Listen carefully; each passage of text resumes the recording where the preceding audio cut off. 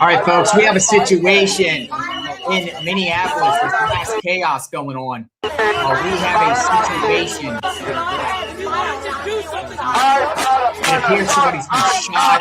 Protest.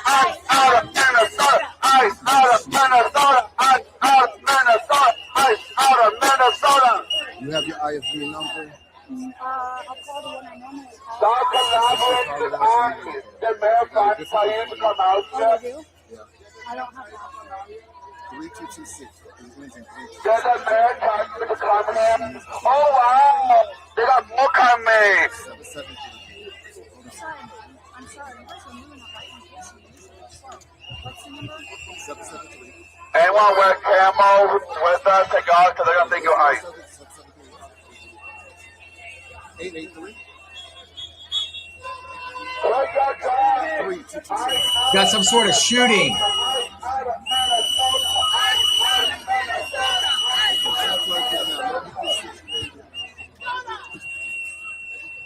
You guys are murderers. You guys are murderers. Stop working with us. Get out of the street! Oh, that costs some line. Get out of here! Fuck off! Ice out of Minnesota. Ice out of Minnesota. Ice out of Minnesota. Ice out of Minnesota. Ice out of Minnesota. Ice out of Minnesota. Does a man know that you collaborate with ice entity? Does a man know that? If he doesn't know, he should tell her and see what the reaction will be. He was so happy. You are disgrace to the country. Families disown you. You guys give hate jobs a bad name. Grinders also crashing because you're here. Grinders crashing because you're here. Grinders crashing because you're here. Eyes out of Minnesota. Eyes out of Minnesota. Eyes out of Minnesota. Eyes out of Minnesota. You give hand jobs a bad name. You give hand jobs a bad name. You give fucking hand jobs a fucking bad name. Grinders fucking crashing. Grinders crashing because of you. Get the fuck out of our city! Get the fuck out. Eyes out of Minnesota. Eyes out of Minnesota. Eyes out of Minnesota. Whatever it is to be a part of it. You got something to work with that. Those of you that see that for what? For the, I sent to the So we have a situation in Minneapolis. Looks like some sort of shooting. A woman was shot in the face, and now people are trying to come at Border Patrol ICE agents. Some sort of shooting that happened here. A woman was shot in the face. That's what's being reported. Federal agents are on the scene here. It looks like it's an ugly situation, and crowds are gathering here, and they've been throwing bottles and things at federal agents here. Definitely tensions are high right now. Chaos is erupting here.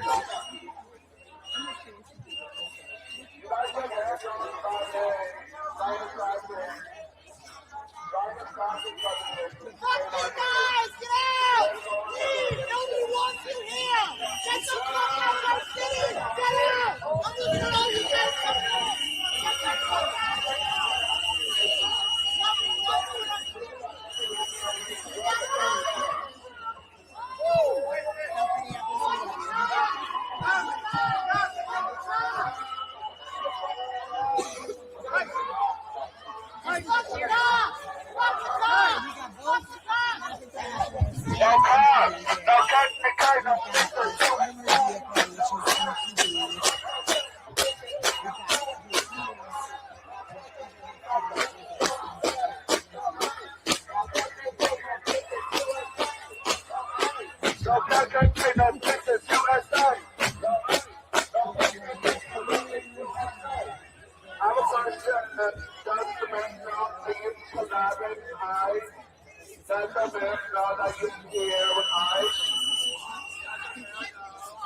There is a heavy police presence here.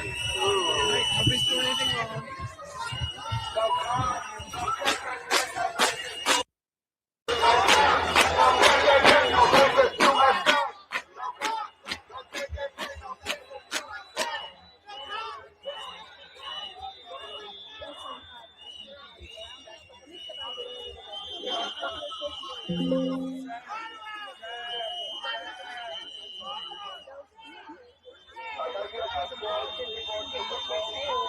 that a woman was in the car and she was basically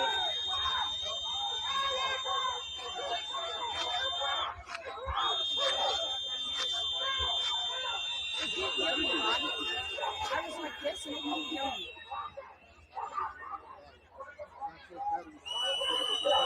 They just cut my shot because they can't hear me.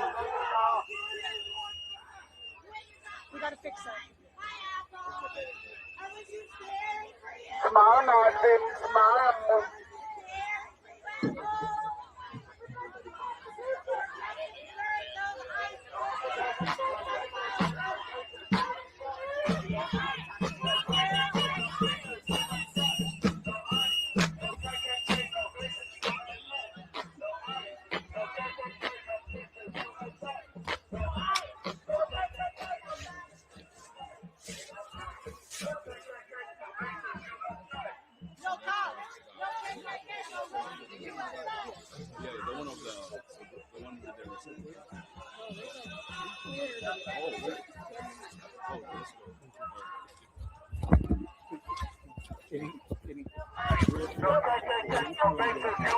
As possible right now. It obviously looks like someone was killed by ICE. We're just trying to get as much information as possible. Unfortunately, this is what we've been talking about. What we've been talking about happened. What do you know so far? Someone has been shot. We don't know what the condition is, but someone has been shot. We think that that's the case, yeah. But we don't know the details yet. Okay. Yeah, but somebody's been shot, definitely. Thank You were saying this is kind of what? Yeah, this is what we expected. We've been talking about how dangerous these people are, how untrained they are, and how what they're doing is actually putting people at risk, and that's what happened today. Thanks for Yep, that. yep. What do you do now? Where do you go now? We're just trying to get as much information as possible because that we definitely know they're gonna lie. So we might as well get everything to repudiate whatever story they're gonna make up. Thank you. So, yeah. Erica, I want to get up here. Thank you. Erica.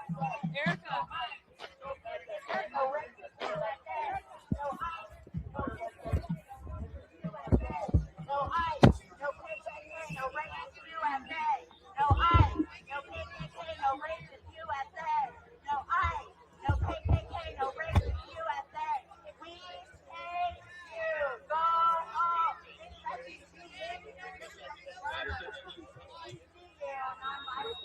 But you guys are fucking violent murderers. Yeah, we fucking see you protecting murderers over peaceful protesters.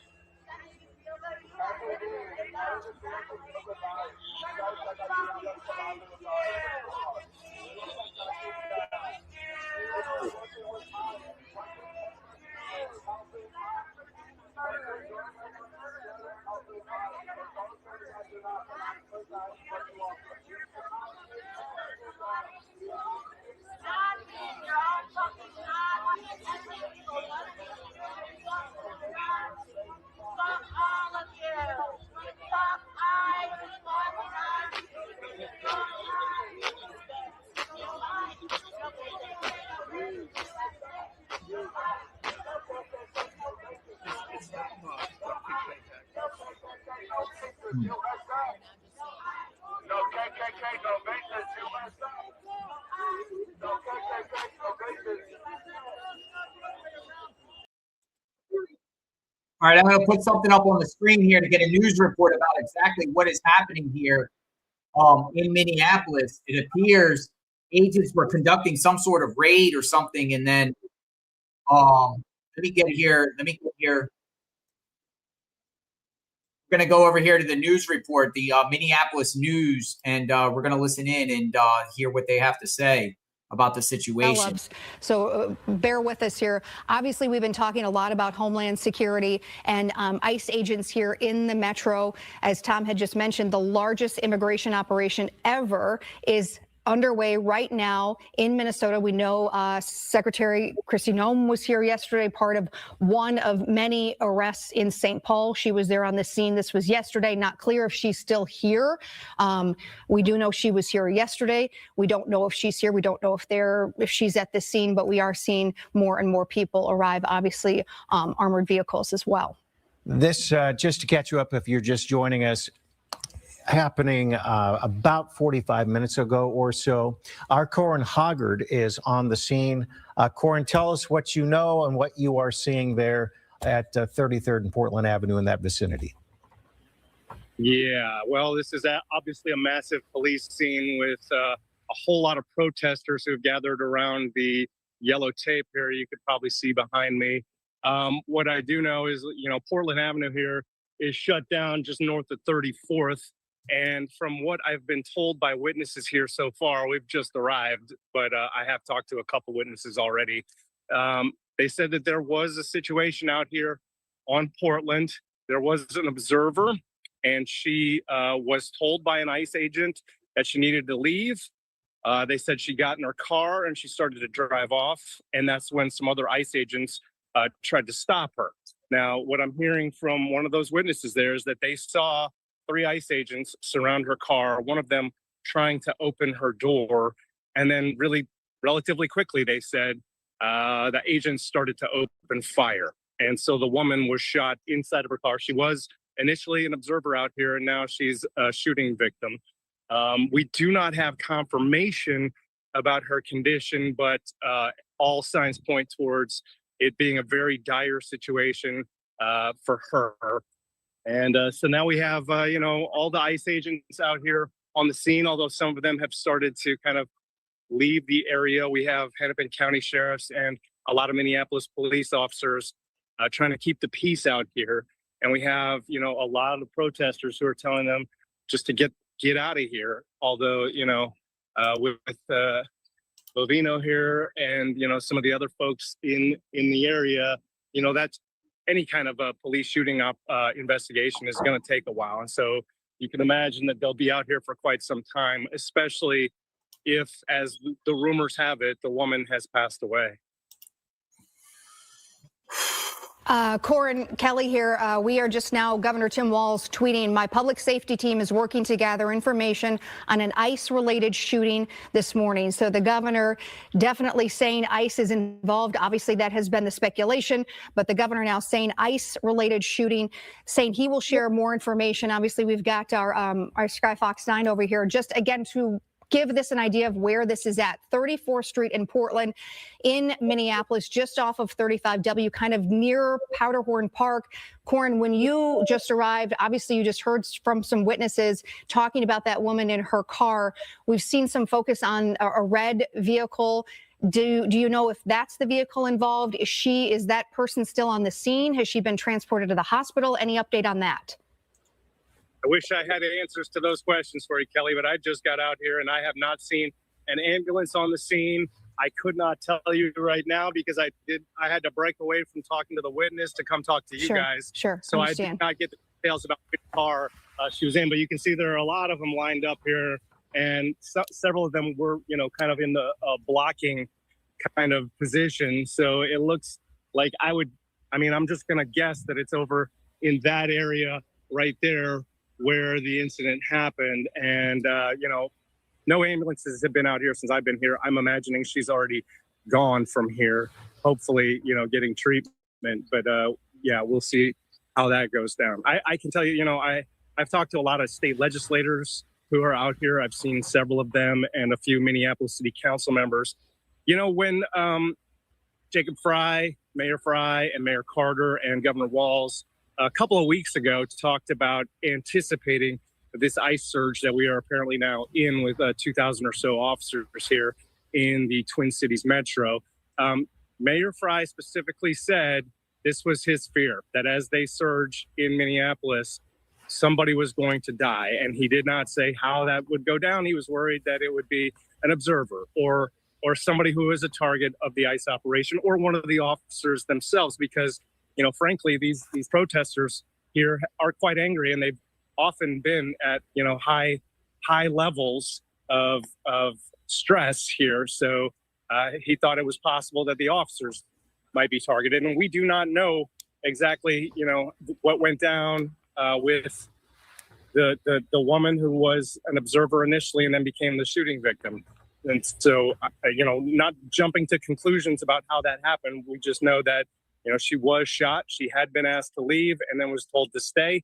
And that's essentially what I know at this point. Corin, a question about the person you spoke with, the witness. That person, we know in this day and age, most everyone has their camera phone out and they're rolling. Do we know if this person has video of the scene and what happened in her recount to you as to telling you what she saw, what she witnessed? Yeah, he did not actually record video. He just stepped outside of his house and saw that happen, so quickly that he couldn't pull out his phone and record. So, it's just an eyewitness account. I see. In Chicago, ICE told the judge that they were using body camera and recording footage. Although, from public records requests, they've said that they don't have that footage. So good question today would be whether ICE officers and agents here were recording on body camera so that we can get a clear picture of what actually happened here. But, from witness accounts, that's what we know. We're looking obviously above the scene now, Corin, and I know you can't see this vantage point, but it does appear that police are maybe allowing some cars, maybe people who live in that area or who were kind of back because of the situation, possibly through. It's not 100% sure that is what's happening, but you can see a large group of people here. Minneapolis Mayor Jacob Frey just tweeting this. I'm just reading this real time. It says, I am aware of a shooting involving an ICE agent at 34th Street in Portland. The presence of federal immigration enforcement agents causing chaos in our city. We are demanding ICE to leave the city immediately. This is coming from the mayor. We stand rock solid with our immigrant and refugee communities. So again, this is all developing as we speak. We know, obviously, Corin, you just got there. You're talking to witnesses. We have seen Minneapolis Police Chief Brian O'Hara there. We have seen city council members there. Obviously, a huge presence. I would imagine the mayor is there or on his way there if he's not there. We know the governor is obviously has been briefed on the situation here as it unfolds. Hennepin County confirming that they are there on the scene as well, although saying they were not involved in it. They are now there to assist. And Corin, I know you've covered this for a while, and that has been kind of the role that the police department and sheriff's department has said that they will be here, that they will not participate in any immigration enforcement. But even the chief said, look, we do have to sometimes intervene if, crowd control, any public safety. They have talked about this kind of balancing act that they have to play at this point. This is crazy, folks. So, I'm seeing kind of what you're seeing there from the top, because I can see that, and I can see, what's going on out here on the streets. But, as far as gathering information, I think, I'll need a little more time to get you more details. Just kind of got to the scene, grabbed as much as I could immediately, and hopped on TV. So basically what I'm seeing is what you're seeing. Mm-hmm. And from what you've been able to witness so far, Corin, and what we're seeing, we're hearing the reason we have the volume turned down is because there is a fair amount of profanity out there. But for the most part, are you seeing things with the police line, people staying behind the police line, and things are somewhat peaceful, although volatile, peaceful at the moment? Yeah, I think that's fair. Volatile, but absolutely peaceful. Have not seen anybody violating any of the lines. They're definitely, like you said, volatile, and they're, loudly letting these folks know that they don't appreciate their presence here. They're calling the ICE folks murderers, and they're telling the Minneapolis police officers to arrest them, but they are not crossing the actual yellow tape lines here with anything but the sounds of their voices. I got a different perspective here, a silent backdrop, and we're going to talk about the situation because it's very volatile and the crowd is growing. This is a live look right here that I'm going to put up here. The crowd is growing. The crowd is growing. We have a situation where the crowd, this has no sound, so we'll leave it at here. But this is a current live scene right now in Minneapolis. This could be the next George Floyd 2.0, possibly. I'm fearing that. I'm fearing that because it seems like the situation right now, the way it looks at, there's more people gathering than leaving, even though federal agents left. So federal agents, apparently, I guess they were trying to get a woman and the woman wouldn't comply, or this woman ended up getting shot. We don't know the circumstances behind that so far, but a woman shot. Then a large crowd comes to the scene and starts throwing things at Border Patrol agents and ICE agents. And then Border Patrol and ICE agents possibly retreated. And now Minneapolis police are at the scene. It could be federal DHS agents still there. But this is going to get bad. This is going to get bad. It's already bad in Minneapolis because, one, you heard a couple days ago, the governor Walz said he's not seeking re-election for a third term after, some people are saying after a YouTuber went up and exposed him. You got a bunch of people up there, showing about the Somali fraud and everything like that going on. You got that conversation. You got the Trump administration clearly saying that they're going to go after the Somalis there, the Somalis that are in the country illegally, the fraudsters, the scammers, the criminals, and things like that. You got Kristi Noem and DHS in the area now, I believe, or the DHS agents, hundreds of them descended into the community in the last couple of days. And you got AUSAs ready to prosecute. You have a tinderbox. You have a gigantic tinderbox going on here right now. That could be Mayor Fry there. That could be Mayor Fry. Looks like Mayor Fry right here. That looks like Mayor Fry. Doesn't that look like Mayor Fry right there? That could be Mayor Fry at the scene here. I think it's I don't know. I don't know what's going on. I'm going to look at the other feeds and what's going on here, but this is currently live. So the situation is far from over, and this could be the start of something else, or whoa, what's going on here? And if a woman died, oh my goodness, we could see mass protests from this. We could see a very bad situation brewing offhand. So I'm going to try to understand more exactly what happens, but it did appear that ICE agents went under attack. It's usually the responding people that are going there, the mobs of people, and then they set up tape and everything like that. It seems like that's the chain of events here. Something happened with a woman being shot, possibly killed, or at least shot in the face. The reports on social media saying a woman was shot in the face by DHS. The mob and the protesters started coming. And then there was some craziness going on between Border Patrol agents and, fighting off the crowd. Border Patrol agents, I think, left the scene. ICE agents, Border Patrol. And now you have a situation here where Minneapolis police, possibly federal agents, are still there. But you see, that looks like a blue Bearcat here. It does look like Minneapolis. So we're going to get all types of information. We're going to follow this story because I don't think this is good. Remember, this is the epicenter of George Floyd in 2020. Minneapolis is a tinderbox as it is, and all it takes is law enforcement to shoot someone else and then kick it back up a notch here. Wow.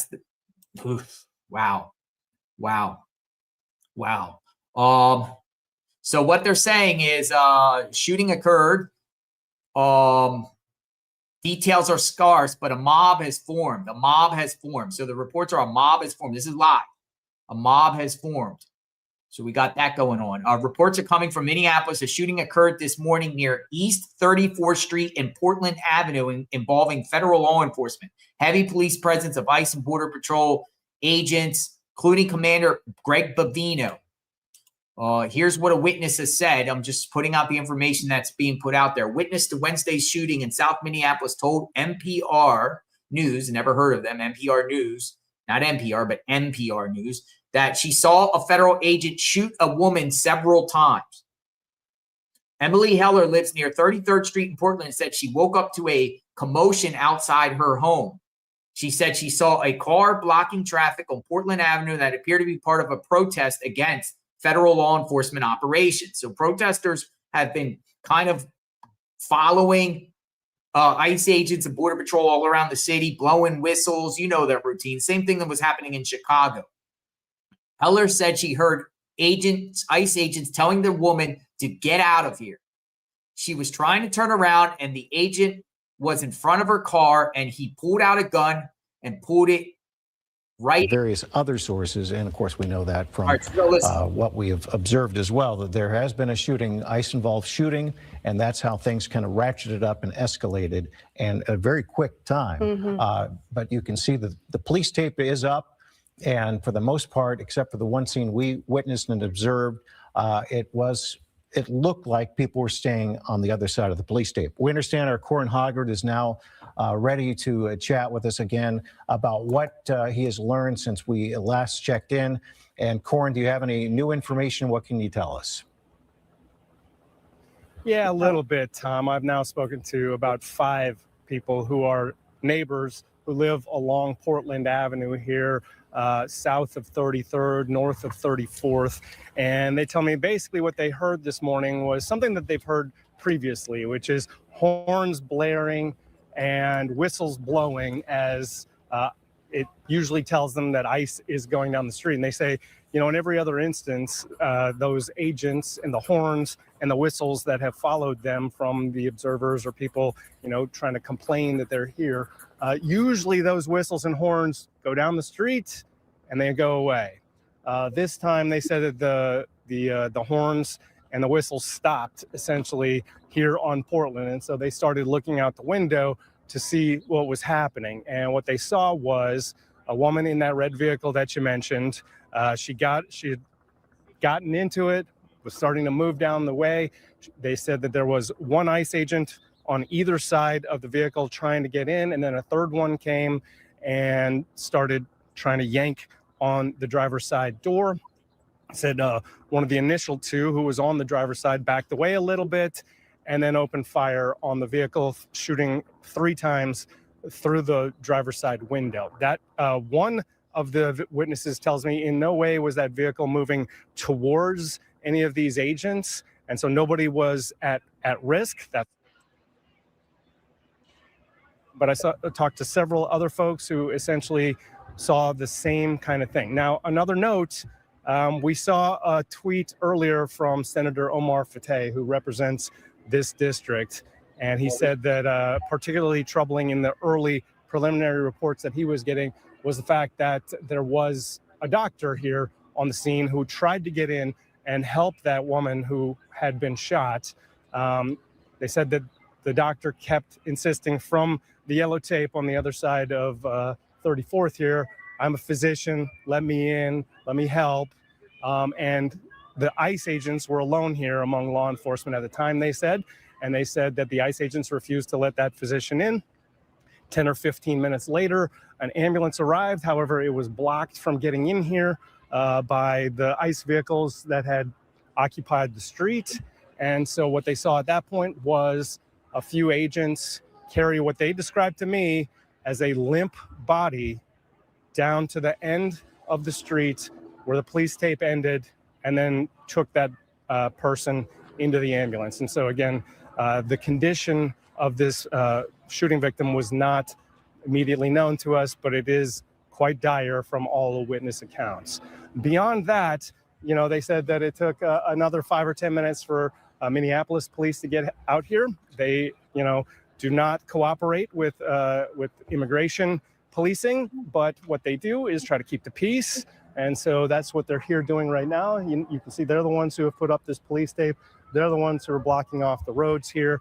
They're the ones who are gathered here and making sure that, you know, the crowds that are still around here. Now, we're not in the biggest one here at all. The crowds get bigger as you go down Portland, down towards 34th.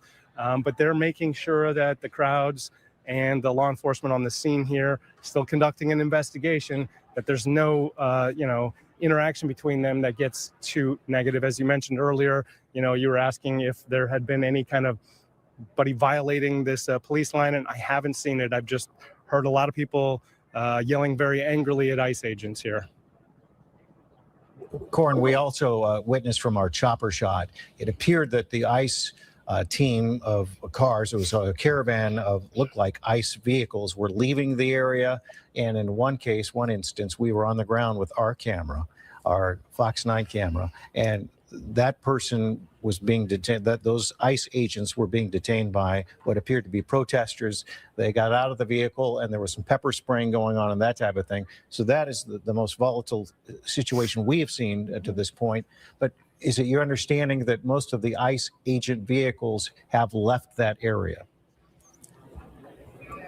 Yeah, I couldn't tell you most, but I can definitely say as I walked up, I saw several ICE agents leaving the premises, leaving with their vehicles and all. There are clearly still some ICE vehicles that are still parked out here on Portland Avenue, closer to 34th. There are still some out here. I don't know if, you could say that most of them have departed, but I can definitely say many of them have departed. I'm looking off to the side here now because I'm seeing a line of flashing lights starting to approach. But I think that that's probably Minneapolis police.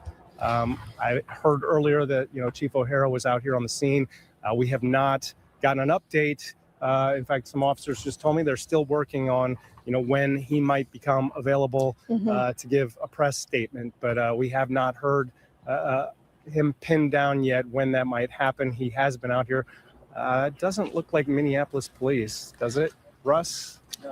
No, it's other police agencies here. Yeah, So, Corin, we do. Transit's on the scene now. Okay, we do know. Obviously, we have seen the police chief in our pictures and different. It looks like he still is there on the scene. We do know Hennepin County is there. To your point, multiple agencies here. While I have got you here, I just wanted to share this statement we just got from Hennepin County Attorney Mary Moriarty.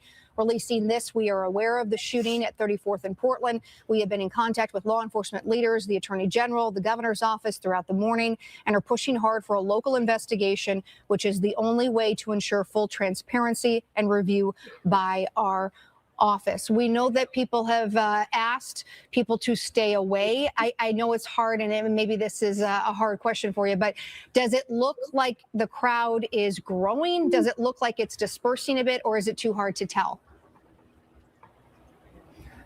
Kelly, as I arrived, I could see other people arriving at the same time. However, the crowd, up here at 33rd, the crowd stayed relatively small, I have to say. So down on 34th, it was bigger. And just, kind of glancing down there right now, it doesn't look any bigger than it was earlier. But, I don't see 34th east and west of Portland here very well. And that's maybe where, that's where some of the ICE agents were leaving and a crowd was gathering over there as I arrived. And I haven't been able to get back there and see exactly the size of the crowd. But, I can hear some of the crowd from here at 33rd and the police line, but it's not growing louder, that's for sure. And I think, as the ICE agents have kind of slowly left the scene, I think that the level of anger seems to have kind of subsided here among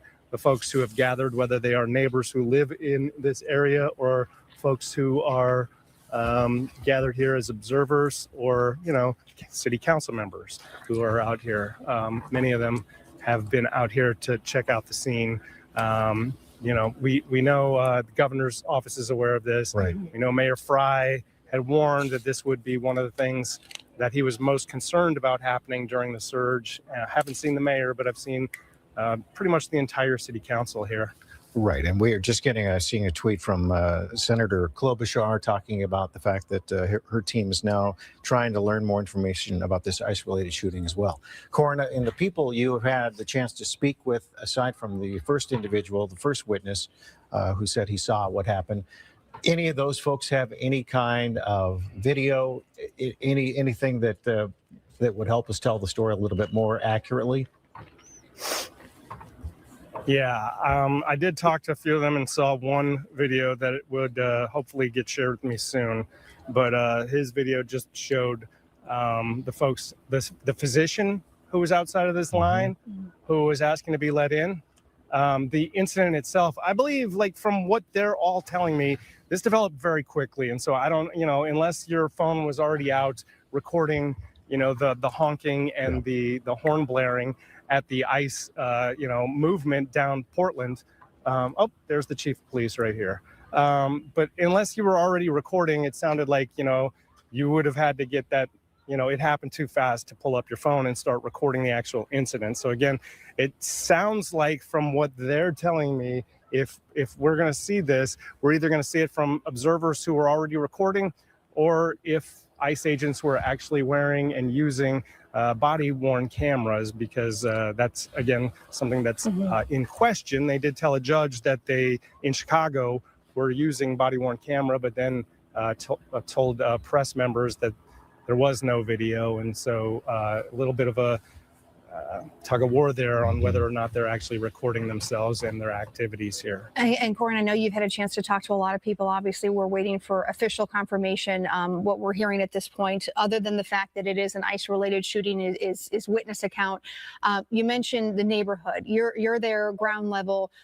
Is this strictly homes? Are there any businesses around, or does this look like just strictly residential? Portland here, haven't seen a single business. It's all residential here, east and west of here. I know that we're not that far from 35W here, but not a whole lot of businesses in the immediate presence here on Portland, at least. But Powderhorn has businesses. Another council member walking past here. They're not directly impacted here, though. The neighborhood is directly impacted by all these street closures here, because it is closed. Portland's closed at least from 32nd down to about 36th. Right. But again, no businesses in that area, only residential. We do know we should be hearing an official statement, at least from the mayor's office, Corin. We were just notified the mayor will be holding a news conference at 12:15. So obviously, we know you'll be there, or one of our other reporters, to find out what they have to say, give us any new information. But since we checked in with you, the information obviously you ascertained brings us a little clearer picture, at least through the witness accounts you spoke with, about what happened here and how, as you said, this went down very quickly, and with the person who was shot, and then what happened after that. And again, Corin, if you don't mind, obviously just kind of catching up folks who are just joining us now, we do want to clarify, anything we can confirm right now is just that it's an ICE-related shooting. But you have had a chance to talk to some witnesses as we look at some of these cars that appear to be involved. If you don't mind, could you kind of tell us again what the witnesses have told you on the scene of what potentially may have actually happened here at 34th and Portland? Yeah, like I said, I think I've talked to about 5 witnesses. None of them are, contradicting what the others are saying, but each of them had their own perspective on it. What they saw was, one of them saw an observer out here following ICE. They said that she was told by an ICE agent to leave the scene, and then, they went down the road. She did start leaving the scene. Some other ICE agents told her to pull over, and that's what they saw, one agent on either side. In fact, it sounds like we actually have some of that interview that I did. So let's go ahead and listen there to Aiden, who was a neighbor here. Well, I have a 1 month at home, so I was just getting up. He had woken me up and was getting dressed when I heard all of the horns and the whistles.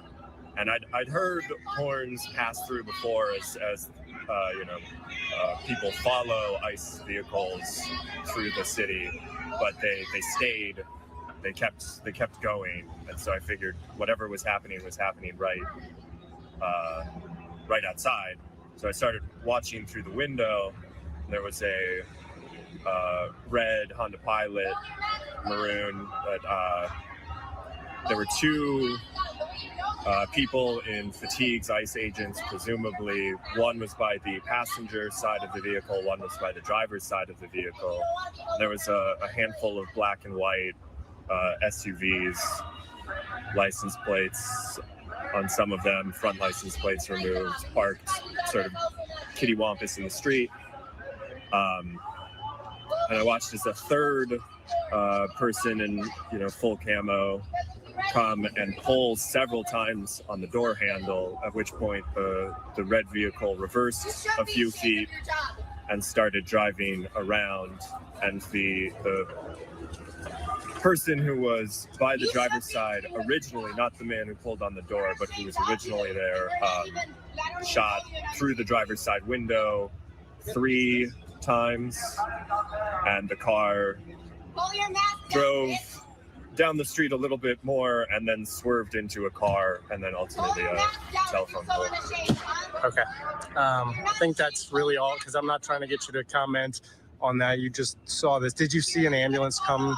Did you? An ambulance came a few minutes later. There was some delay getting the ambulance to the vehicle because of the number of ICE vehicles in the street, and sort of they slowly moved their SUVs and trucks out of the way.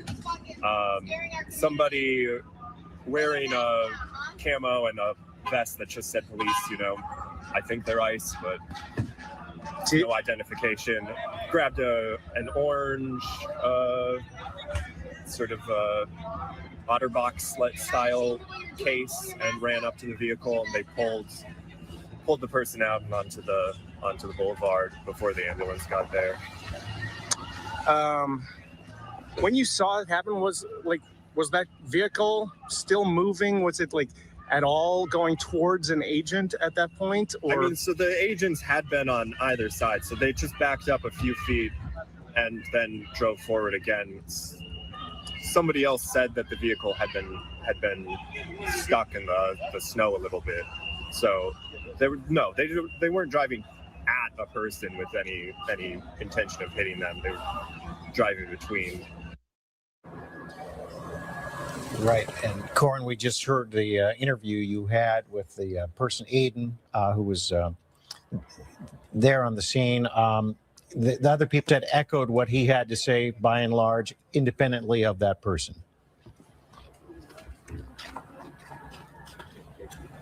This is crazy, folks. Sorry if you guys are talking. Yeah, we can hear you. No. Yep. I'm just going to turn it down for a second and talk here. So it appears they're going to be having a press conference within the next 35 minutes. It looks like 1:15 Eastern, they're going to be having a press conference. So we'll cover that. Number two, here's the situation. It's going to be up for debate whether this woman was brandishing a weapon, trying to come at ICE agents or something. It does appear a woman got shot. But the real question this media is not honing in on is the ICE agents were getting followed, heckled, mobbed, harassed, whistles, horns. People, an organized group of individuals appears to be stalking and following ICE agents all around the city of Minneapolis while they're doing their operations. Something transpired around this general area here, it appears. What happened was something like this, ICE is telling people to get away, move back, move back, move back. These people are coming up yelling all types of threats in the vicinities. And then a shooting occurred. And then a secondary mob comes as the reactionary to the shooting that occurred. And ICE agents and Border Patrol left the scene, creating a crime scene here with Minneapolis police here. Now, you're going to hear Minneapolis leaders calling out ICE. It's no doubt that this is going to happen, but it seems like this is the kind of the chain of events. Now, whether she brandished a weapon, whether police feel like, they were, or ICE agents felt like they were in imminent danger of bodily harm, or did they just shoot her? Remains to be seen. Avenue, apparently, used frequently by ICE vehicles, and therefore that is kind of a common occurrence for the folks in this neighborhood, is to hear the horns and the whistles. But this time it stopped, and that was the first and only time that's happened. And so their attention was drawn out to the streets as this was going down. And so each of them saw the caravan of ICE folks coming out here, and then each of them saw a different portion of kind of the interaction between ICE and the woman. So, first person sees the woman being told to get in her car and leave.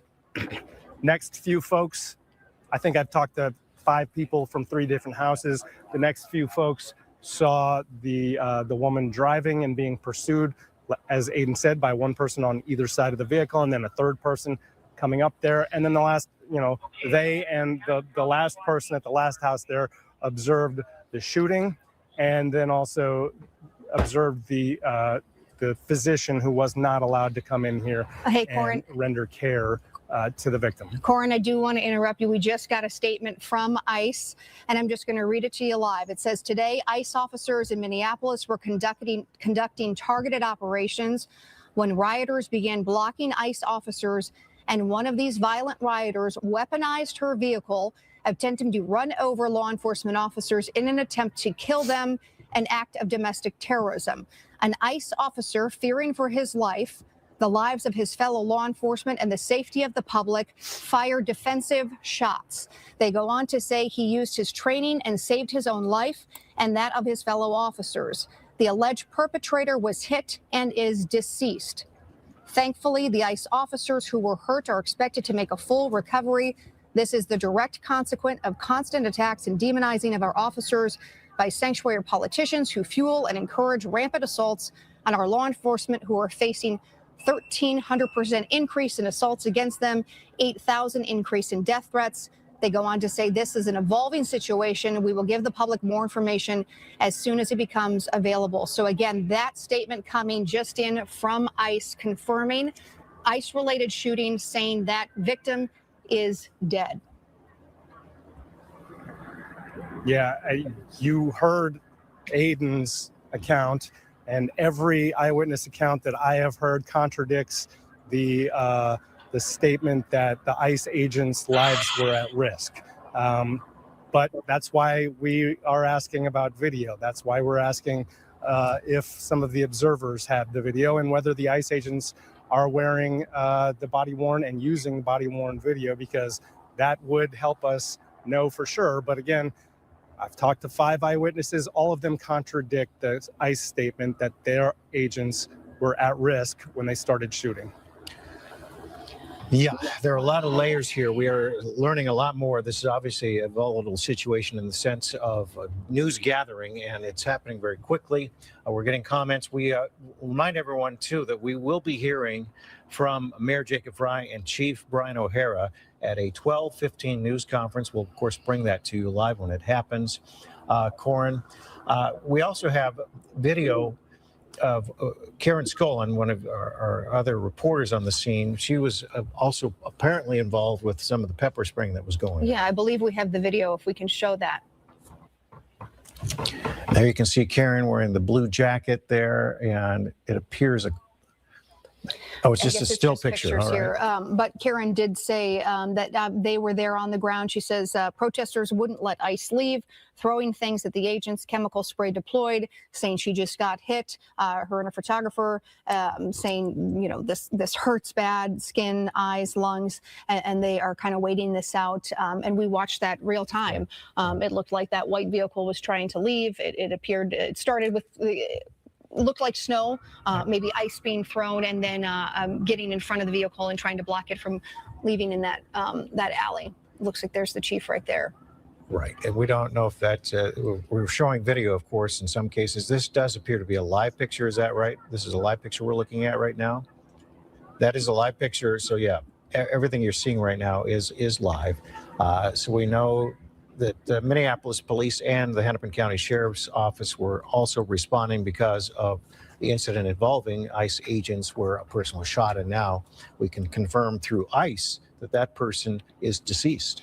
Corin, if we still have you here, I know you've been covering, obviously, this over the last couple of days and last couple of weeks as politicians and city officials have been talking about knowing this was probably coming our way and the presence of ICE. And nearly every politician has talked about, even the police chief talking about, this was their worst fear, that things were going to escalate. From, you know, the governor's office all the way down to city council members. And I know you've talked to many of them, and this is what they were fearing potentially would happen. Not necessarily this exact situation, but just that things would escalate so much to this. Absolutely. And, you know, that I've heard them every time focus on this as the worst case scenario, whether it was, you know, an observer or an innocent bystander, a completely innocent bystander, or an ICE agent being the one killed, that this is what the net result could be of an ICE surge where, you know, everywhere they go, they are a flashpoint. That's true when they were in D.C., when they were in L.A., when they were in Chicago, etc.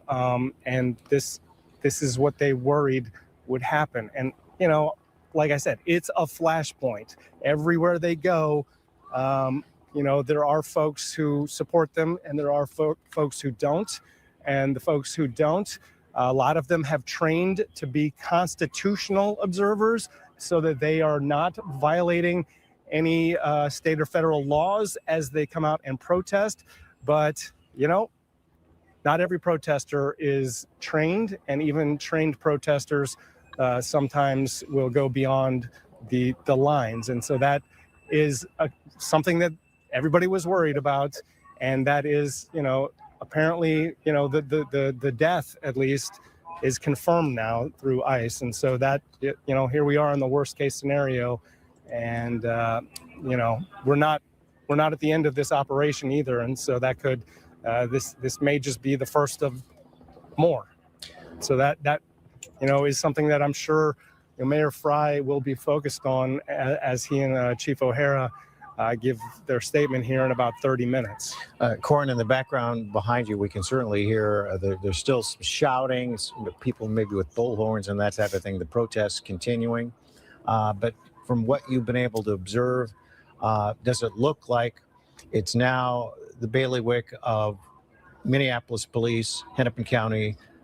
Those are the folks who are by and large kind of controlling that area, and ICE has now moved out. Is that what you're kind of observing, or do you still see some ICE agents? Yeah, Tom, I mean, where I'm standing on 33rd and Portland, I only see Minneapolis police officers. Let me walk away for a second. All right, so let me just show you this. This is bad, folks. It's the whole situation's bad. I'm also going to put on the CBS report, the live stream, show you a different perspective. We're going to see different media outlets and what they're saying here. I'm going to put CBS up in a minute, but this is literally DHS shooting someone in the face here because the mob would not leave. The mob would grow, and the DHS shooting people in the face. This is going to be bad. This the reaction, the aftermath of this is going to be very, very bad, folks. It's going to be very, very bad. Wow. Let's go live now to Connor White with what more you are seeing, Connor. Smell it. Well, Maria, in the last few minutes, we've seen some people, some community organizers say that efforts shouldn't be spent with this entire crowd here. They're saying that they actually need people over towards Nicollet and Lake, because the claim from a few organizations that we're hearing that are here are saying that they're hearing that ICE is staging another operation in that part of the city. Of course, we know that there are around 2,000 ICE agents. That is many, many times the number of agents that are normally here, according to Secretary Kristi Noem herself. All of that starting just this week, that massive surge with President Trump's eyes on Minnesota. In terms of what's going on behind me, again, almost all of the law enforcement that you're seeing, at least in the foreground, doing crowd control, that's Minneapolis police. In terms of federal presence, we're still seeing some FBI agents taking a look at that vehicle that I believe we've shown you a few times now. It is a Honda SUV that appears to have a bullet hole through the window. And just in the past few minutes, I know that you've been talking about it, but we finally have official word from ICE because people have been asking questions. According to ICE, this was an incident where a woman was trying to run over an agent and one of them fired their service weapon. We will be looking into the validity surrounding all of those claims, and we also know that officials with City Hall are going to be speaking with people here very upset. I can hear some noise behind me now. There is a lot of discussion. That looks like they are crowding around someone giving a little bit of information, possibly another news reporter. So tensions are high here at the moment. We also know that a few organizations, including Care Minnesota, they represent primarily, at least in recent weeks, the Somali community here. They're going to be giving a statement somewhere around this scene, one that is still very active at the moment as they try to bring the perimeter in and really focus on where that shooting happened just north of the intersection of 34th and Portland. As we have now learned that the shooting was done by a federal agent to a demonstrator, and that demonstrator has died from the shooting. What is the situation like on the scene? Do protesters know that that information has been confirmed? At the moment, it doesn't seem that anyone has reacted specifically to those exact circumstances being confirmed from the mouths of DHS or their spokespeople specifically. But of course, I think you'd be hard pressed to find anyone in the crowd here over the past hour or so that hasn't been convinced that ICE shot and killed someone. So that information is surely to make the rounds here, and I'm sure people will respond and will likely react with criticism and ask questions, because of course no one needs to explain to people in Minneapolis that this is the city where George Floyd was killed by a Minneapolis police officer. Right around the corner, not too far from where we're standing. And on that day, most people will know the history of that the press release that came out from Minneapolis police was quite different from the way that that situation actually unfolded and was shown on video. So there will be questions, there will be demands to learn more. We don't know at the moment if that agent or anyone else involved would have been wearing a body camera. We're trying to go up and down the street to get security footage, ring cameras from people here. So Maria, I'm sure people will react in a fairly passionate way, because that's what we've been seeing over the past hour. You know, Connor, here's the other part of that too. We know that video helps to tell the story. This is AJ Hilton jumping in here. But we know that you've been on the scene. Everyone's had their cameras out. That video is going to help tell the story too, because everyone has a different angle, and that when you piece that all together, that's going to tell a complete story. Absolutely it will. Much of the video, at least from we've seen for the majority of the crowd around here, however, is going to be video documenting the response. It's going to be different agencies coming in, local and federal, to investigate and look into what happened in the aftermath. The tear gas and other equivalent chemical agents being used on people as they began to clash with both federal and local law enforcement. We're still trying to track down and make sure that we have more information about the incident itself, because we've heard from a lot of people that live in the neighborhood that what they heard was what sounded like a car crash. They come outside their doors, there's blood on the street, and the place is swarmed with federal agents. What you might be able to hear on the megaphone, we're going to turn the camera over to her. This is one of those community activists I was talking about, who is actually trying to direct attention away from this, but not in the sense of everybody go home.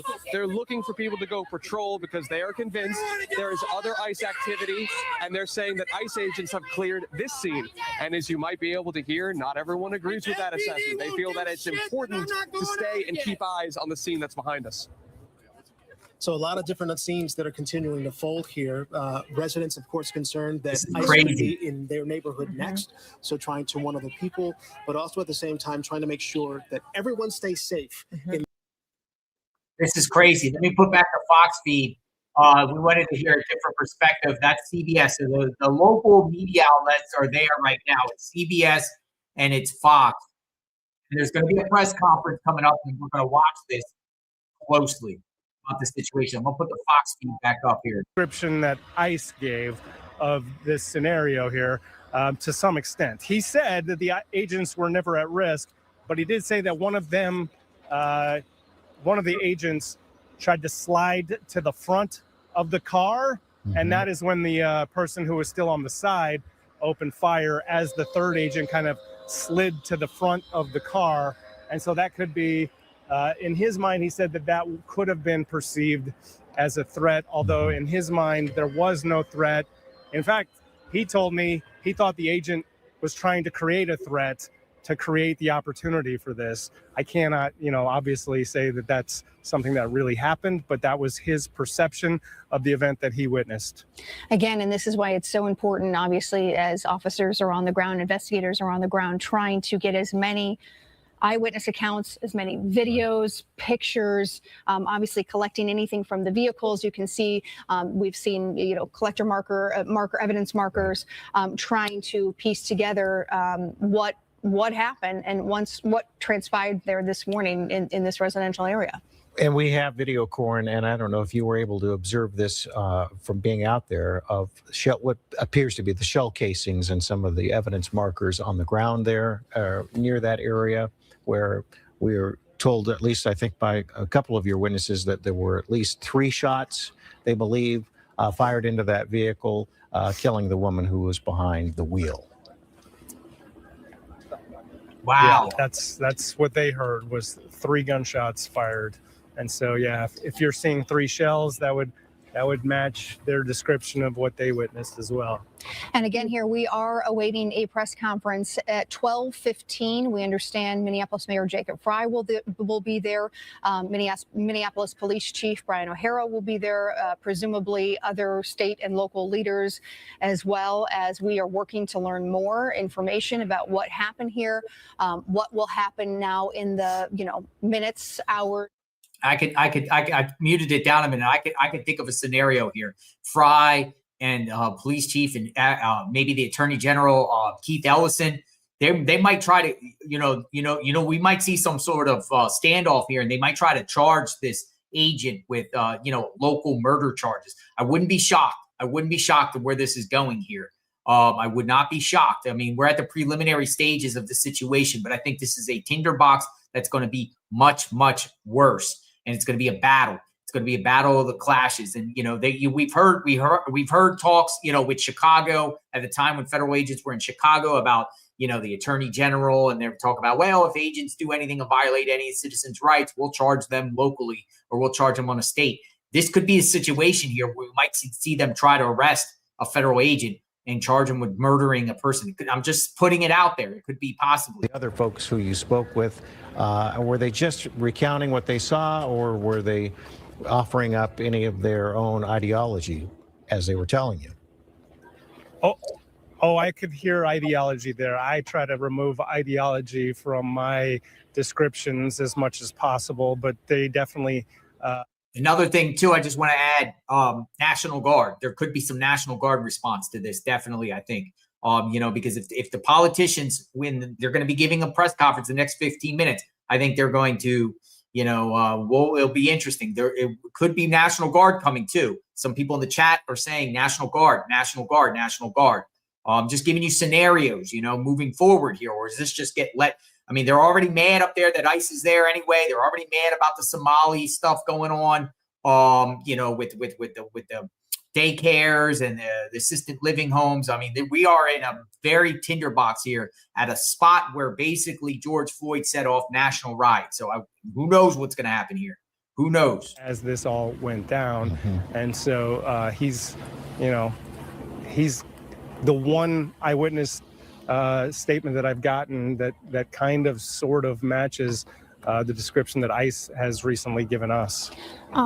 Corin, again, obviously this is witness account, but if you could, if someone's just now tuning in and wondering, what is he talking about with a physician?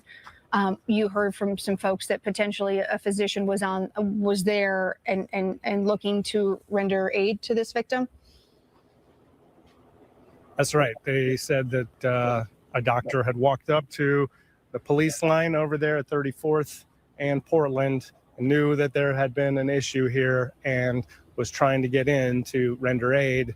But it was the only law enforcement who were here at the time were ICE, they said. And those agents would not allow the physician in. The physician was pretty adamant, repeating, I'm a physician. I'm here to help. Please let me help.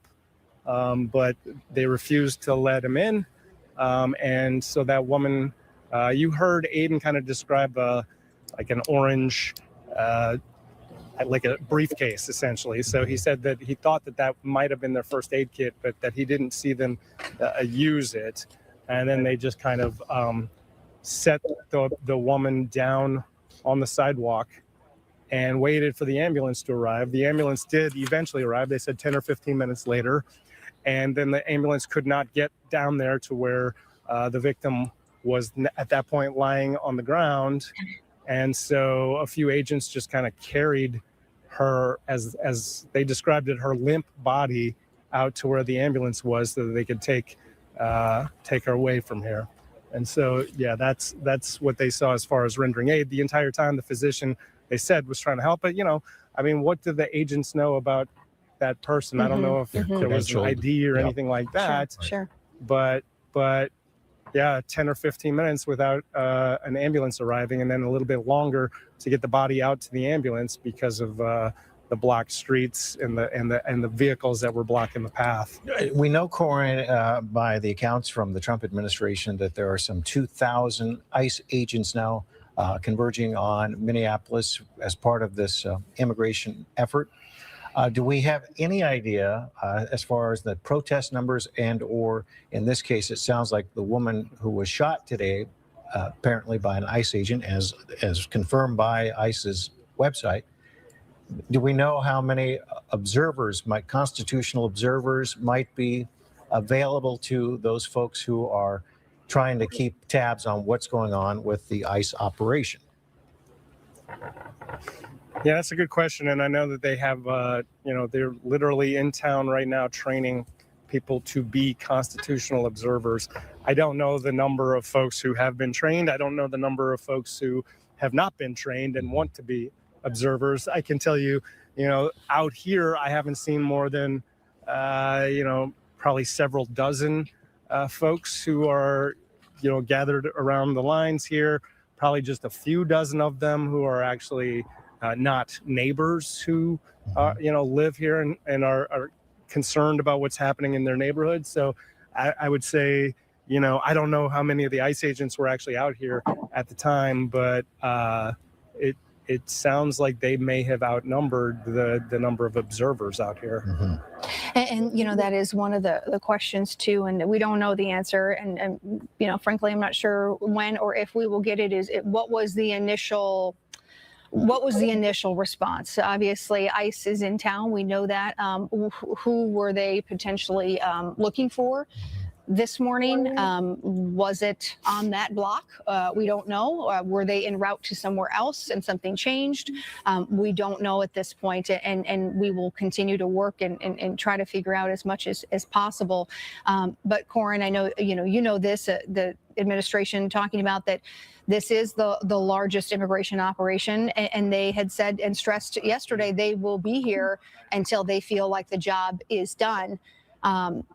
Obviously, this ups the ante for everything, and it'll be interesting to see. I can't hear you right now. Sure. Obviously, it'll be interesting to see what happens going forward, not only in Minneapolis, but here in Minnesota, across the country, and just the tone of something like this. That's right. This is something that they knew could be a scenario that could play out. Whether they knew it would happen at this point, we don't know if they have what they are going to do, how they're going to mitigate some of these issues, or what they're going to do now. But it certainly changes the playbook, you would think, on either side, now that someone has been killed as part of the ICE operations here in our area. Well, and local officials and frankly, national officials too, everyone has talked about that this is the worst case scenario. No one wants this to happen. Right. And a lot of questions remain. A lot of questions remain about what exactly happened, about how this all started, and then what happens now.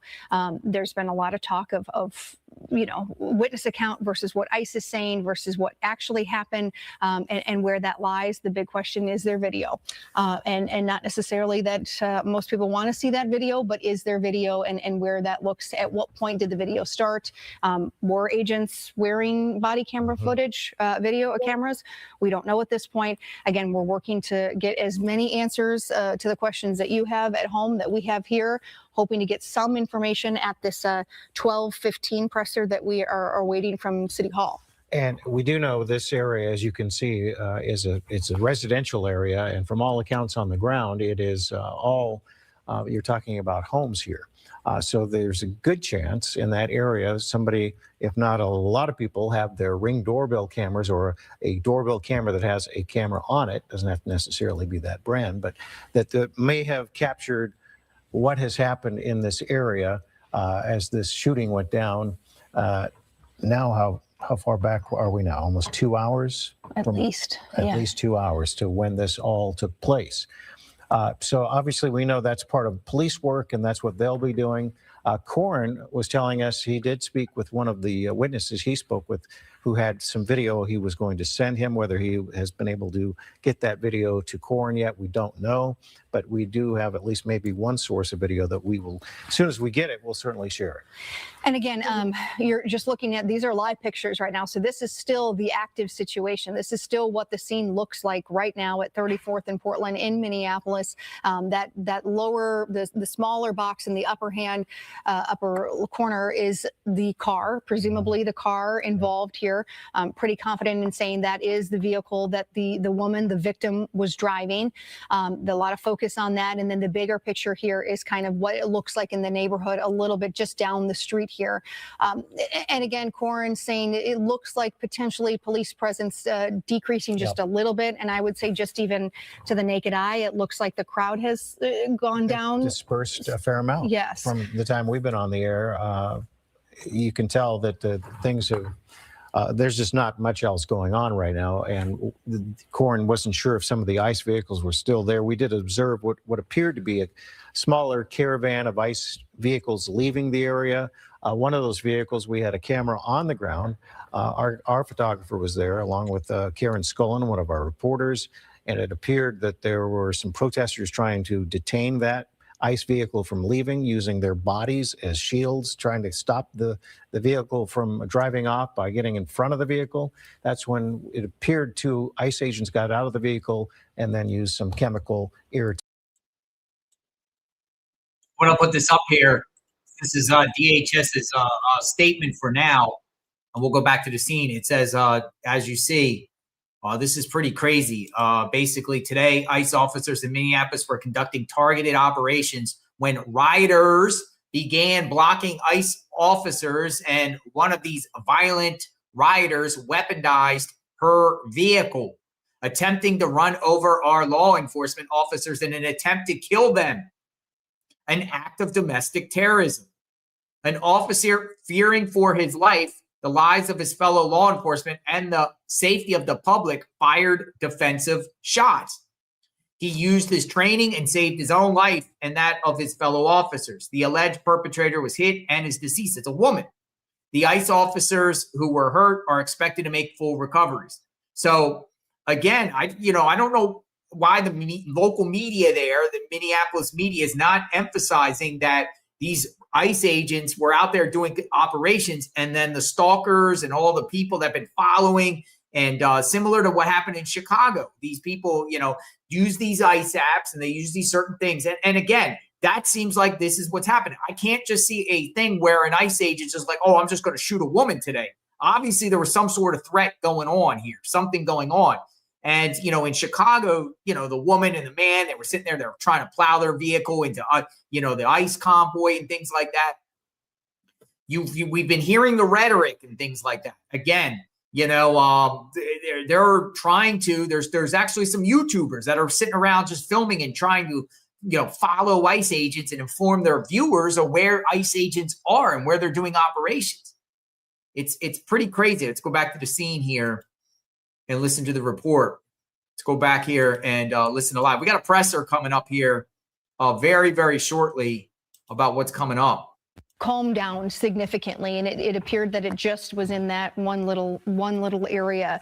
It was an alleyway where an officer was trying to get out of the scene, it appears, and protesters there on the scene were blocking them. We haven't seen anything since that moment. And in this case, we know that Minneapolis police had said that they would not be a part of any of the ICE operations, which they were not at the time. But they did respond after the shooting happened, obviously their jurisdiction, to find out and to certainly investigate what happened at the scene. Hence, you can see all of the yellow police tape. That is the tape that was put up by the Minneapolis Police Department, and now they're the ones who are trying to take care of crowd control, the crime scene. As you can see, the crime scene is still taped off there. That maroon-colored Honda Pilot, we understand, is the vehicle that this constitutional observer was in, who ended up being shot and killed by one of the ICE agents.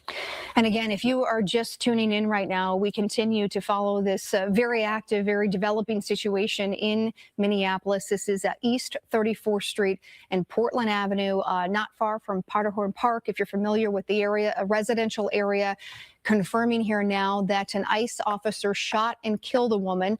ICE saying as she attempted to run over the agents there on the scene. ICE saying that officers did what they had to do to protect themselves and others, saying that this person, this rioter, protester, as they say, quote, attempted to run over law enforcement officers in an attempt to kill them, an act of domestic terrorism. They go on to say that he feared for his life and opened fire. Again, from witness accounts, it sounds like maybe it was 3 shots, and that seems to coincide with what we have been seeing on the scene. With the bullet casings and markers around the vehicle there. And it was actually a ways away from the vehicle. It sounds like the vehicle drove off a ways away from where that shooting took place and then crashed into, and you could see where it ended up. And that is the vehicle that you're looking at there at the top corner. We should also note that the people who Corn spoke with, the people living up and down that area of Portland Avenue, had a different vantage point, as Corn put it. Obviously, they live in different houses. They're in different parts of that street, and they all saw different things. They maybe didn't see something as close. Maybe someone was closer than the other. So all these accounts, we have to. We understand how they're giving us their witness, their account of what they witnessed, but we have to remember vantage point and a lot of things that go into that and what you see and what happened. And also when they encountered the situation, you know, at what point did they look out the window and see what was happening in their, you know, in their front yard, essentially. Again, a live look right now. Now, this is a little bit away from the shooting scene, if you will, away from the vehicles. Obviously, Minneapolis police are on hand. We know the sheriff's department has deputies there as well, as they are having that kind of line preventing people from coming into the crime scene. And Minneapolis police, along with the Hennepin County Sheriff's Office, saying at this point we are there to assist. We've talked a lot about this. The police chief and the sheriff has talked a lot about we are not participating in enforcement, in immigration enforcement, but we will be there to protect the city and anything that potentially happens following an ICE immigration operation. So obviously they are now there. The police chief had talked about it, of if there is a public safety issue, that is where we jump in. That is our role. And obviously now that there is a fatality, a fatal shooting, that they are getting involved. We want to go back to our chopper shot real quick if we can, before we lose that. We could see now that they have also, we have the police tape. You can see the yellow police tape cordoning off that whole area, but they've also now, as you could see in the shot before this, they were bringing in the metal fencing, temporary fencing, to make more of a barrier to keep the crowd away from the scene. One thing to have tape, anyone can go under tape. A metal fence is a little different. And again, this is a neighborhood. This is a residential area. So at some point, obviously, people need to get back into their homes, and obviously that will be what we watch going forward. What you're looking at here is just our camera from the City Hall as we await this press conference from Minneapolis Mayor Jacob Frey. We know the police chief, Brown O'Hara, will be there, potentially other city officials, maybe even state officials. I do want to just mention that Hennepin County Attorney Mary Moriarty had issued a statement saying, quote, "We are aware of the shooting at 34th and Portland. We have been in contact with law enforcement, the Attorney General, the governor's office throughout the morning, and we are pushing hard for a local investigation, which is the only way to ensure full transparency and review by our office. We will use every available level to ensure a local, transparent investigation takes place." So again, we are just at the early stages of this. There is a lot of unknowns going forward. Well, I can tell you, I'm not going to tell you the source, but I'm watching video right now on X showing somebody was videoing that maroon car that we see, that pilot driving off. So they were recording as all this happened. It did appear to speed away very quickly in this video. I saw the video too. So it's gonna be ripe up for debate, folks, whether this was a justified shooting or not. I'm gonna get this. I'm gonna have to edit it. I'm not sure if it's suitable for audience, but I'm gonna get this video of the event. It's now circulating online. Got tagged on it. It's a way up for debate. They had a woman in a red SUV. They surrounded her. They had their guns drawn. She backs up. She starts driving. There's some agents in front of the vehicle, and then they shoot her from the side. They shoot her from the side. An ICE officer. And we know, obviously, Department of Homeland Security Secretary Kristi Noem was in town. She was in St. Paul yesterday, part of this operation, this immigration operation. She was involved in at least one of the arrests yesterday in St. Paul. I understand she is now in Texas, and she's actually holding a press conference right now talking about a number of topics, but she did take questions about it and asked about what has happened here in Minneapolis. And she said it was an act of domestic terrorism, saying agents were trying to move their vehicle out of the snow when the woman attacked them. Again, that is what she's saying in a press conference right now, kind of mimicking what the official press conference or official statement from ICE saying that the ICE agents were trying to protect themselves and others.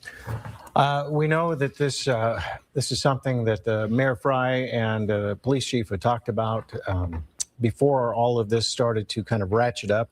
Initially, they were not in support, obviously, as we have reported, that they would want to assist in any way the ICE operations, but they did warn that there could be a worst case scenario. This being the worst case scenario, with the ratcheting up of the ICE agents, with the churning up of all of the noise, if you will, all of what's going on with this operation, and the fact that it is starting to kind of ratchet up. For sure, and kind of the irony of the police chief actually had his essentially end of the year review yesterday, talking about all the things within the police department, the highs, the lows, and everything in between. And he was asked about ICE enforcement and agents being in town, and talked about how he was worried that something was going to happen, and said, please, let's not make this worse. Let's not. All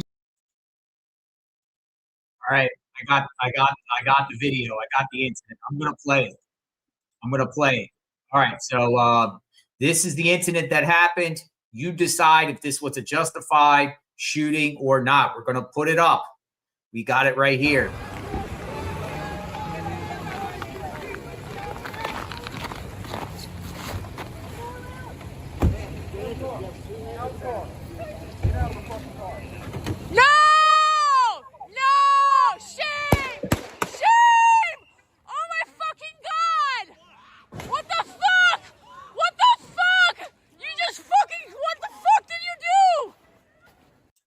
All right, what do you think? Justified. Let's go back a minute. Let's just go back. Let's go back. All right, so she's backing up. Now you see there's an agent in front. There's an agent right there in front. She starts to accelerate. There's an agent in front of the vehicle. What do you think? Justified or not? That's going to be the debate here. You know, this whole situation is going to be centered around this. Oh, man, this is bad. This is going to be bad because, you know, people are going to take sides on this. People are going to, there's going to be the divide. You know, the anti-ICE people are just going to use it no matter what and just say, you know, they murdered her. And then, you know, pro-ICE, it's going to say that it's justified. But, you know, just be objective here. Whatever your position is this justified? No! Shame! Oh my fucking God!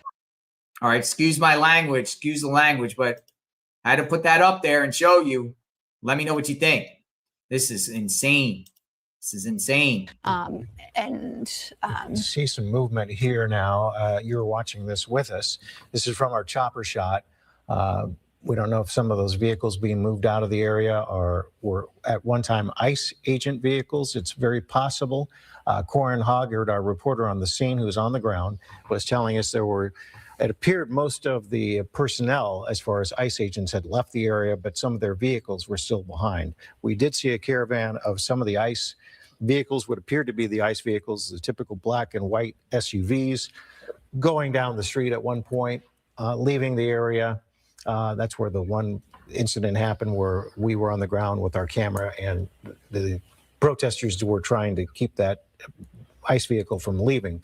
But But now you can see some of these vehicles might, if that was an ICE vehicle, looks like they're trying to clear that scene of those vehicles. And it has been kind of hard to tell. Obviously, this is an active situation, and we know that not only here but in other cities too. Some of the ICE agents are using different cars, that not rolling up in a squad car.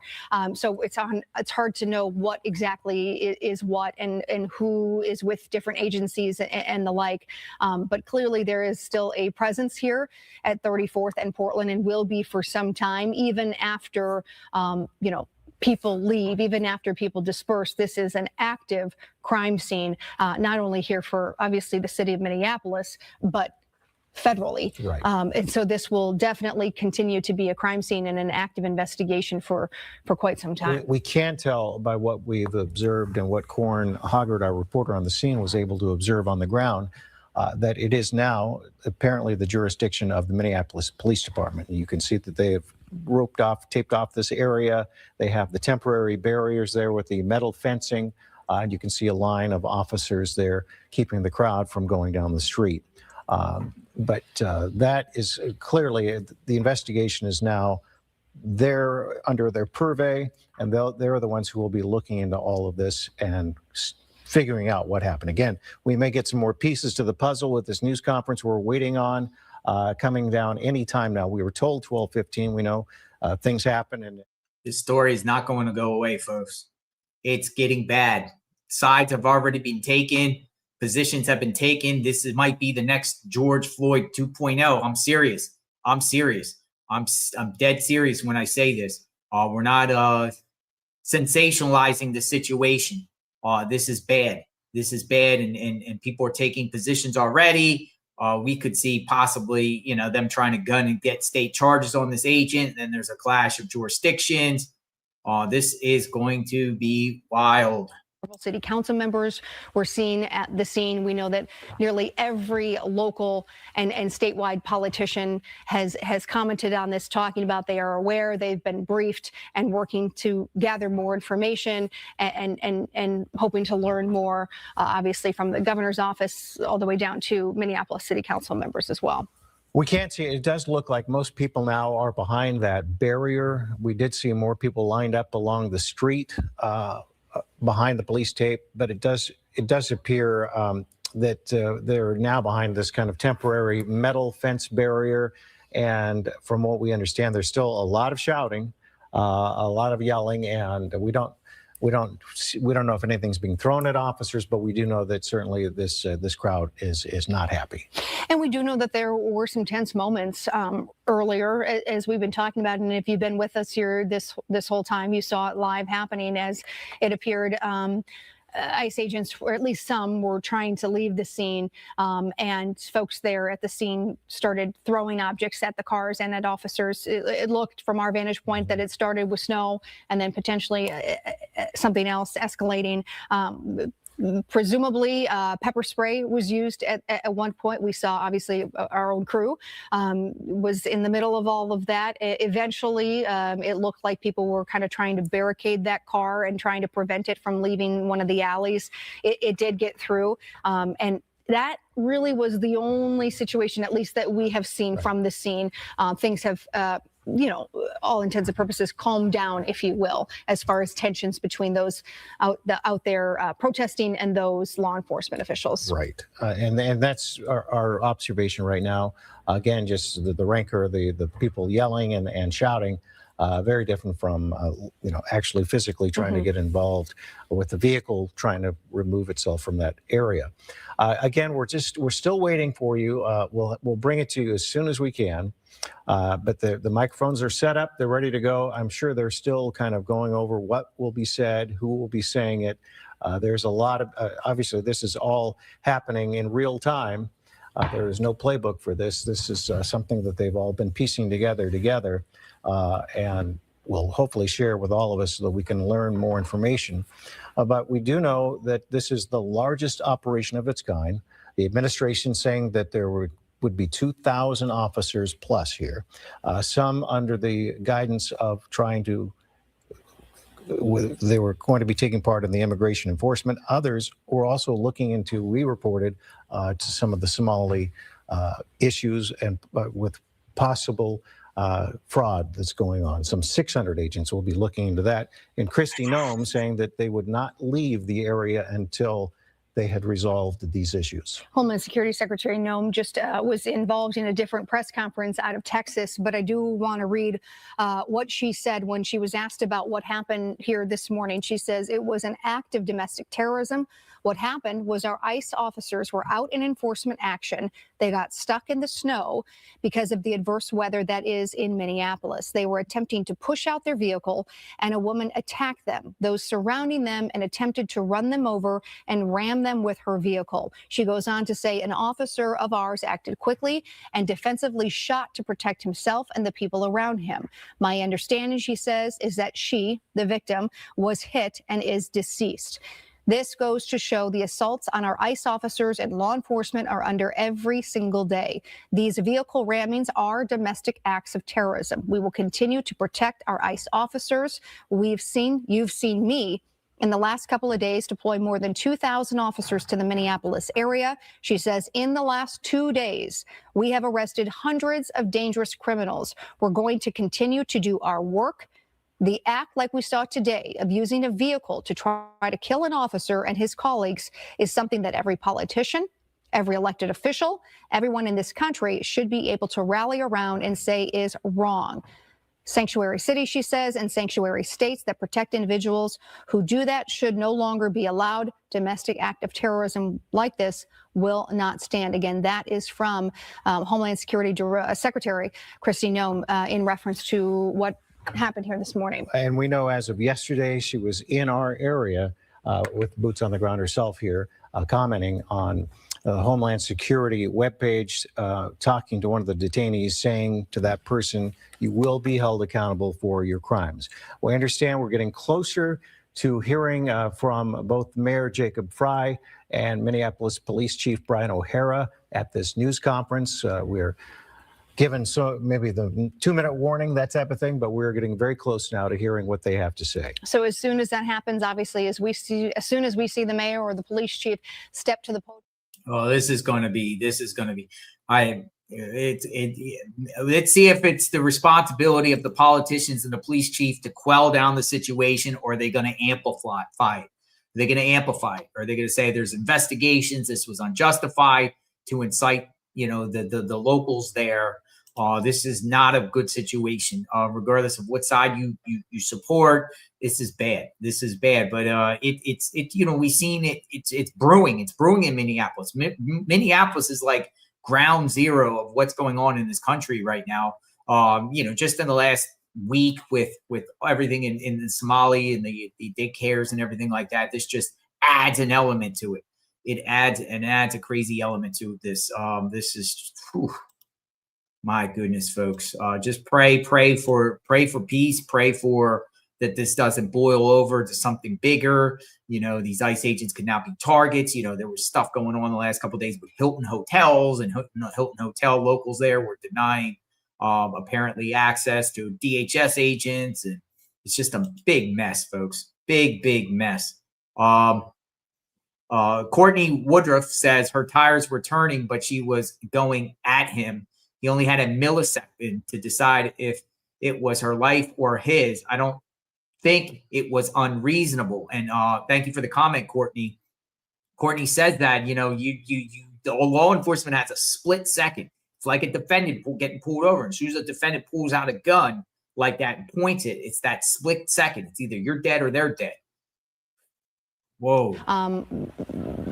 What happened post, what happened, everything that transpired. We are working to verify information. We are working to verify videos and make sure that we feel confident in what we show over the air, right, as a news organization as well. We're also observing, you could see on those folks who are walking by the crime scene, they're FBI. You can see that clearly on their uniform. Yeah, the FBI has arrived back to the scene. I guess they put up barriers to maybe keep the safety of the FBI, because the FBI also has to process the scene for their investigation. They can't just kick rocks and go. The FBI has to process the scene. I'm sure, there's going to be quasi investigations on the state level or the local level and an FBI level on this. I just want to put this back up again. Julie, thank you very much for the 5 gifted memberships. Put that up earlier. 5 new members of JLR investigates, courtesy of Julie 53532. But you see, FBI is at the scene. From city officials. We have heard from ICE. We are still waiting to exactly figure out what happens now. The big question, too, we've talked about this a lot. Our reporter Corin talking about body camera video. Were agents wearing them? We don't know.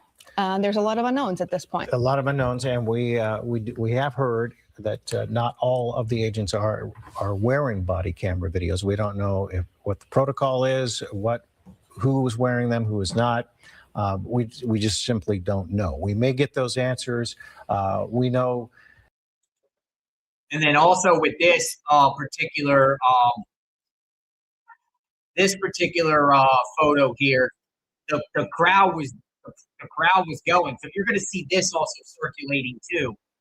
And this is a bad situation too, because it's a bad look on agents' parts of shooting people in the face and whatnot.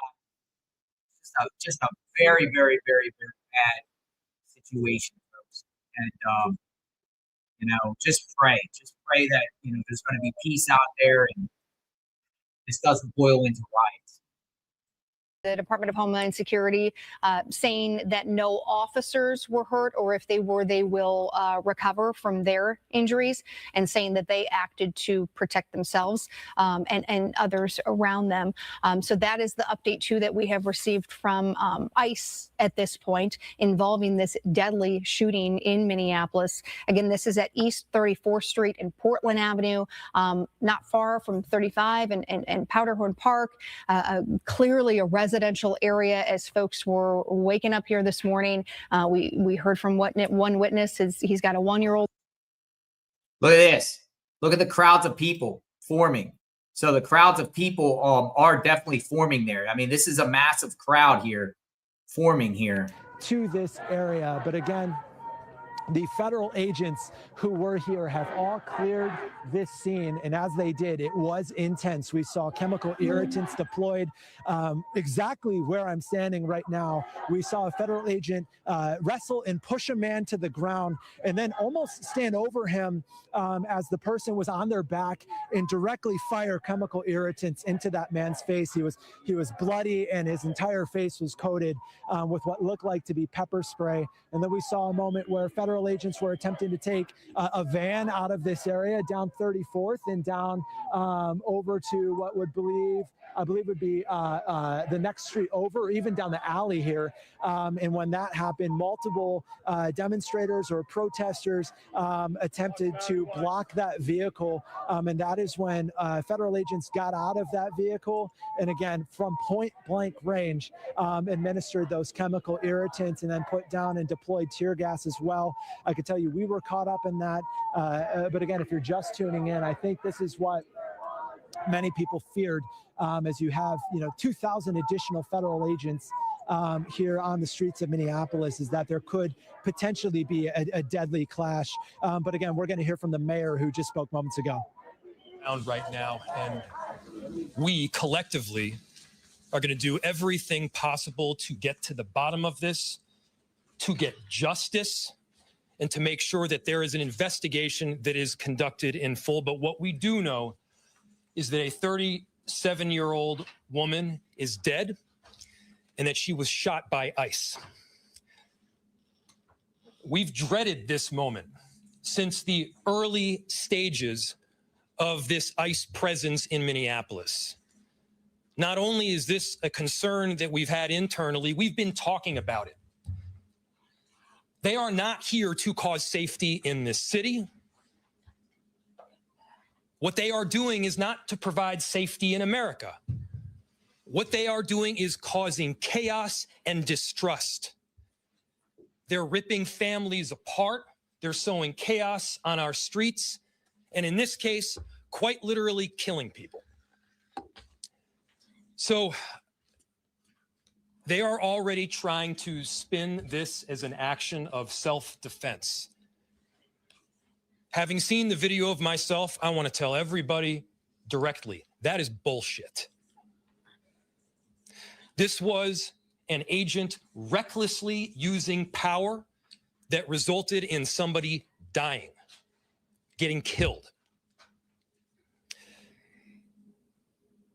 As soon as it happened and we learned of the incident, we had several priorities. The first, of course, was to get the victim to the hospital and to get care as soon as possible. To the family, I'm so deeply sorry. There's nothing that I can say right now that's going to make you or your relatives or the friends of the victim feel any better. There were, I believe, 2 Minneapolis police officers that responded and were in the ambulance on the way to the hospital. The second was to get ICE off of the scene. There were dozens, if not hundreds, of ICE and federal officers that were there at the time. Having them there was only causing more chaos. Having them there was only making a difficult situation even more problematic, and one that, yes, they created themselves. There's little I can say, again, that'll make this situation better, but I do have a message for our community, for our city, and I have a message for ICE. To ICE, get the fuck out of Minneapolis. We do not want you here. Your stated reason for being in this city is to create some kind of safety, and you are doing exactly the opposite. People are being hurt. Families are being ripped apart. Long-term Minneapolis residents that have contributed so greatly to our city, to our culture, to our economy are being terrorized, and now somebody is dead. That's on you. And it's also on you to leave. It's on you to make sure that further damage, further loss of life and injury is not done. We're going to be working towards justice as quickly as we possibly can right now, and justice is what we've all got to get. Next, a message to our community. Look, we all know that the agenda of this Trump administration is to create chaos. Let us respond right now with our best versions of self. This is a moment where all of us in Minneapolis and beyond, we can rise to the occasion. We can show them who we are. We can show them the kind of courage, bravery, love, and compassion that makes Minneapolis, Minneapolis, and that makes America, America. We are better than a bunch of ICE agents being deployed to cities around the country and ripping apart families and communities. We're better than that. And so we are going to meet that hate with love. We are going to meet that despair with hope. We are going to meet that injustice with constitutional justice ourselves. And we're going to make sure that in this very difficult moment, we do not take the bait that these ICE agents are trying to create and that the federal government, to be clear, wants. They want us to respond in a way that creates a military occupation in our city. They want an excuse to come in and show the kind of force that will create more chaos and more despair. Let's not let them. Let's rise to this occasion. Let's show them something far more beautiful than the kind of division that they're trying to stoke. Let's show them unity of purpose, of love, and the courage of our conviction. Our conviction, to be clear, is rock solid, and it is for our neighbors, all of our neighbors. It's for people who have lived here for 80 years. It is for new immigrants who have made this city a better place. That's the kind of love that we're going to show up with right now. If you're angry, I get it. I am too. If you're feeling that kind of despair, it's understandable. Let's show them who we can be. Let's show up with peace. To march, to protest, to hug one another, to love all the way with peace. Do not give them what they want.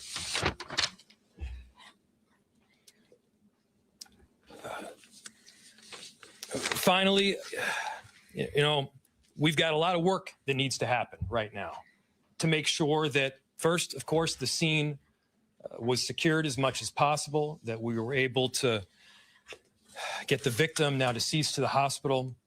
We've got a lot of work to do in the coming days.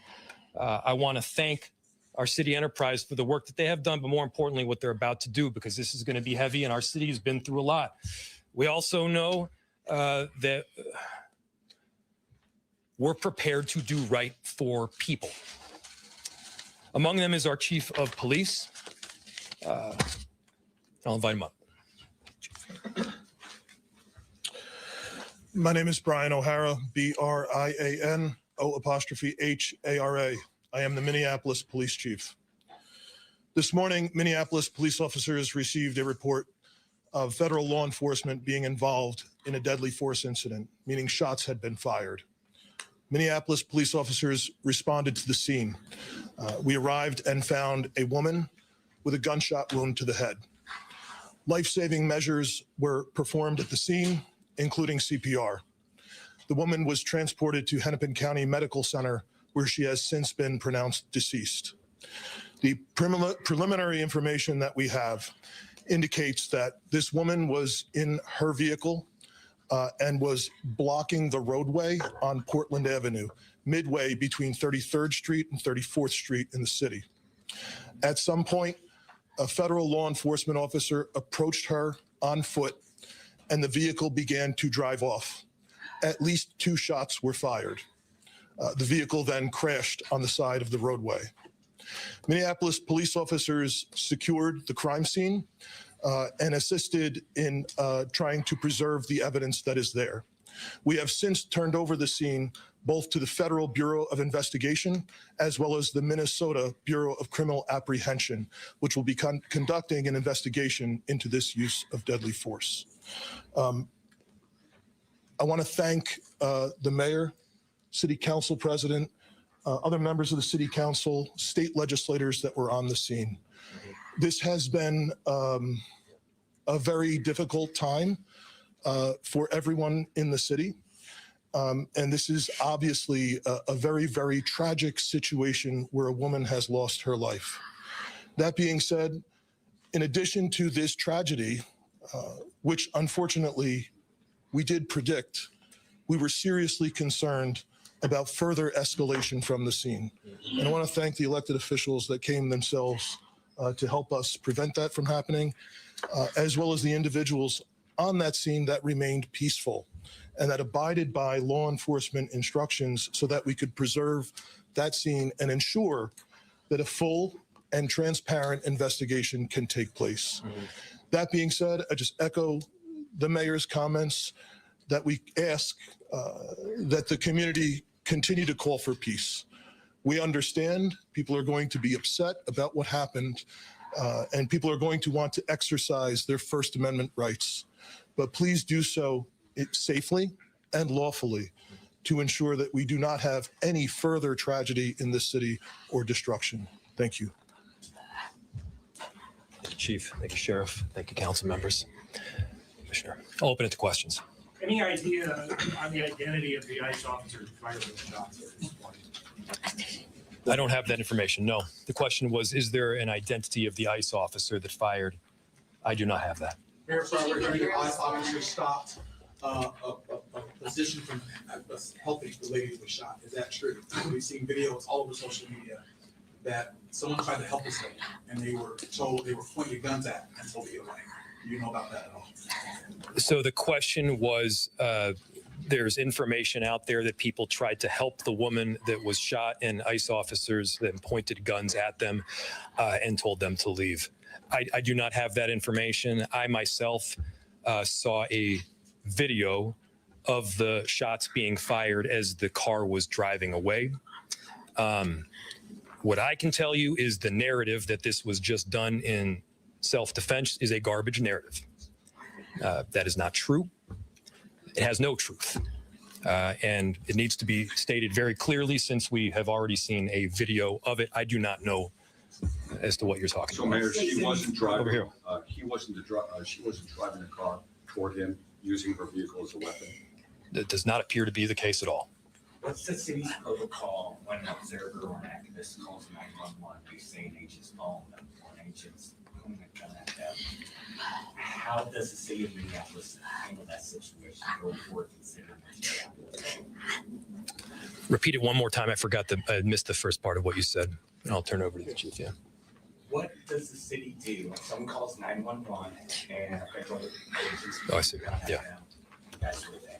I'll turn it over to the chief. The question is, what does someone do when a federal agent is pointing a gun at them? Chief. So, if I heard you correctly, the question is about when people call 911, what is the city's protocol in these situations? We've had a very dramatic increase in 911 calls related to this activity. We have a protocol in place that has been evolving as the situation has been changing. And at this time, there is a designated supervisor that is on duty 24/7 that fields those calls.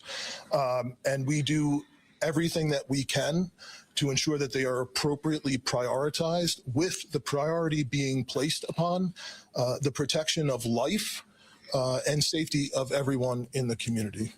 Can you tell us any more about the woman who was fatally shot? Was she there as a legal observer, protester, bystander? What do you know that you can share? So the question was, what can I share about the deceased? There is nothing to indicate that this woman was the target of any law enforcement investigation or activity.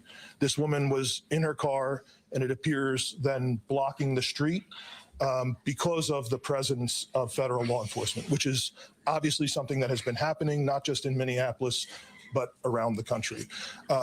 She appears to be a middle-aged white woman. Chief, just about a month ago, you said these unplanned and questionable tactics by federal agents would result in someone being killed at a press conference right here. Mm-hmm. Do you consider today's tactics in line with that, or do you just have a generic response to the fact that somebody is now dead? The question is that I had previously made several statements about being concerned about the tactics being employed. I am obviously very concerned that I have been told that a woman who was sitting in her car blocking the street and not the target of any enforcement activity is now deceased.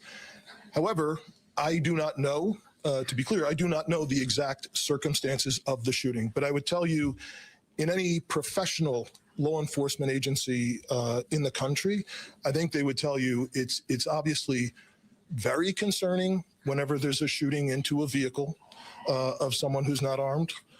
But it also is something that is possible. At times, it is justified.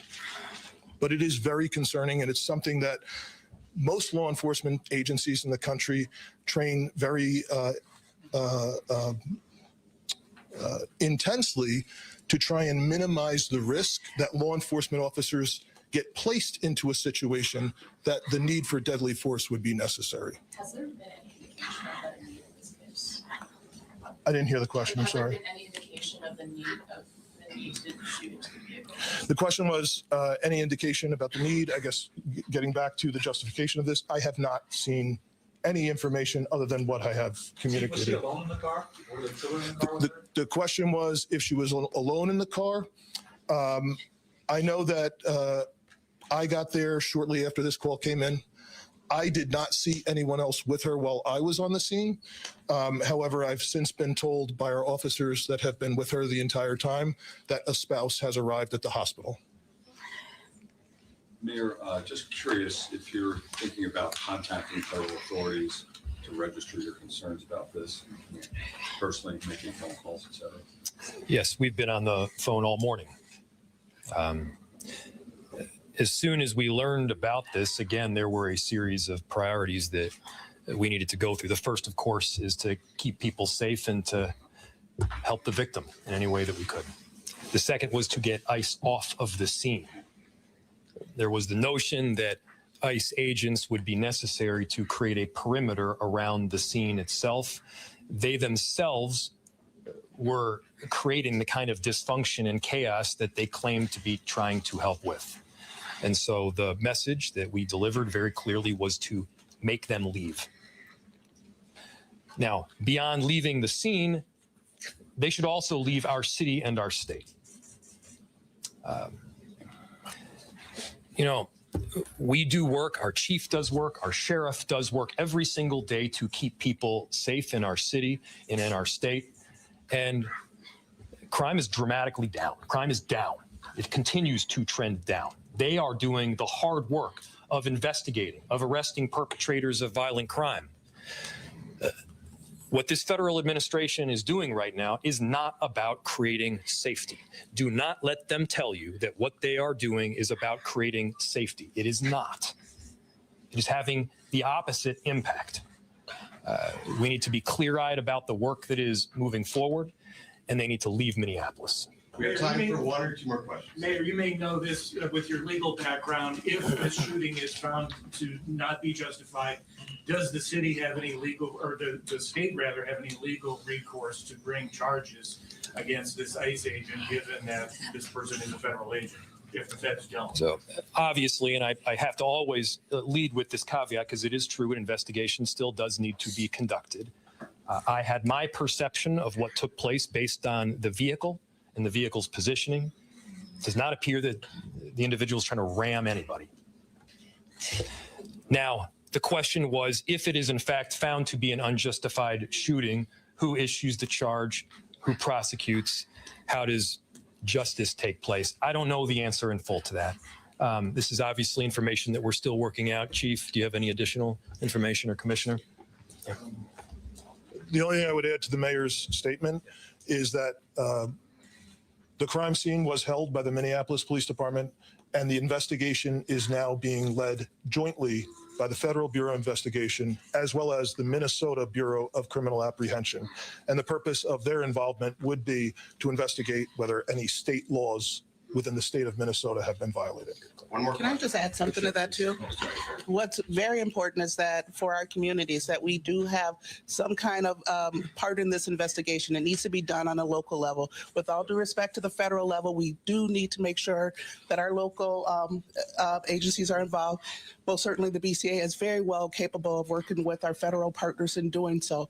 That is something that is needed for our communities. And so that's something that I can tell you that there's already been conversations from the U.S. Attorney's Office to the BCA that have already taken place today. How that's going to roll out, we don't know yet, but we are making sure that there is some kind of local entity, namely the BCA, that has a part in this investigation for the purposes of transparency and expedient transparency as to what happened today.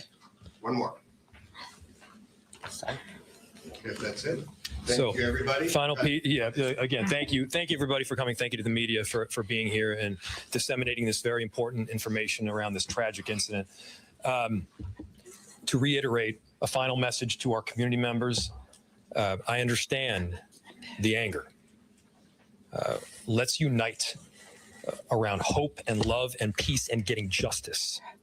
That's what we need to be doing right now. I appreciate the service from everybody up here, as well as the 435,000 people that call Minneapolis home. Thank you. All right, that was the end of a press conference, a joint press conference with city leaders, Mayor Jacob Frey, Police Chief Brian O'Hara, Hennepin County Sheriff DeWanna Witt as well, speaking out on this incident this morning. Right. What we have learned is a 37-year-old woman was shot by ICE. She had a gunshot wound to the head. We understand that her spouse is now at the hospital there. Yes. Nothing to indicate, according to law enforcement, according to the police chief, that she was the target of any law enforcement activity. We have heard from people on the scene. They believe she was a legal observer there. What we heard from Police Chief O'Hara, because we are getting conflicting reports about what happened prior to the shooting. He says that she was in a car blocking Portland between 34th and 35th because of the presence of ICE agents. They said the law enforcement officer, the ICE agent, approached her on foot and the vehicle began to drive off. 2 shots were fired. Then the car crashed. He says he doesn't know the details of the shooting, but he did give that information out there. This is now all being turned over to the FBI and to the BCA. And like you said, Heather, I mean, we're hearing a bit of conflicting reports between, you know, what ICE was telling us this morning and now what we're hearing from city officials. And we know that Homeland Department Secretary Kristi Noem spoke out on this just earlier this morning. And we do have some sound from her. Let's take a listen to that. The act like we saw today of using a vehicle to try to kill an officer and his colleagues and the other people around him is something that every politician, every elected official, everyone in this country should be able to rally around and say that it is wrong. And that sanctuary cities and sanctuary states that protect individuals who do that should no longer be allowed.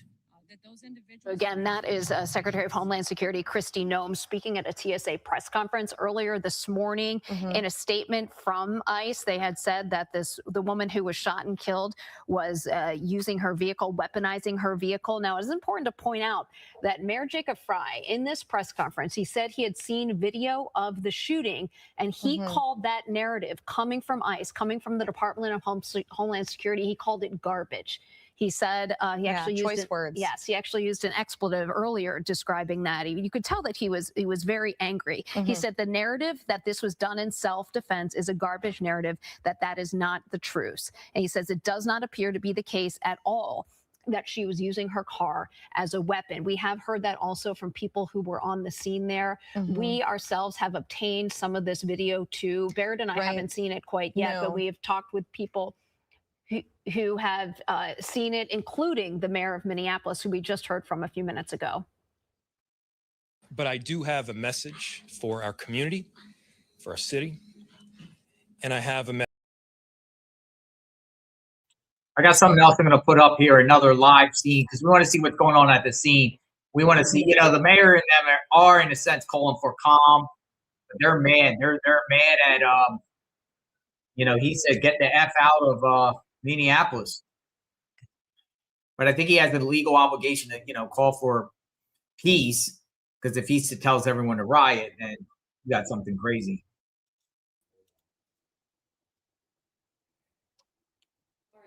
And I mean, I can just talk a little bit about what you hear, since we had to block out some of that video. So what you just saw, I think this video will probably play once again, and I can kind of walk you through it. This is the part of the video where you see the aftermath. It appears that red vehicle that was shot at then rams or crashes into a car. So right now the officer is telling the person in that red vehicle to get out. There's lots of people yelling. That car then backs up and then drives past those officers. You heard those shots there, and it appears that person was struck in the head. Then that car loses control, crashes into that white car that you see there. And what's important to point out here is that what Secretary Noem just called domestic terrorism is what she describes this event. And what you see on this eyewitness video, it's unclear motive-wise what's happening, but you can see the car turning slightly away from the three agents that are there, not towards them. I'm not trying to tell you what the person was thinking behind the wheel. I'm telling you what we see in the video. Right. The person that car is trying to flee as an officer's trying to get into the right. vehicle. And that's another important point, is that there is an officer that's actively trying to get into that vehicle. Then you see that they are asking the person to get out of the car, get out of the car. The Honda Pilot's the one in question right there. Exactly. Then they back up and go to the right. You hear those shots as they pass by. They're not showing all the angles. And also, if you take a closer look, you can see that officer with that gun put his gun or her gun away, and then that vehicle loses control, it seems like. And it seems to accelerate at the back half of the video after those shots are fired. And thank you for showing it, and we appreciate you diligently combing through it, getting the audio right so that we can actually air it on public airwaves here. Thank you, Sammy. Appreciate it. We also have the man that actually shared this video initially on social media, Max Nestorak, who is a reporter with the Minnesota Reformer, is the first one to post that video on social media. He was on the scene this morning, and we have him live with us now on the air. Max, thanks for joining us this morning. Thanks for having me on. So Max, can you set the scene a little bit? Can you tell us where you got this video, and if you had a conversation with the person who shot the video, what they had to say about it? Yeah, so I was on my way to the scene to support my colleague Maddie. And, I got a call from the woman who took this video, Caitlin Callinson, who lives in the area. And she said, I have a video. It shows the shooter. Can I share it with you? And I said, yes, please do. So she sent it to me, and I had her walk me through what she saw. And she said she was out on a walk in her neighborhood when she saw an ICE vehicle stuck in the snow. More ICE vehicles arrived, and bystanders started to blow their whistles in protest. You know, we're seeing residents of Minneapolis on patrol watching for ICE activity. And so they sounded the alert in protest, which drew a bigger crowd. And that's when she said the driver of this Honda Pilot, the SUV, pulled up and parked perpendicular on Portland Avenue, blocking the ICE vehicles. And from there, that's where the video starts, and we see officers approaching the driver's side door, telling the person to get out, the person trying to, hitting the gas, beginning to leave, and then the shots fired. I asked her if she had armed, could she see a weapon? And she told me no. What she saw was the driver had her window down, but then rolled it up as she was trying to follow orders to leave. I also asked if she had seen a immigration enforcement action taking place. Did they arrest anybody? Was anybody detained? She said no, there didn't appear to be a target in this operation. There was just, neighborhood outrage at the presence of ICE vehicles, and that's what drew people onto the streets. So the person you spoke with, the witness, said that the impetus of this entire situation was that an ICE vehicle was stuck in the snow? That was my intention. That was my understanding, is that, this ICE vehicle stuck in the snow. There's other vehicles that come up to support. And I think that's what we heard from a federal official. And then these neighborhood residents began to sound whistles, right? Drawing a bigger crowd. And Max, do you know if there was anybody else in the car? The mayor seemed to think, or the chief, that she was in the car alone at the time. Did your witness confirm that? That's my understanding as well. I've not heard about another passenger. The other thing that Caitlin Callinson, the woman who took the video, told me is that there's just a lot of chaos afterwards. And of course you can see that from the video, but that ambulance and fire trucks struggled to get through because of the ICE vehicles in the road. So first responders had to walk around on foot to try to administer first aid. But given the close range of the shots, it was unclear what if anything, those first responders could do. We did hear from the chief that she was shot in the head, and you can see those agents are right next to her car, so that would have been close range. The one other rumor that we're hearing is that there was a man who tried to approach the vehicle saying he was a doctor and asking if he could render aid, and that he was turned away. Did she have any insight on that? No, but my colleague, Maddie McBain, talked to another witness who did say that there was a person who identified themselves as a physician, was hoping to get through to be a help, and was turned away. The witness who shot this video, what did they say they heard at the time leading up to the shooting? Because context is incredibly important right here.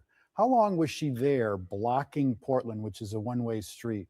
And what do you remember what the witness told you, what perhaps the agents were saying or yelling at the driver of that Honda Pilot just before she sped off? It's unclear to me, like, how long the SUV was there. What Callinson said was she identified the driver as an ICE observer, believed was a protester, saying, get out of here. We don't want you in our neighborhood. And then, as we can see in the video, an officer comes up and says, get the F out of the car. Mm-hmm. Right.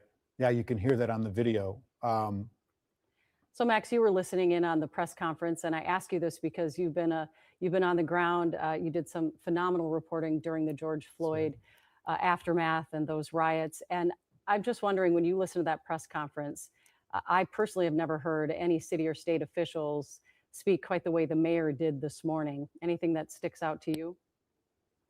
Yeah, I mean, it is just striking to me, and probably everybody who lives in the Twin Cities, to feel a sense of deja vu back to 2020, when we see this video of someone getting killed and just trying to find out what happened, and wondering what's going to happen next. Are there going to be certainly there are protests ongoing now.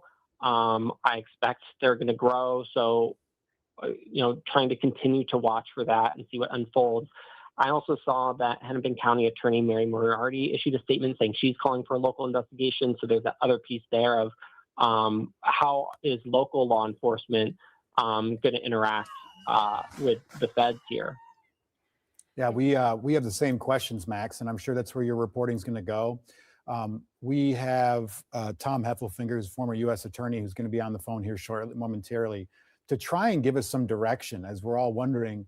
Okay, you have a case potentially against a federal agent, and now you have federal agencies that are investigating. We understand from the chief that the BCA is also going to be investigating. So what happens next in the legal recourse of this, and in the investigation, what happens next?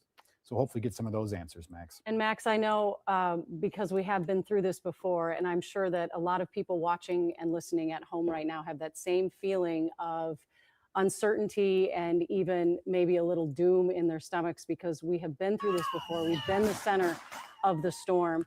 And so far, the protesters that have gathered have remained relatively peaceful. We certainly hope that that continues. I just appreciate you so much, Max. Thanks. You added a lot to our coverage during George Floyd, and we appreciate your insight and your willingness to share it with us this morning here. I'll second that, Max. Thank you. Thank you very much. Thank you for keeping us all informed. Yeah, you bet.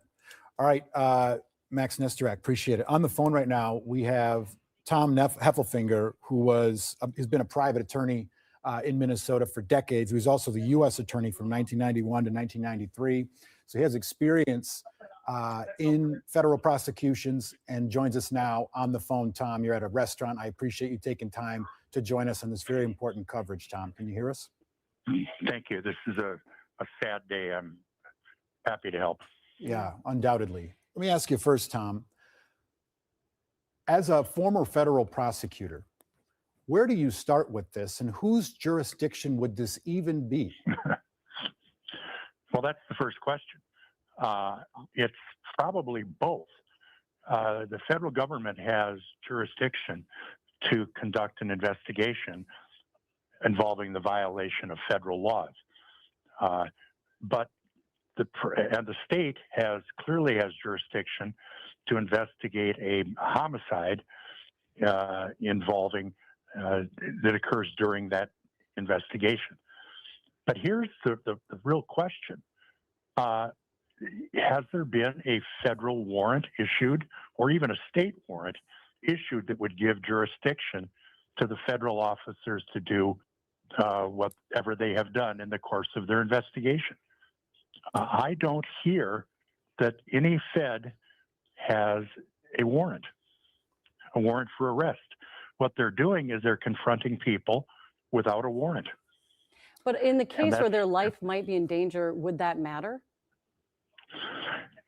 Well, that's the question. Is their life in danger? That's right. not what I'm hearing. That's the other question, right? Yeah, well, there's video now. We just aired it. Yeah. Go ahead, Tom. I'm sorry.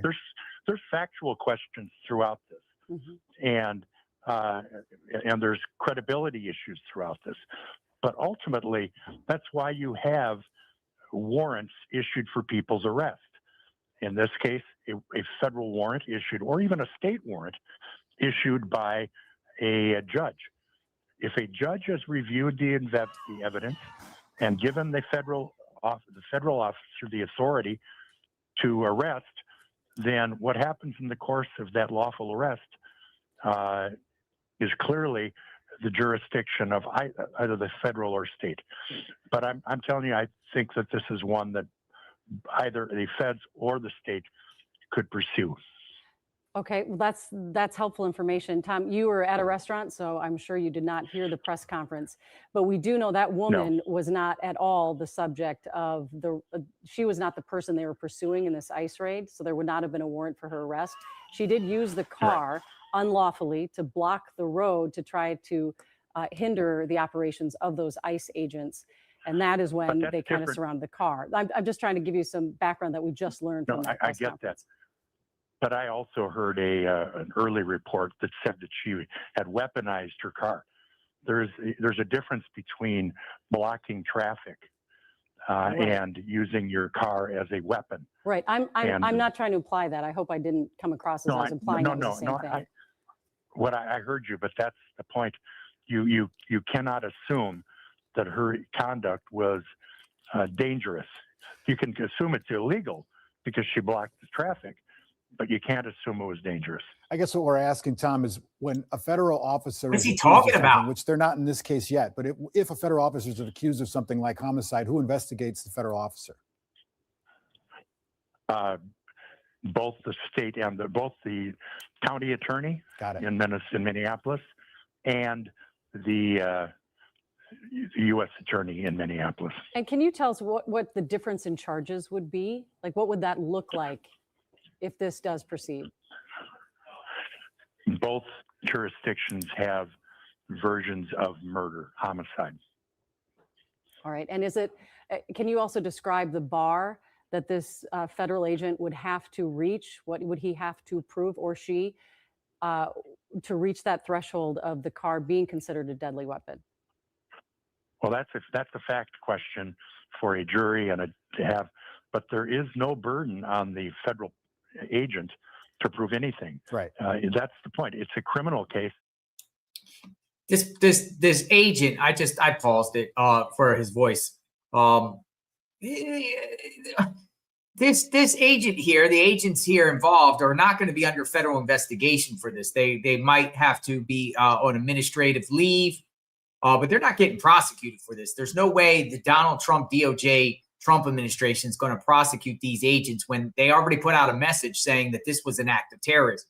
So the agents, the DHS is defending these agents' actions. So first off, there's going to be no federal prosecution of these individuals. State one, I believe there could be.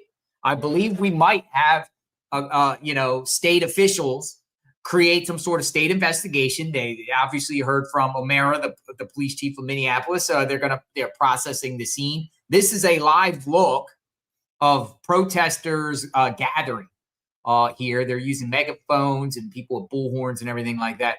I do think there could be state charges that they'll try to pursue on this guy that's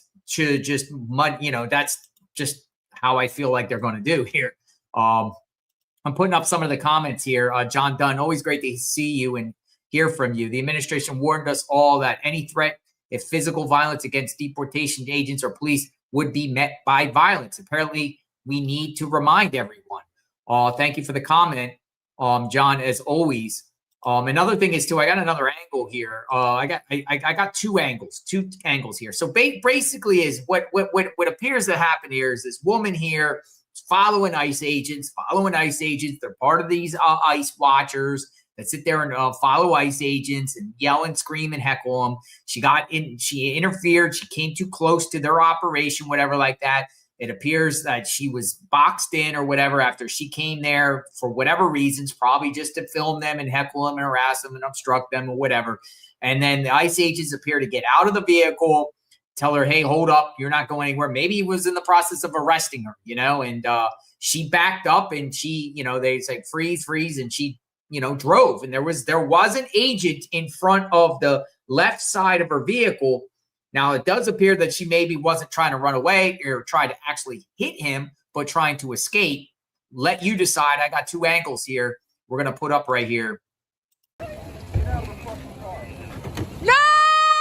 Get out of the car. No! Shame! Shame!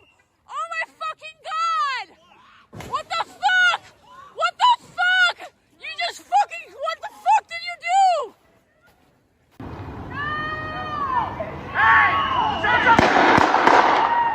Let me go back here a minute. Hold on a second.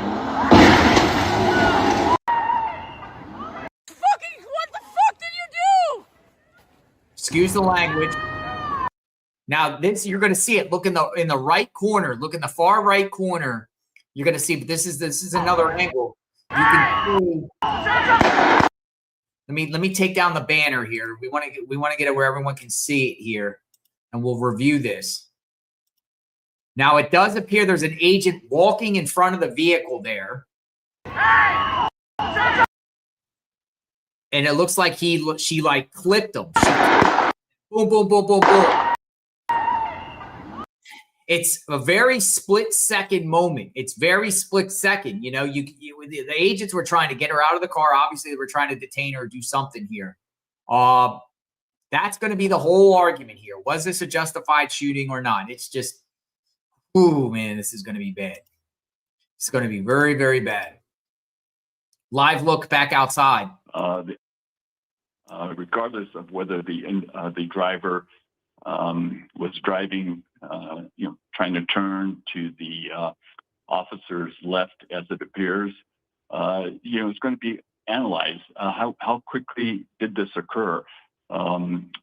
Again, viewing the videos from the angles that were taken, it does appear that the officer was in imminent danger.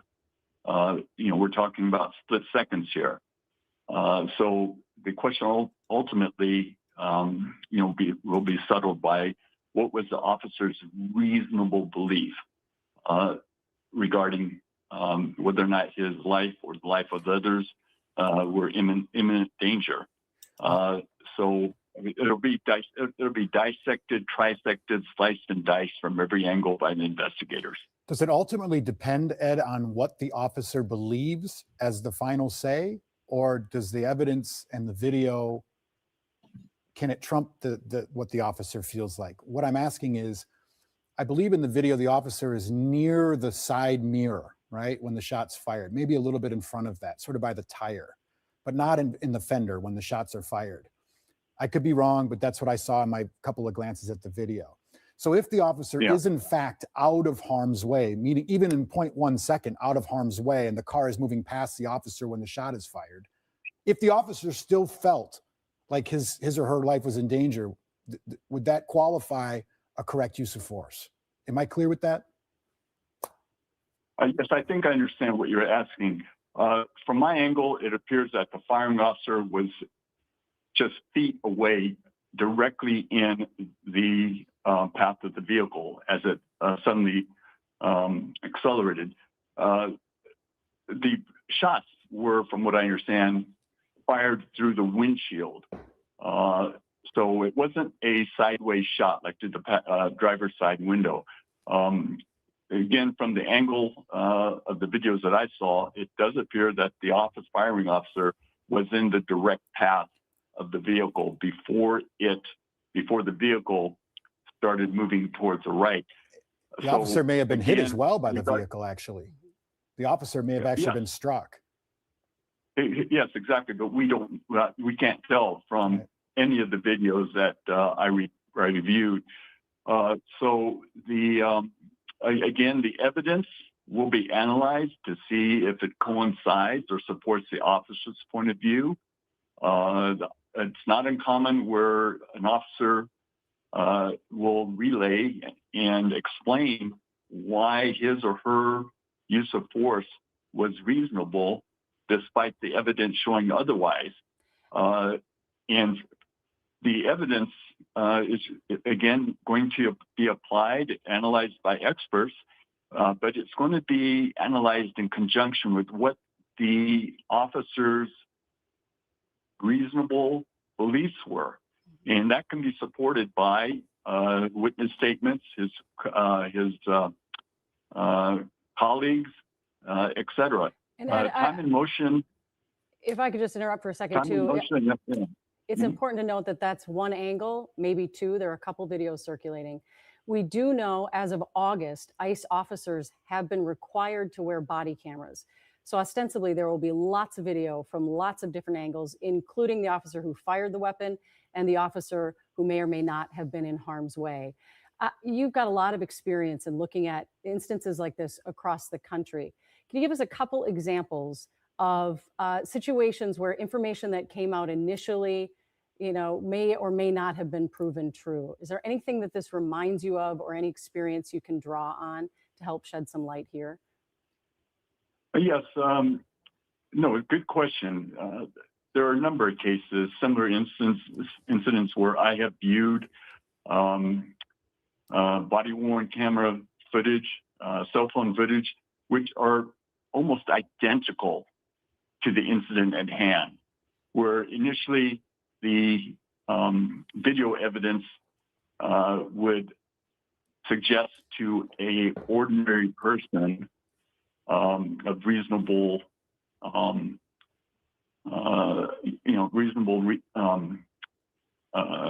wisdom, if you want to call it, common sense, that the shooting was not justified.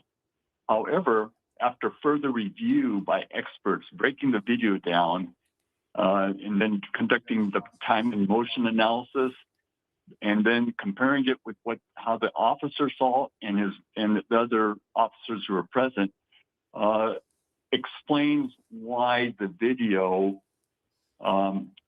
may not have told the whole story. I guess that's the way to put it, because everyone has to realize that body-worn camera, these videos, whether the body-worn camera videos or cell phone videos, are only a representation of a two-dimensional, from two-dimensional viewing angles.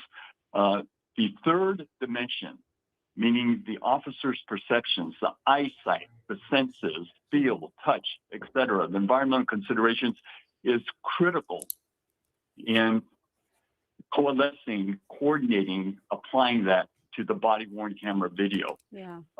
So all of that has to come into play, and a lot of that is going to be based on, again, human subjective analysis and perception, which obviously isn't quantifiable, but you can qualitate it, right?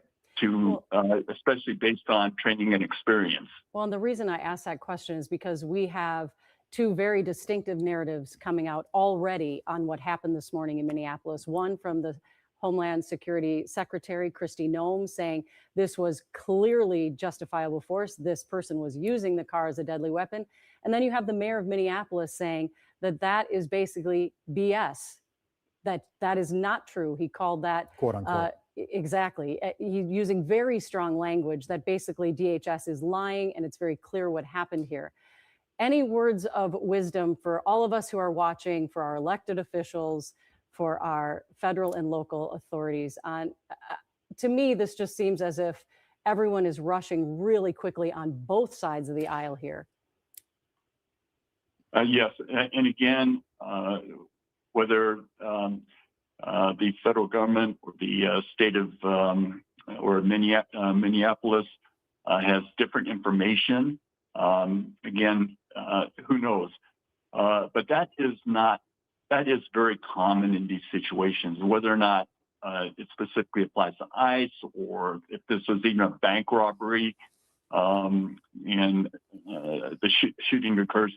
There's always going to be two sides that develop immediately after these incidents. It's just human nature. Yeah. And especially under these circumstances, given the parties involved and the atmosphere, I get it. I think we all get it.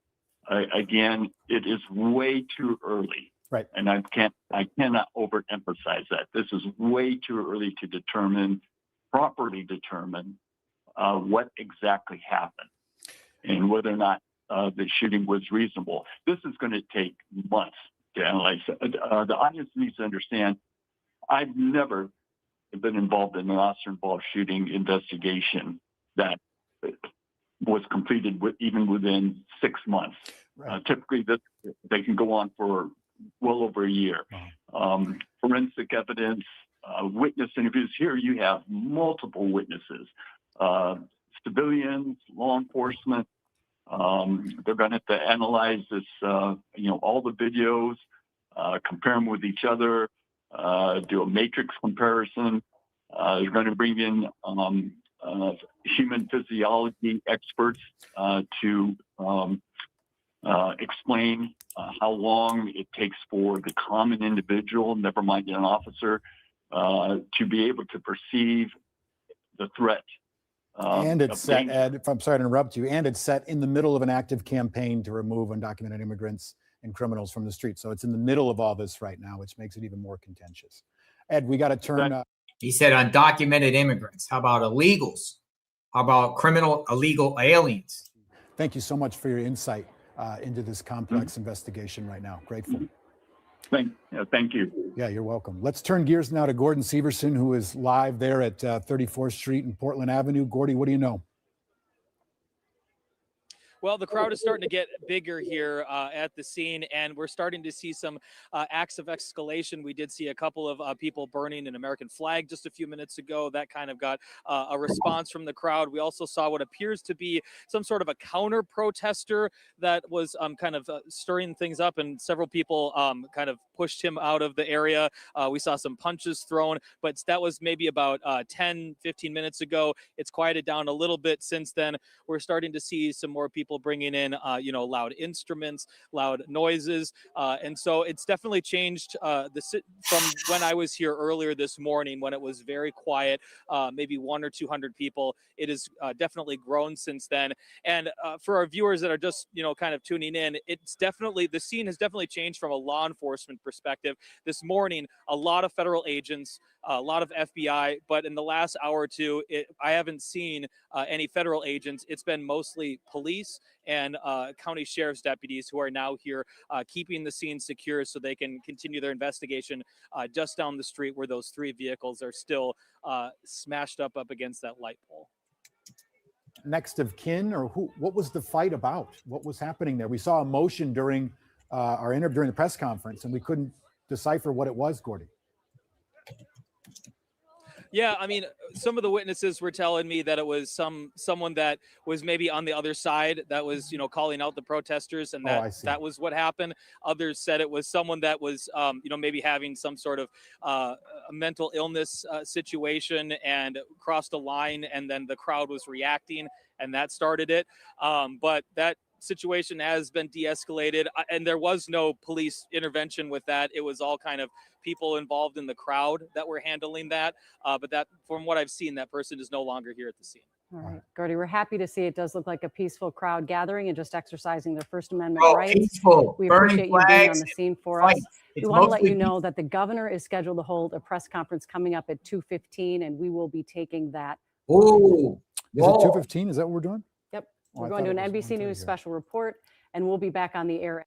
Oh, we got a 2:15 Walls press conference. It looks like we're definitely, and that's that would be 2:15 their time. So it'd be in the next 45 minutes. Might as well just stay on. 2:15 press conference here.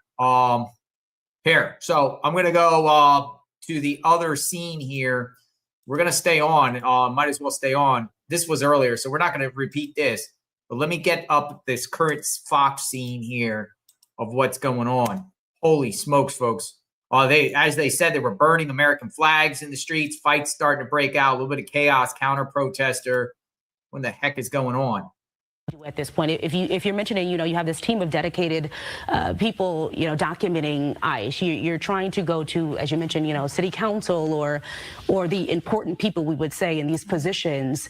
Where do you feel like you can go at this point, especially after seeing what happened here today in Minneapolis? I think where we go from here is very clear, and it's where we've been going.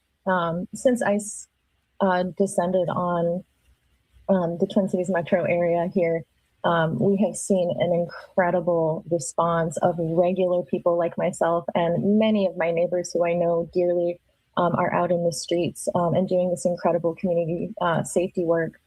We have thousands of people that are plugged into rapid response networks. And over the past couple of days in this, what they say, 2,000 agents being deployed over the next month, the intensity of ICE activity in our community has reached a level that we've not even remotely seen in the previous weeks. And what I see is community members standing up stronger. The people that I work with, we say, as scary as everything is that ICE is doing, and as scary as it is that our local elected officials, for the most part, and certainly our state and local police departments are doing nothing to stop it. All right. So who she is reminds me of those neighborhood crime people that are doing like following ICE and tracking ICE down and letting everyone know there's ICE. And when ICE are in the area, they're community activists that get their whistles out, blow their horns and pots and pans and things like that. So you can clear. I've seen a bunch of them in Charlotte. You've been seeing them in each and every city. Football Jones and John Dunn, thank you both for the gifted memberships. 10 gifted memberships, 10 new members of JLR Investigates, courtesy of Football Jones and John Dunn. Very grateful and appreciate you. We have the governor coming on soon. Regular people who are passionate about something and want to try to do everything they can within their constitutional rights to make a difference here. Immigration Defense Network is another one, and I know they're doing sessions currently right now in about 5 different cities around the state on teaching people how to be constitutional observers to keep people safe and prevent something like this from happening again. Marie, thank you so much for your time today. We really appreciate it. Yeah, absolutely. It's a pleasure. And I hope anyone who's feeling angry and frustrated and knows what ICE is doing is wrong, chooses to figure out how to get involved and how to participate in community defense, because we keep us safe. Thanks, Marie. Yeah, thank you. Thank you. The media just encouraged more people to go and confront ICE agents. Use a woman's platform to say, yeah, keep confronting ICE. Interesting perspective. You've been there for several hours at this point. Also, one of the people who was caught in the pepper spray as well. How you doing? And can you tell us what's going on? Because it sounds like some protests, maybe some yelling behind you. Right. I'll tell you a little bit about our experience this morning in just a moment. Right now, we have the cars involved, as you mentioned, being towed away. The victim's car already up on that first tow truck you can see over my right shoulder. And it looks like the 1 or 2 cars that victim crashed into also being towed away at this time. Now, I just had an interview with a 19-year-old man. It was a really interesting, good interview from his perspective. He was on the 2nd floor. He was asleep. He awoke to the sounds of the ICE watchers, the whistles, the honking of the horn, that kind of thing. And that's what kind of got him up out of bed. And when he looked out the window, he witnessed the whole thing and what happened. He was very clear about who was where, when. And he had said that the victim in this case, the driver of that maroon SUV, was blocking Portland. So the ICE agents could not leave. She was perpendicular in the road. They could not leave. Some of the ICE agents, a couple of them got out of the car, approached her car, and that's when she was trying to leave and she backed up. There was an agent, he says, on the left kind of corner of her car, but near her window.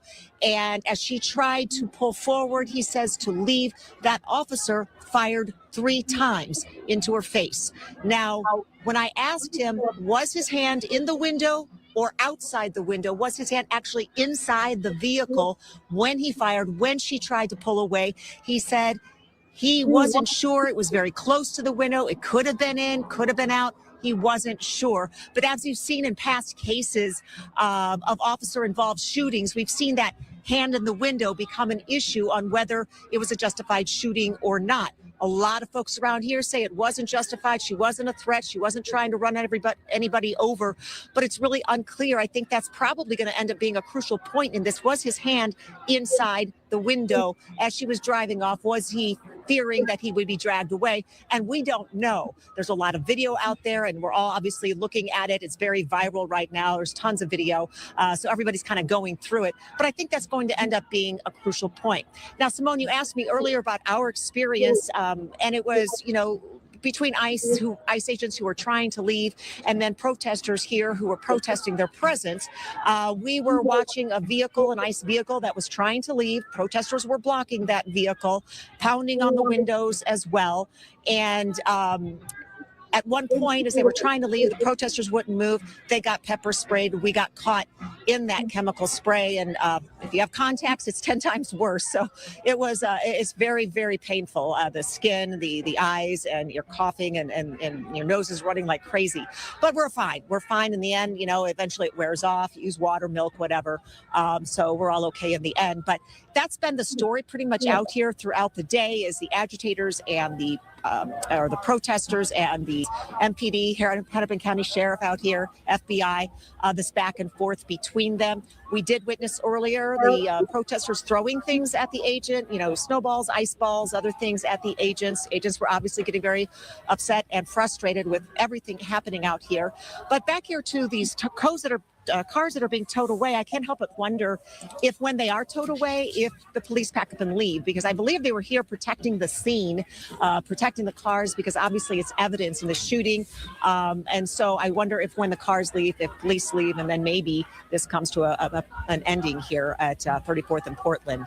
But that's pretty much the situation up here. I think I read there was a vigil here at 5 o'clock that's being organized. Still a lot of folks out here as well, kind of watching what's happening, watching the police, watching law enforcement, and still shouting, screaming, a lot of obscenities. Obviously very upset about the shooting this morning. Yeah, Karen, I was wondering actually if the camera can move. What was Amy?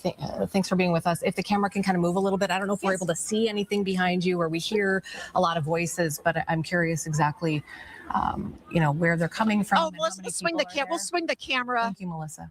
Yes, they're away from the cars being towed away, and that's where most of the gathering is. You can see there at 34th and Portland. Still have a lot of protesters here, a lot of people shouting, megaphones, loud sounds. People, I see somebody, I think, standing on a car or something, shooting maybe pictures. But this has been pretty much the story all day long. Obviously, a lot of media here as well.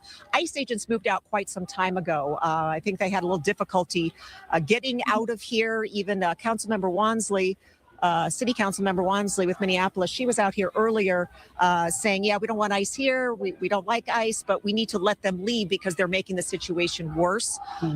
So ICE was trying to get out of there, but they did have a very difficult time with people blocking their way out of the situation. And now I believe Leon, who is on the other side possibly of where you are, Karen, he mentioned possibly some people out there. Also, you mentioned snowballs and things like that were being, targeted toward ICE agents earlier.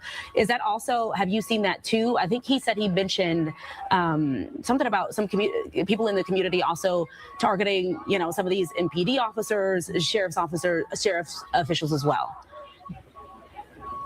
At this very moment, I don't see any of that. I can tell you I saw a lot of it earlier. Right before we got sprayed, there was a lot of throwing things at ICE agents. And there was, I believe it was a woman pounding hard on the window of an ICE vehicle and eventually punched a hole in that vehicle.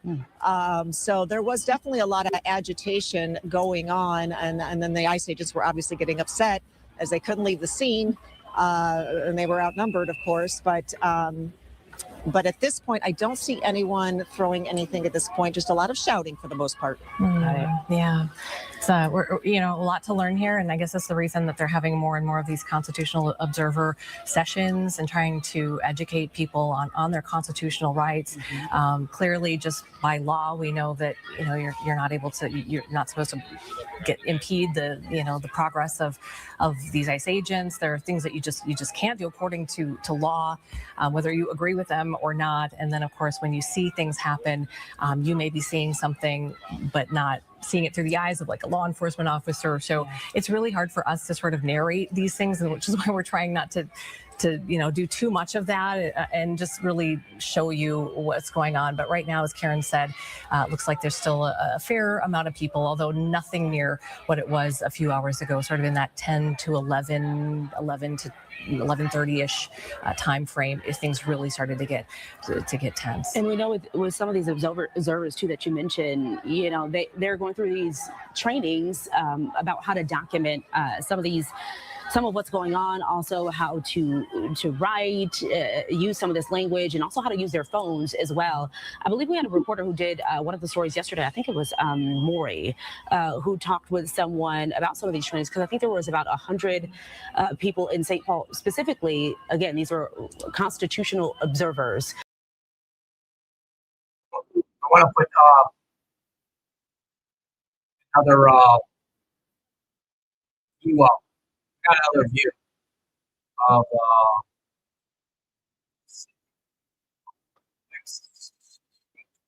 we're gonna put up this view here. I got the scene here where it's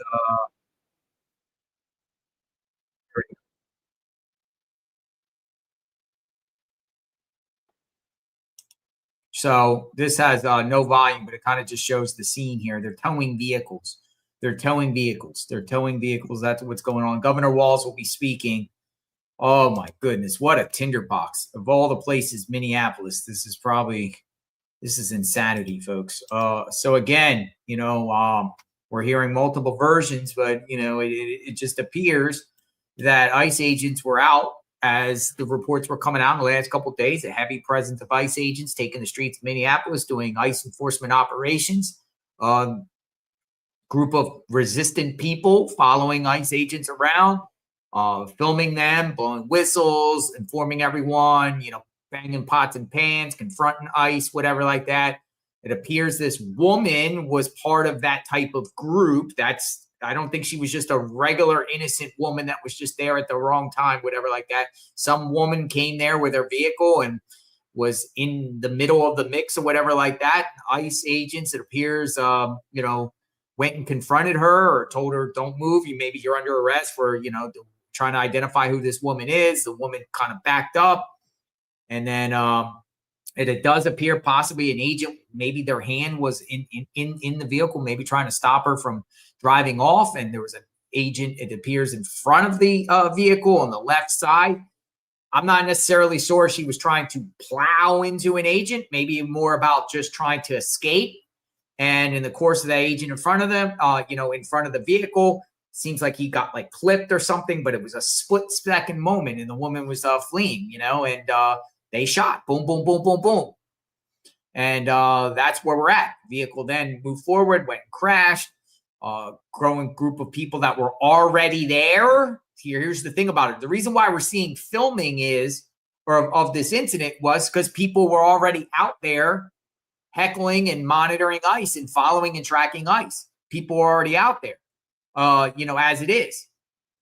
Then the group grows, and then what happened was ICE agents got, they started banging on ICE agents and DHS vehicles, throwing snowballs at them, threatening them. Got really crazy. It appears Minneapolis police came in and kind of tried to secure the scene and push the crowd back. ICE agents and DHS agents that were involved with the incident, they left the scene. I think followed by FBI coming there to process the scene along with Minneapolis police. They set up barricades. They got barricades. Look, there's barricades there. And that's where we're at here. We heard here's the barricades right there. You could see they set up the crowd control barricades there. Wow. So that's where we're at here. Apparently there's investigations now. Possibly there could be some sort of state investigation here. The agent has not been identified. We don't know where the agents are. They're gone. But DHS is defending the agent. DHS, they put out their own statement themselves, pretty much. This is Homeland Security. Today, ICE officers were conducting targeted operations when rioters, they're calling them already rioters, began blocking ICE officers, and one of these violent rioters weaponized their vehicle, attempting to run over our law enforcement in an attempt to kill them, an act of domestic terrorism. So doesn't appear like the ICE agents that are involved with the shooting here are going to get prosecuted on the federal level. DHS is already going to bat for them and saying this was an act of terrorism on the woman's part. An ICE officer, fearing for his life, the life of his fellow law enforcement, and the safety of the public, fired defensive shots. He used his training to save his own life and that of fellow officers.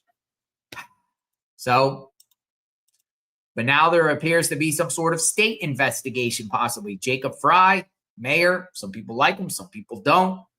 I never heard a politician tell federal agents to get the F out of our city. I mean, he said it pretty harsh. But Jacob Fry and even the governor of Minnesota and all of them, they're all under a microscope right now as it is on the federal level. Lots of investigations going on. Apparently, DOJ is investigating Tidden Walls involved with Somali fraud and fraud money. And here we are. Here we are of an incident. Here we are at an incident. It's going to be like, I don't know what's going to happen here. Riots? I don't know if they're going to riot over this. The white woman. Now, oh my goodness, if it was a black man that was in that vehicle or Hispanic or somebody, it could be a whole different situation. if it was a black man that was in there, oh my goodness, there'd probably be double, triple people out there. Double and triple out there. But the crowd is out there. This is live. NBC's up now. A lot of the media outlets we're going to stay with the story until the governor comes through, and we're going to listen to the governor. So in the meantime, we're just going to see, if this breaks out going crazy or what. Seen similarities in Chicago. Seen similarities in Los Angeles. And here's another thing too is, a lot of people online that are in support of ICE and DHS are calling for Trump to deploy the National Guard now before this gets under, out of control. The Trump administration just said a couple of days ago, I think on New Year's, that he's withdrawing National Guard troops from Los Angeles, Portland, and Chicago. And now is he going to say, I have to deploy National Guards to Minneapolis? And then if he does deploy National Guard to Minneapolis, will it be challenged by Minnesota Attorney General Keith Ellison and officials in Minnesota, same way they did in, Illinois, and challenge it and say National Guard is not needed, but is National Guard needed at this point? What happens, with agents moving forward? Do they cease operations? Do they pack up and get out of town like Jacob Fry, is ordering them to do? He has no, Fed's going to do what the Fed's got to do. But what about tomorrow and the next day? Is agents now a target? Is there hits out on agents now? A lot of unanswered questions. Are people going to seek retribution, retaliation, plotting against agents? Is agents now a bigger target here? Whew. Wow. So yeah, this is the scene here. I'm going to look around, see if I can get more. We want to hear what the media has to say and what they're putting out there for their citizens. It's mostly local media, though NBC News national media is now on this. In a national media perspective, the only national, we have local news. So we got the local Care 11, which is based in that area. We got Fox Minneapolis we shared their local CBS affiliate. Now we got NBC News talking about the situation. Let me see if there's anything good on there. By the way, Kristi Noem is somewhere in. She's somewhere south. She was there yesterday. I thought she was still there. She was there yesterday, but she's somewhere else. I think she's on the southern border. She's in a big cowboy hat, giving some sort of press conference. But yeah, this is live. This is a matter of fact. Let me go to Flight Radar 24 and see this 34th in Portland. This is just a block or two away from where George Floyd. Could this be a false flag? Some people have also said that in the chat. Could this be a false flag? This is about a block or two from where George Floyd died. Wow, just a mess. Just crazy. I pray for everyone here. Seriously. Yeah. So Flight Radar 24 has this just south of downtown Minneapolis situation. Wow, this is just insane. Where are we at in a society? Play the Noem speech, somebody said. Let me get I'll get the Noem clip. Let me see if she says anything about it. Kristi Noem. She's speaking about the border stuff or what's going on, but let me see if there's actually just a clip on the part where she's talking about this. I think she talks for about, Como News has it. I think she talks for about a minute on this matter. Wait. Okay. So yeah, hold on. I got it. I'll play Noem. Hold on. Stand by. We'll get this up. This is coming from Fox 9 Minneapolis. They put a clip. It's about 2.5 minutes of Kristi Noem speaking about the situation. Let me get it up in the pipeline. We can always go back to the live scene. Here we go. Stand by. I'm going to put this up. We're going to listen in to Kristi Noem, and we'll listen in and see what she has to say about the situation. Kristi Noem. Why this is not going like this. So a couple of questions there. You asked about a shooting that we just had in Minneapolis, Minnesota. It was an act of domestic terrorism. What happened, it was our ICE officers were out in an enforcement action They got stuck in the snow because of the adverse weather that is in Minneapolis. They were attempting to push out their vehicle, and a woman attacked them and those surrounding them and attempted to run them over and ram them with her vehicle. An officer of ours acted quickly and defensively shot to protect himself and the people around him. And my understanding is that she was hit and is deceased. We're continuing to gather more information, but this goes to show the assaults that our ICE officers and our law enforcement are under every single day. These vehicle rammings are domestic acts of terrorism. We're working with the Department of Justice to prosecute them as such. We will continue to protect our ICE officers and in cooperation with other law enforcement agencies as well. You've seen me in the last couple of days deploy over 2,000 more officers to the Minneapolis area.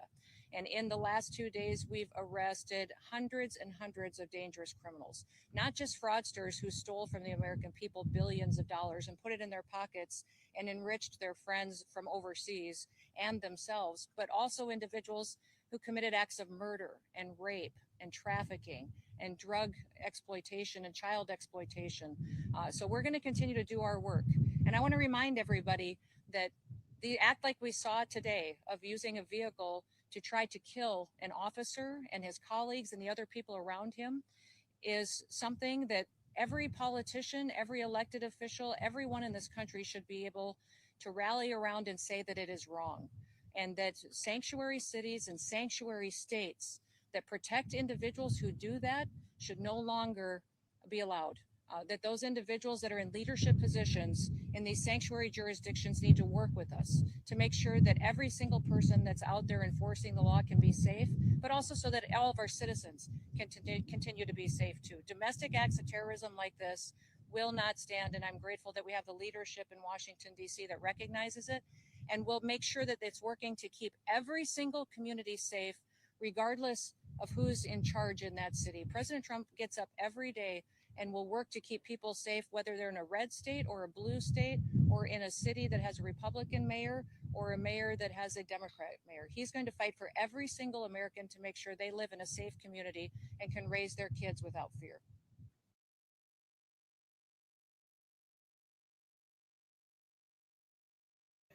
Thoughts on Kristi Noem. Back here live at the scene here. So that was a clip. They clipped it up. She had a big, like, she was speaking down there about just border security in general. And then this happened. She was there yesterday, apparently. All right. So this is a live look. And we got, in the next 20 minutes, we got Governor Walz is going to speak about this matter. Now, you know, Governor Walz is going to take back Jacob Fry. Governor Walz is already adamant. He's probably going to call ICE agent thugs and say every type of word, derogatory term, and maybe echo what Jacob Fry has been saying. Bellminer 84 says, if you don't want to get shot, don't out yourself in position to get shot. FAFO. Thank you for the comment. Lovin' 2 limes. Lovin' 2 limes. Lovin' 2 limes. Thank you for streaming the chaos. We don't like to stream the chaos, but this is you don't know what, we don't know what's going on here. Like, well, we know what's going on, but you don't know where this is going to go with this. I don't like this. I don't like this, but it could all die out too. It could all die out soon. Maybe, maybe not. Or will there be mass protests this week? Well, this weekend, will this trickle into other communities? Oh, they're towing the vehicle. One of the vehicles involved, that appears to be one of the vehicles that got hit in the process. And all right, law enforcement is now towing vehicles out of the area. Chaos in Minneapolis. That's what's going on. We'll continue to find out and hear more. Heavy police presence. It looks like some FBI agents are in the area. Martial law now. Martial law now. People say, hey, martial law. Some people say they should have done martial law back then in Chicago. We had to situate, the border stuff and all the ICE raids and things like that. That was getting a lot of media attention through probably November. And then it kind of shifted towards Venezuela and other matters. Then, now it's taking the forefront again. Right around Christmas time to New Year's, most of the headlines was centered around Somali fraud in Minneapolis, all the fraud. Even got all the way up to the governor, Walz, who's now announcing that he's not seeking re-election. Some people think, well, yeah, it's a YouTuber that took him out. Other people are like, well, Walz just don't want to do it anymore. Or Walz wants to take Amy, the senator there, want to take her Senate seat, and they're kind of like playing musical chairs. Who knows? I don't know what Walz's intention is here. Other people say Walz is under investigation. It's a growing crowd. Well, it's still there. I mean, I don't know if it's growing. Could be dying off some. No, the people are there, man. They're surrounding it. They set barriers up. That's a big deal to me. Let's put Governor speaks soon. Let's put NBC News up and see what NBC News on the national media, and see what the narrative is and what they're trying to say. Try to understand this a little bit. Here, I'll put this up. I'll put NBC News in the pipeline. Car, Jim, is that a situation where they would be going to potentially render aid? Do we know what would be their operating assumptions there? Yeah, and I'm not even sure. I've watched that closely a couple of times, Hallie. I'm not even sure that's an ICE agent, the person running there. Oh, you might be right on that. You're right. That's somebody in a hat. That person in the white hat, maybe. Is that who ran? Yeah. We're looking. I think it's a witness. You're right. Somebody there, right. Or a neighbor. Mm-hmm. Yeah. Well, sure, they have to render aid, but if it's, sometimes a shot is immediately fatal, right to the head, but they're going to try to render aid, of course. Domestic terrorism, Hallie, this is not domestic terrorism. Well, so that's what I want to ask about, because there's members of the Trump, Stephen Miller, for example, top Trump advisor, has called it domestic terrorism. We heard that as well. That Kristi Noem, the Department of Homeland Security Secretary, said that vehicle rammings are domestic acts of terrorism. What is the bar for that? No, this is not domestic terrorism. Domestic terrorism, is got to be for a political reason to intimidate the population or the government. Somebody driving a vehicle over a sidewalk to run down people or intentionally targeting. There's no evidence of that here. What it looks like is a person trying to escape authority, doesn't want to accede to the federal agent's demands to talk to her. She wants to leave. That does not mean it's domestic terrorism, but it doesn't mean you can run over an ICE agent either. So it looks like not domestic terrorism. I think that's a little bit hyperbolic for sure. It's overblown. Assault on a federal officer, that's what it could be. And that's why the FBI is there. They're not there for terrorism. They're there because they're investigating assault on a federal officer. And that officer is going to allege that he was being, assaulted. He was under imminent threat of death of great bodily harm. That's why he used his weapon. And he would be justified if that facts play out, Hallie, like that. Others are going to say he's not justified. He didn't have to shoot. He could have done this or that. And that'll all have to be looked at by the investigators and the prosecutors and the Department of Justice to see what the facts are.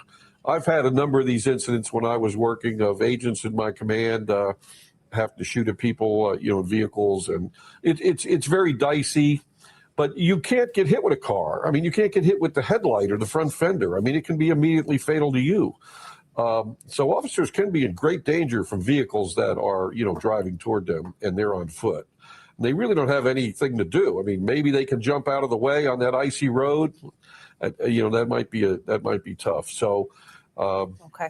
His statement, the officer's statement, the ICE agent's statement, and the body cams of the ICE agents, are going to fill in a lot of the picture for us. Jim Kavanaugh, thank you. I'm going to ask our team to bring back up, if we have those live aerials from our station Care there in Minneapolis, about what the scene looks like now as you've seen some people gather. You see it there, a crowd gathering just outside this intersection. This is a live look from above. It is just after 3 o'clock on the East Coast, 2:01 in Minneapolis right now, which is what you're looking at live. And we are following breaking news here on NBC News Now of a deadly ICE-involved shooting out of Minneapolis.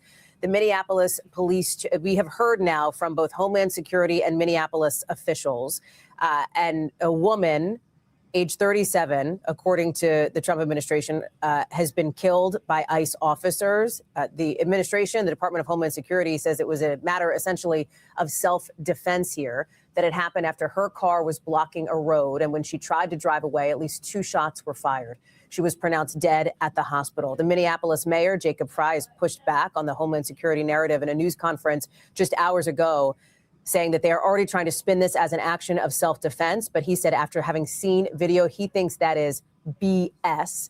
He used the full word there. You can see some of the images now live from above as they are working on this scene. The FBI working to investigate this as well. I should tell you that in about 13 minutes, we expect to hear from the governor, Tim Walz, in this state, along with other top officials here about what has transpired over the course of the last several hours in Minneapolis. All of this was part of essentially a surge in operations from Department of Homeland Security, from ICE, over the course of the last couple of days here, as they have moved into the city, working to carry out this operation. This happened just a couple of hours ago today, as we've been in that live rolling coverage. I want to bring back in Jim Kavanaugh. We're working to get as well our Department of Homeland Security correspondent, Julia Ainsley. If Julia is with us, I'm just going to ask my team to flag me. But Jim, let me ask you this here, and we'll go back to the video. I want to show it for our viewers who are just joining us here, if you haven't seen it yet.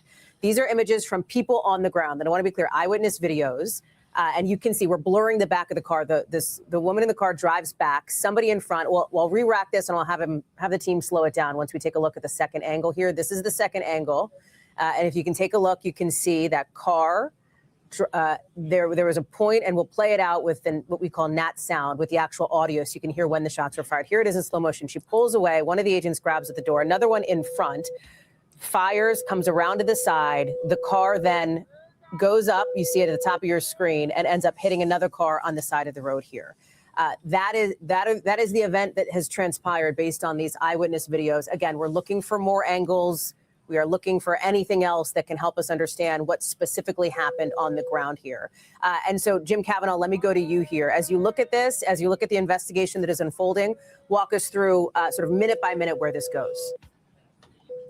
Well, right here where the ICE agent in the center approaches the driver through the passenger window, Hallie, he's obviously trying to talk to her. The window's down. He's giving her some orders. Stop. He tries to reach in. Maybe he wants her to turn the car off so they can interview her. And she's not complying. The ICE officer in the front of the SUV is the one who fired his duty weapon. And you can see that he's just barely in the picture. You don't see him at first. You only see him once she straightens the wheel out. There he is. And you see his weapon come out, and he actually slides on the ice trying to get out of the way. And the report is he fired 3 times. So he's in a precarious position for sure. He's on ice in front of a vehicle that's moving. So he's, it's a very dangerous position. He's going to argue for sure that he was in the imminent threat of great bodily harm or death, and that's why he used his duty weapon. Now, others are going to be critical and say, well, maybe he could have gotten out of the way or he didn't need to fire.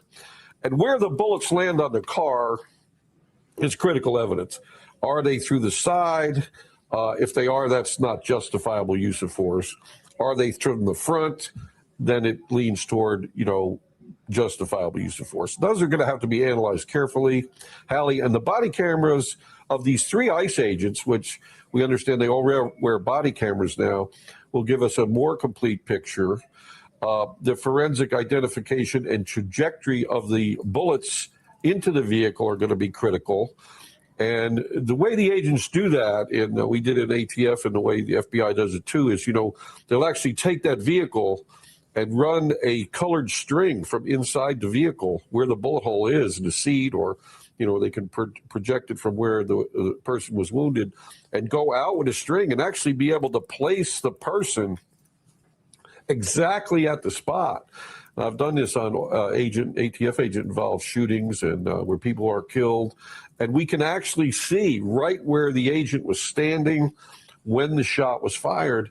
on that angle. We can actually see the angle. And of course, the Yeah. video will then also give the proximity of the agent to the Right. headlight or whatever. So it can be recreated exactly to be able to help make the determinations. Jim, I'm going to ask you to stand by. I want to bring in our national security correspondent, Julia Ainsley, who is joining us now, our senior Homeland Security correspondent. And Julia, help us understand what you've heard now from your sources at DHS and beyond.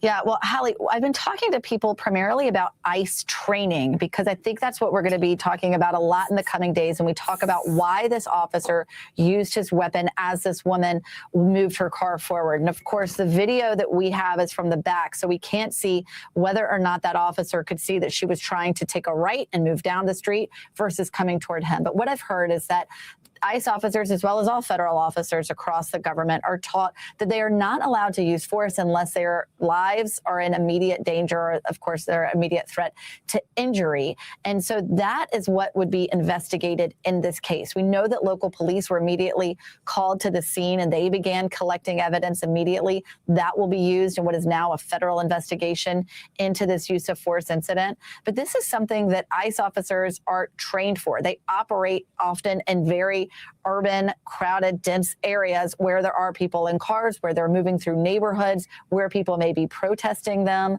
And this is something that they are trained to do and to know when and how to use their weapons. And so typically what we would see is a long-term investigation before we would get such strongly worded statements from DHS. Again, they're calling this domestic terrorism.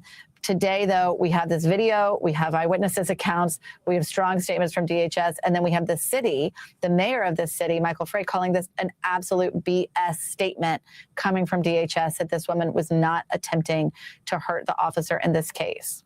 So in just Julia, stay with me here, because in just about maybe 5-10 minutes here, we expect to hear from Governor Walz, who has already alluded to the idea that he also disagrees with the assessment of what the Trump administration, with the Department of Homeland Security had initially described here, Julia. Yeah, that's right. And Walz, of course, just recently announcing that he won't be seeking re-election. It's hard to separate the politics from this, Hallie, because as you know, the White House has been pointing the finger at Governor Walz and blaming him for what they see as fraud among the Somali community in Minneapolis, as well as illegal immigration. They're blaming his sanctuary policies. Today, in that statement, they said that the sanctuary policies are to blame for this incident of domestic terrorism, as they call it. So now Walz walking back into this political firestorm after this incident. And since I said fraud, Hallie, if I could just take a minute to walk you through that and kind of how we got to where we are in Minneapolis. As you know, President Trump sent ICE into Minneapolis in early December. Since then, they've made 1,400 arrests as of today. And we also know that just as of Sunday, he sent 2,000 more. Those were coming really at the direction of Secretary Kristi Noem. And in large part, that was because of a now largely debunked YouTube video by a right-wing YouTuber, Nick Shirley, who went to 10 daycare centers run by Somalis in Minneapolis that he said were fraudulently collecting taxpayer funding. As a result, HHS cut off all funding to daycares across the state of Minnesota, and they've raised the bar on any daycare getting those funding. I say all this because even though those claims were largely debunked by the state when they went to go investigate those places, it hasn't changed Minneapolis from being a focal point for ICE as they continue to move more people into this community. What has the most recent surge, Julia, because we started seeing increased ICE activity reported in Minneapolis and in and around that city over the course of the last maybe 36 hours or so, right? Yeah, that's right. So this was in addition that as of Sunday, they were deploying over 2,000 ICE agents. The majority of those were deportation officers. 600 of those were to do investigations into that fraud I was speaking about. And then you have Border Patrol. Of course, Border Patrol has been making the biggest splash across this country. They're under the command of Greg Bovino, who has been taking some very some actions that have ended up in court, frankly, in LA and Chicago. He's also done operations in Charlotte and New Orleans. Border Patrol will add to that in Minneapolis as they continue to make arrests while ICE continues this large presence there, all coming at a time where you can see why local officials are calling for peace and to try to convince people not to go out and protest this incident because they have such a large presence of federal agents on the streets of Minneapolis right now, Hallie. Julia, stick with me for a second because I want to just take a look. I'm going to ask our team to pull back up anything we might have from CARE, our station there in Minneapolis, that have been giving us that live feed from above of what the scene looked like at the moment. While they work to pull that up, let me ask you this. This question around domestic terrorism. You can see, I don't know if this is live or if this is a replay from earlier. This is in fact live. This is And live. you can see now They're some chasing police. movement here. It looks as though there are some people, as you can see, throwing snowballs. They're throwing Some of these, snowballs at law officials that are moving enforcement. down towards They're what attacking law appears to be the enforcement with scene. snowballs. And just to set our geography here, it appears as though they are walking towards where that incident happened. Holy You can see smoke. some of these protesters, demonstrators throwing snowballs. They're attacking law enforcement. These officers that have walked down that direction. And at the top of your screen, I just want to point out there, obviously those emergency responder vehicles that are making their way through the crowd now as well. This is a massive response now to what has happened in Minneapolis. Again, the shooting and killing of a woman. The Department of Homeland Security says she had been trying to ram officers, ICE agents, with her car and was shot. You've heard the mayor, and I expect that in moments you'll hear the governor talk about this as well. The mayor has called that definitively BS. And I want to get a closer look here because it looks as though there may be, I don't know if it's a skirmish yet or obviously some kind of a conflict. There's some exchange of words happening here. The snowballs keep flying there. It looks as though there's some news crews on the ground as well. Tom Winter is joining us, our senior national security correspondent. And Tom, you're watching what I'm watching here too. That's right, Hallie. And so there's a number of concerning things that are happening here. First and foremost, the snowballs are being thrown at Minneapolis Police Department cruisers, at least one of them there. They were not involved or not at least believed to be involved in the shooting. This was a shooting that was conducted by ICE. Brian O'Hara is the new chief of police in Minneapolis, and we've heard from him on several occasions over the past 4 or 5 months involving, in one case, a horrific school shooting in that city and a number of other events. He has tried to avoid situations like this where there's an issue between the community and police. Police are retreating. Type of thing that they've been They're trying running to avoid. away from the and mob. now, just by virtue of being law enforcement and by virtue of being there, now being put in the position where they're going to have to be the ones that continue to police this community well after ICE has moved on to another community to conduct what they call their immigration enforcement, is going to have to deal with this in the relations with the community. And clearly there's going to be a number of members of the community there that think this was an inappropriate, if not criminal, police shooting. So, and it wasn't even involving police, it was involving ICE, of course. So that's concern number one for Minneapolis. And of course, we well know the history going back to George Floyd. We know the history in Minneapolis with protests. And so this is an immediate concern. I've been on the phone with members, current and former law enforcement in the greater Minneapolis, Minnesota area today. So they obviously immediately know the situation that they're dealing with here and that this is a very combustible situation, number one. Number two, a couple of points. I've got in front of me the Department of Homeland Security use of force guidelines, which of course covers ICE. And so there's a number of things that they can't do. First off, they're told— Well, Tom, I want to hear about that, but can I pause you for 1 second? Because our helicopter from our station CARE there in Minneapolis has shifted angles a bit. And so here we are. Look it's at gonna pull out a little this. bit wider and look at this.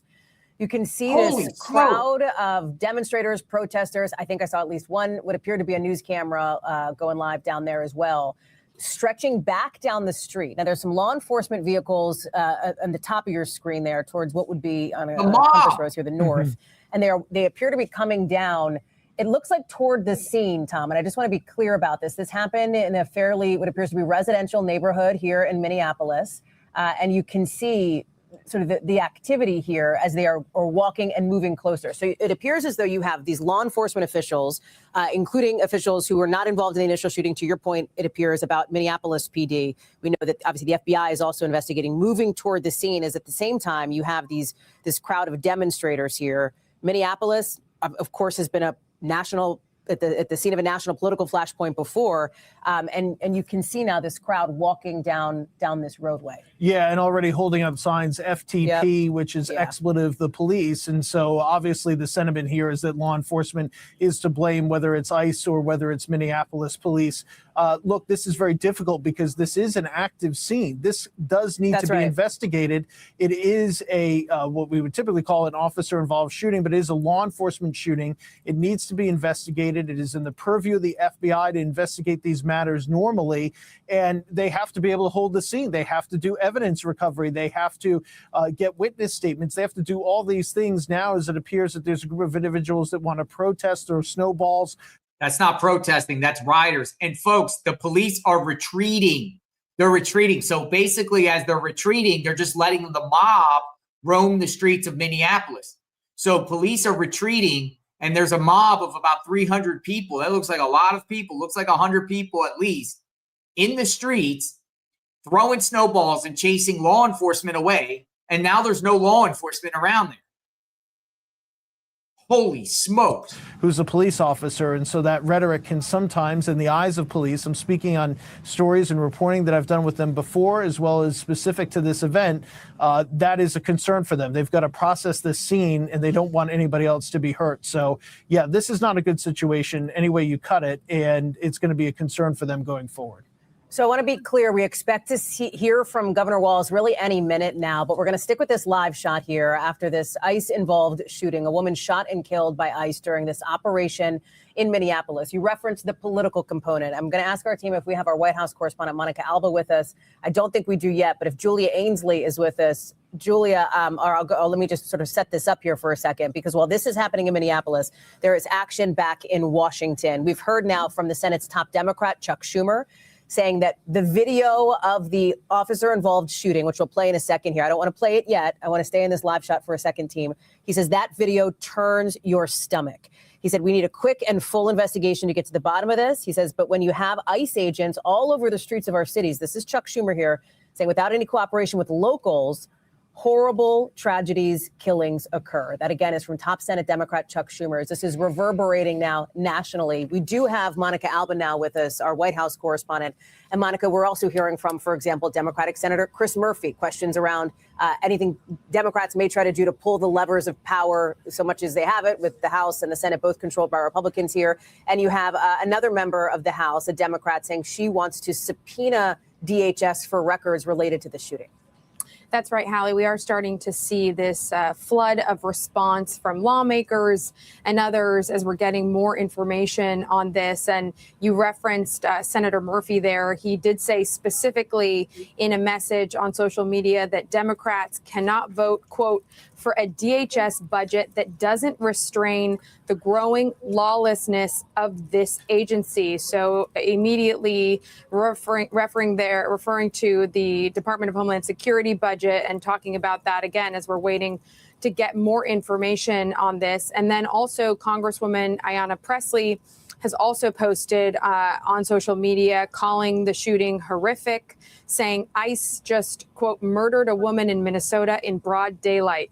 This rogue, violent agency has no business in our communities and must be abolished. And the agents involved must be held fully accountable. And on the flip side to that, Hallie, we haven't heard from President Trump himself directly, but we are getting a sense of a little bit of reaction from the White House in the form of White House Deputy Chief of Staff Stephen Miller, who posted one of the videos of the incident, one of the angles with the caption simply reading, domestic terrorism. And the White House Rapid Response account, which is pretty active all day long, posted a clip of Minneapolis Mayor Jacob Frey and his comments earlier today, where he said in a press conference specifically, the White House account is focusing. Folks, this is not peaceful protesting here. This is lawlessness. This is police retreating. This is mobs of people taking the streets. They've literally were pounding on law enforcement's vehicles. Who knows where they're marching to? We don't know where they're marching to. They were throwing snowballs at cops.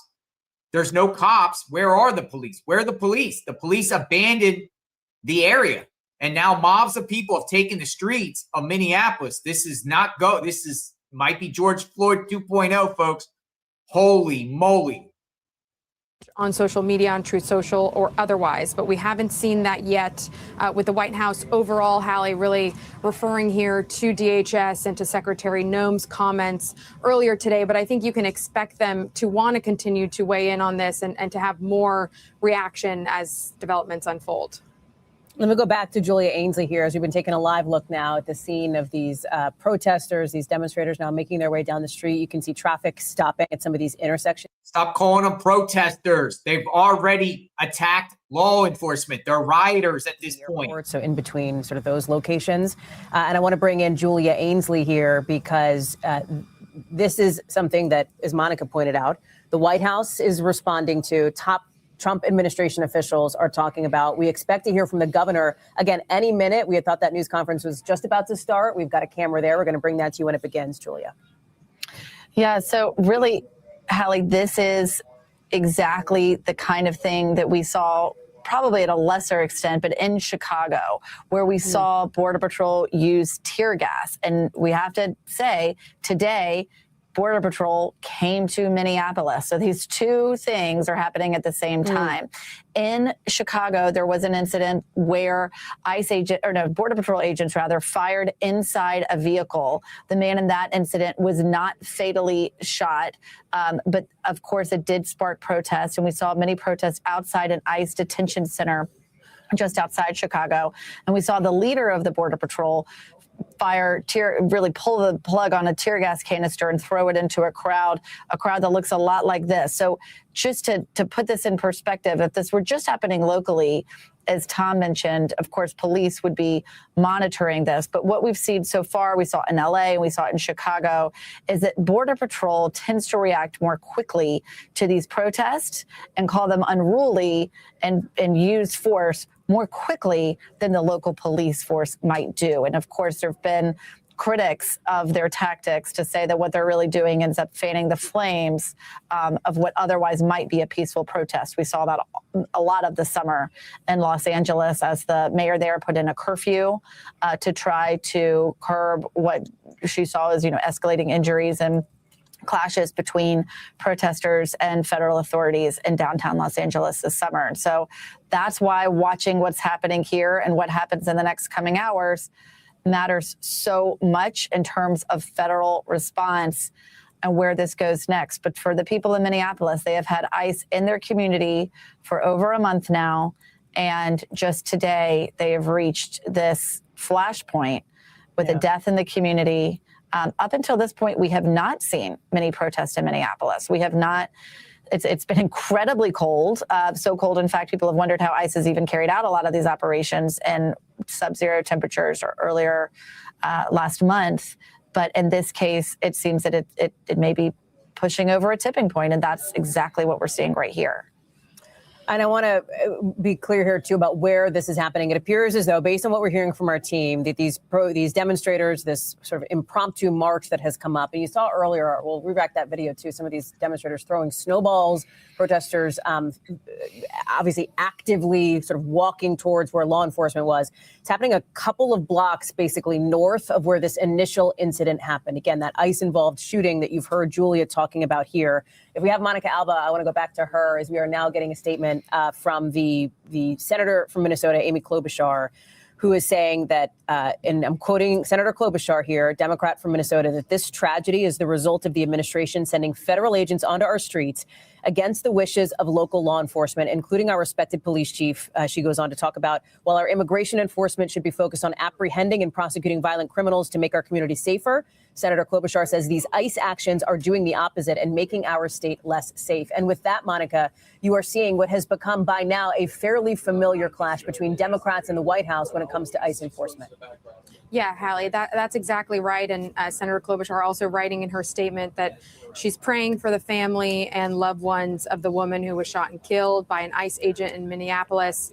And she is very quickly, you're right, pointing to the administration's actions here. And we should remind viewers that Senator Klobuchar right now is confronting a political decision here that's relevant, of course, to the state of Minnesota, where she is a senator. But given the fact that the current governor, Tim Walz, has announced that he is dropping his reelection bid, we know that Senator Klobuchar is at least considering the possibility of running for governor and taking on that possible role and responsibility if she were to be elected in the state. So that is another part of the political angle and political aspect to all of this. But we have seen this kind of language really for months now in various cities across the United States, with Democrats very critical and very much warning that there could be some potential clash like this, and concerned, expressing constantly worries and fears and anxieties about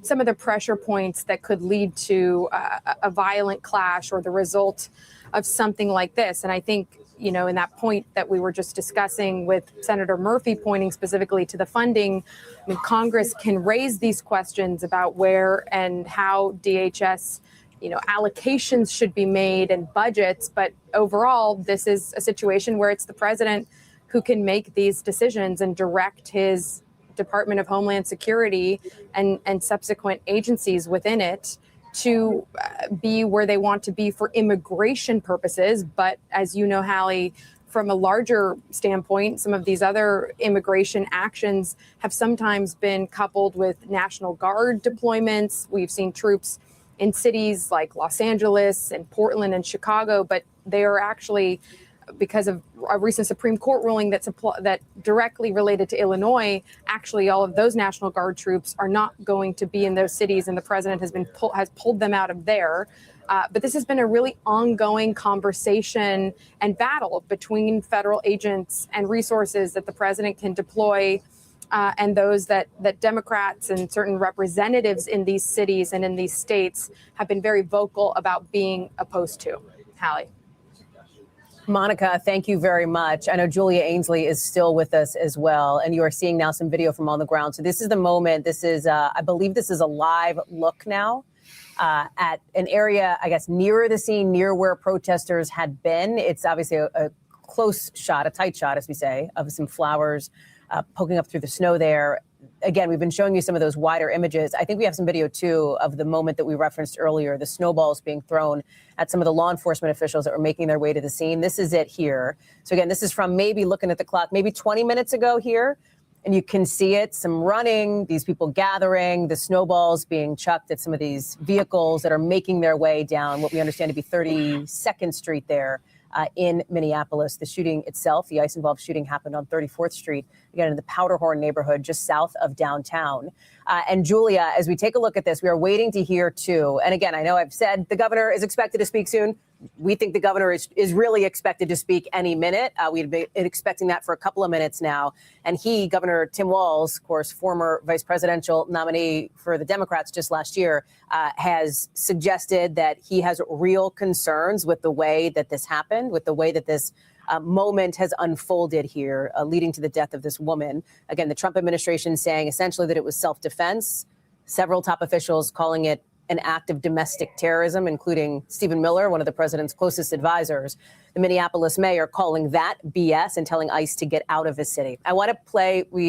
President Trump has also just weighed in on this for the first time. While we play this out, I want to go to Monica Alba to give us more on that. I haven't seen it, Monica. What is the president saying? The president is saying, Hallie, that he has just watched the clip of the event which took place in Minneapolis. He says, quote, "It is a horrible thing to watch. The woman screaming was," in the president's own words, he is making this assessment. It's unclear with what evidence, but the president is saying the woman screaming was obviously a professional agitator, and the woman driving the car was very disorderly, obstructing and resisting, who then violently, willfully, and viciously ran over the ICE officer. Again, this is the assessment of the president of the United States, who is saying he believes that this ICE officer, he says, seems to have shot her, quote, in self-defense. Again, the president goes on to say, based on the attached clip, and he does seem to have one of the angles here that he has posted on his social media platform, Truth Social, he says, quote, "It is hard to believe he is alive," again, referring to the ICE officer there. But the president says that the ICE officer is now recovering in the hospital.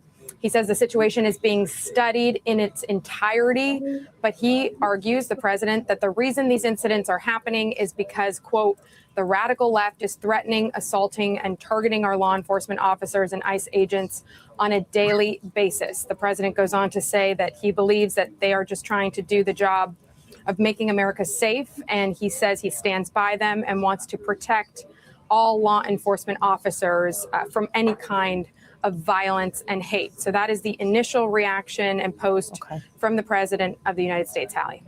Monica Alba, with that, thank you. And again, to be clear, and you're seeing that post here, the facts are still coming in as we are seeing multiple angles of what has happened over the course of the last couple of hours in Minneapolis. I want to pull that down. I'm going to ask our control room to do two things. It's now 3:30 here in the East, 2:30 in Minneapolis.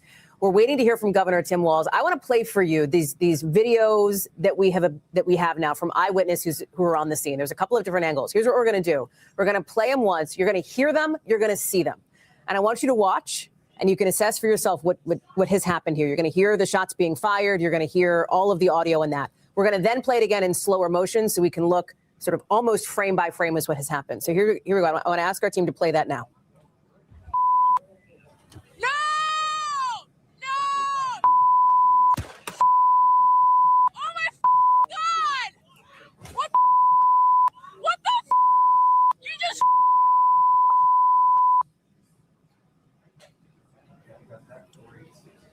Oh, this is getting bad. Really bad, folks. Trying to find out where this mob of people went down the streets, where they went to. So that's the first angle of the scene. And obviously we bleeped out some of the expletives for obvious reasons, but you could see and hear some of that. I want to pick that back up. I want to play it in slower motion. I'm going to ask Julia Ainsley, I'm going to ask Jim Kavanaugh to walk through this with us. And I'm going to ask our control room team to just kind of pause and play here as we really break this down. Because remember, this is just one angle. More videos are likely to come in, we think. We are working to clear other angles and other images that we have seen from eyewitnesses who were out there when this happened.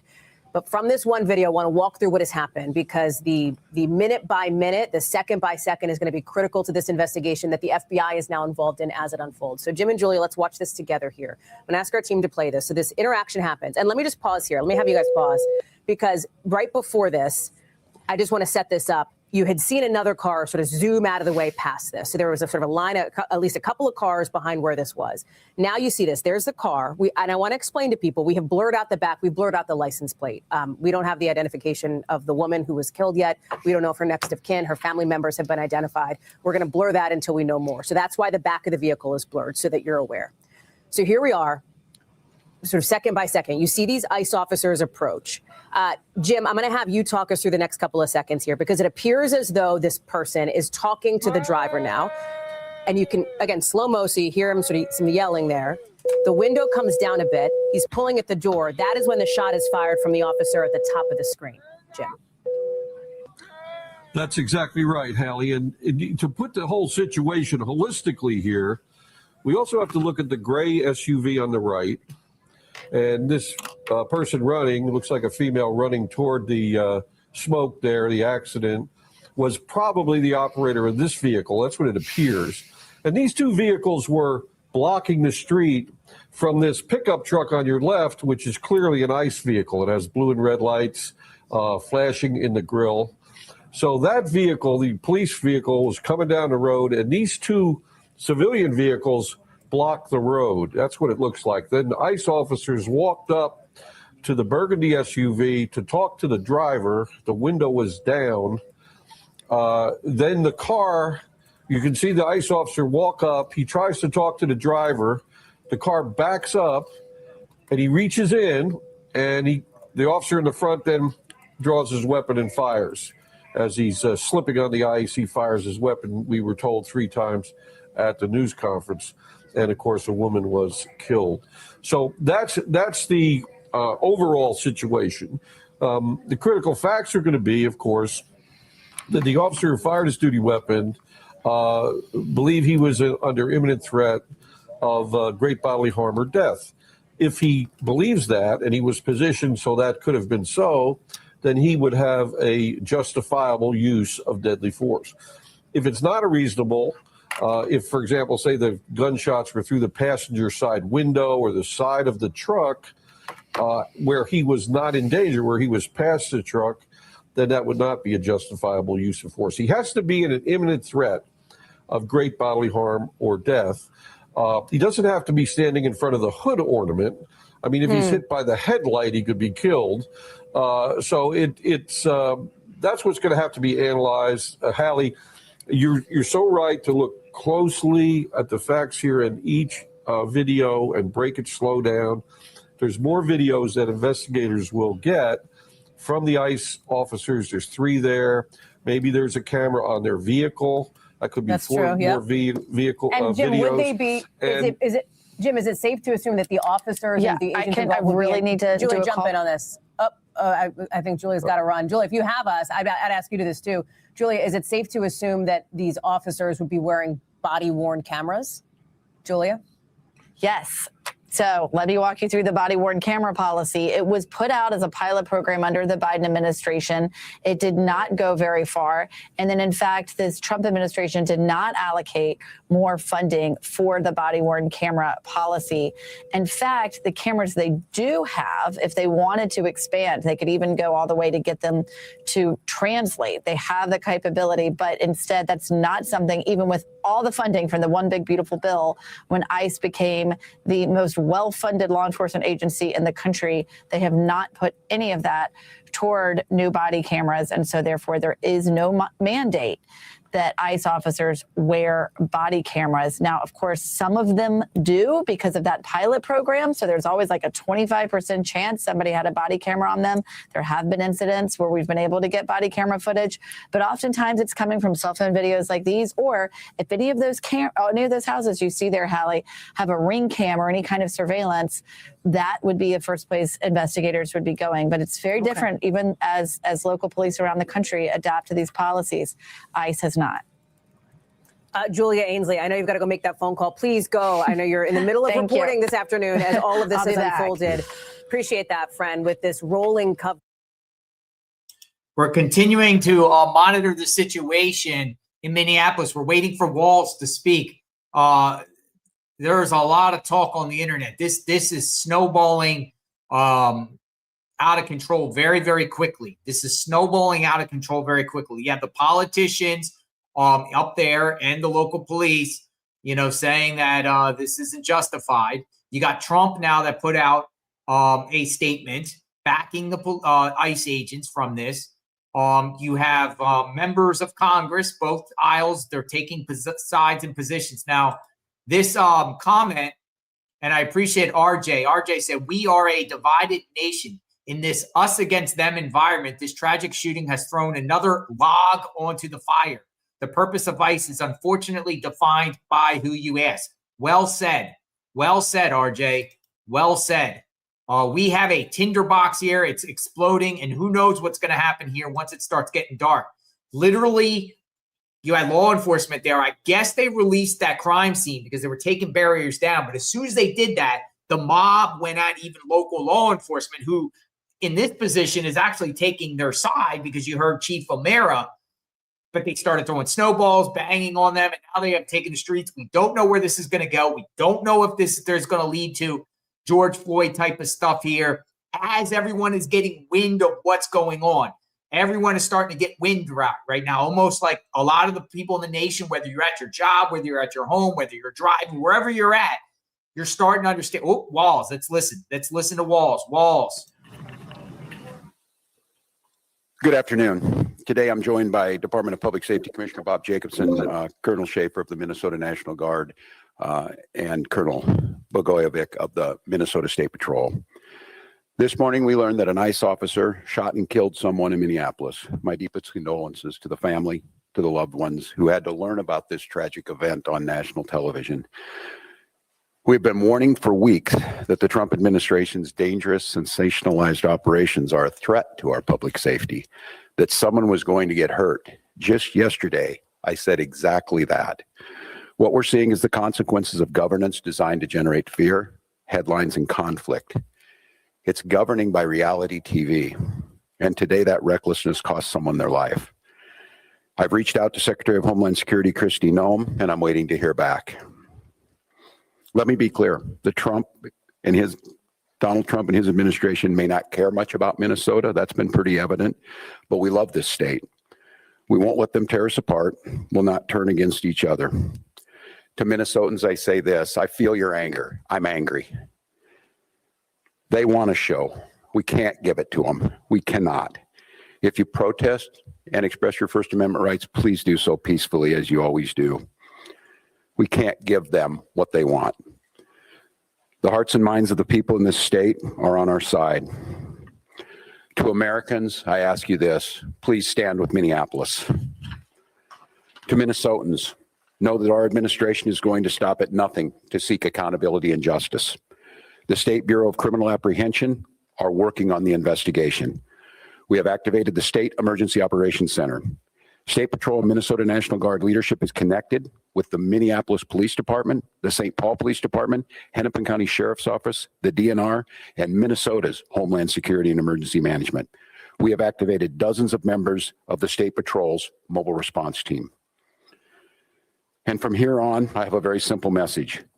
We do not need any further help from the federal government. To Donald Trump and Kristi Noem, you've done enough. There's nothing more important than Minnesotan safety. I've issued a warning order to prepare the Minnesota National Guard. We have soldiers in training and prepared to be deployed if necessary. I remind you, a warning order is a heads up for folks. And these National Guard troops are our National Guard troops. They're teachers in your community, they're business owners, they're construction professionals. They are Minnesotans. Minnesota will not allow our community to be used as a prop in a national political fight. We will not take the bait. We will continue to update you, Minnesota, as we get more information. Now I'd like to turn it over to Commissioner Bob Jacobson of the Minnesota Department of Public Safety.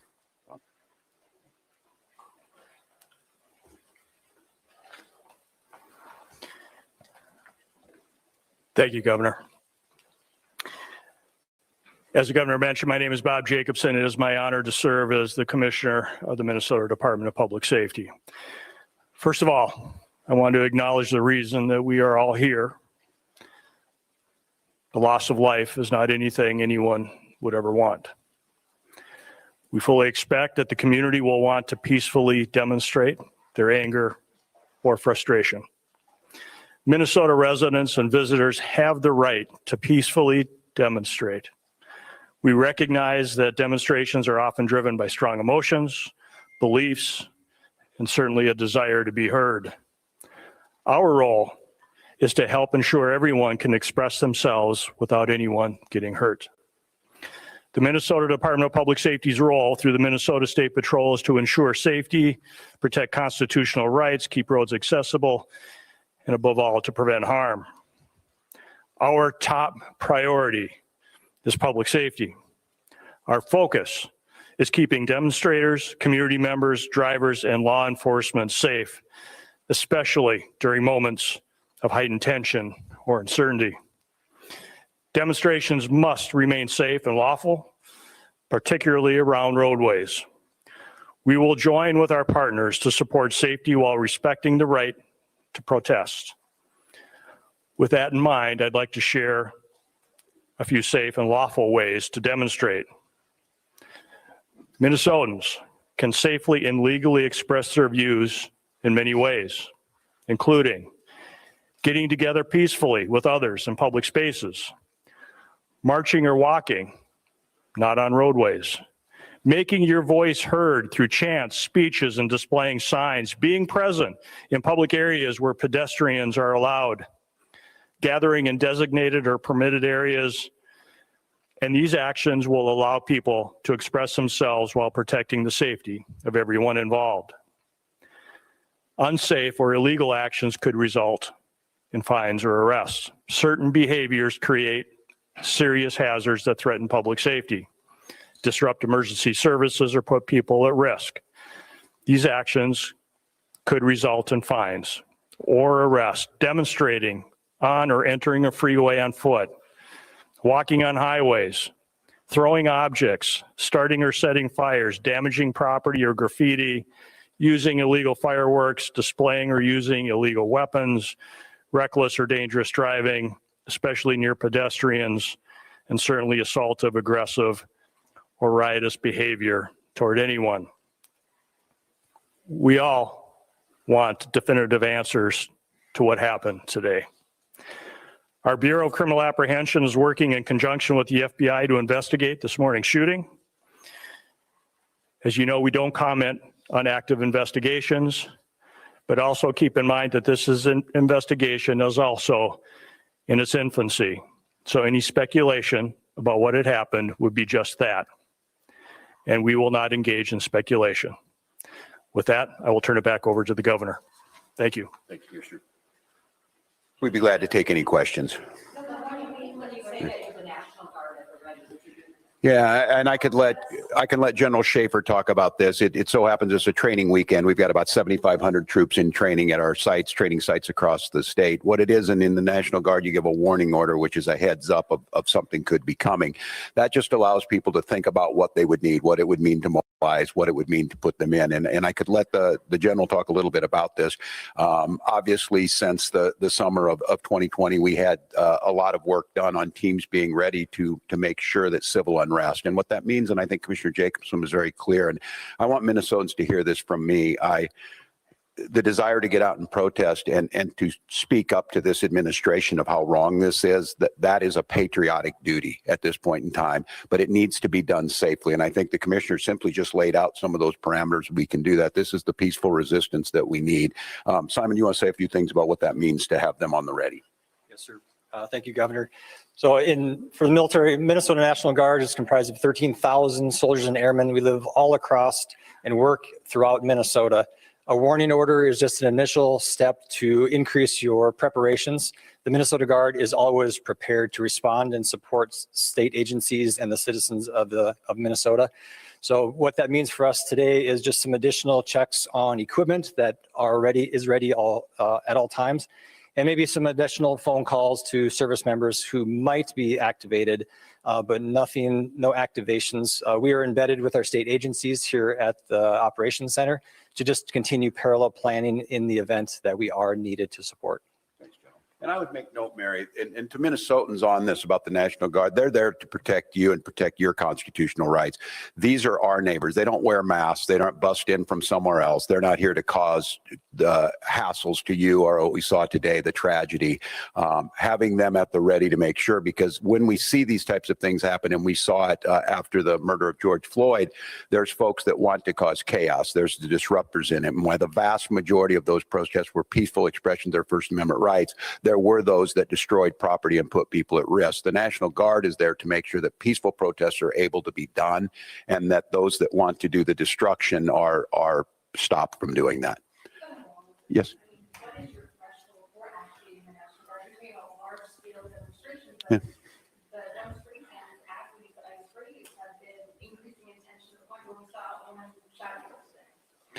Yeah, and I think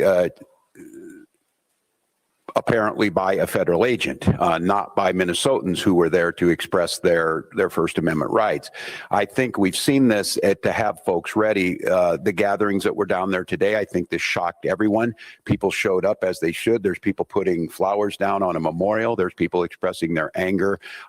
It's just as these situations develop, we decide when we need to move these people out. And I think the local reporters know well on this, both unfortunately and for us, the upside of this is that we're very good and we've had practice at this. And I just want to, again, implore Minnesotans, I am not telling you not to express your anger or your frustrations or the outrage that we have. Look, this was totally predictable, as I said it yesterday, and it was totally.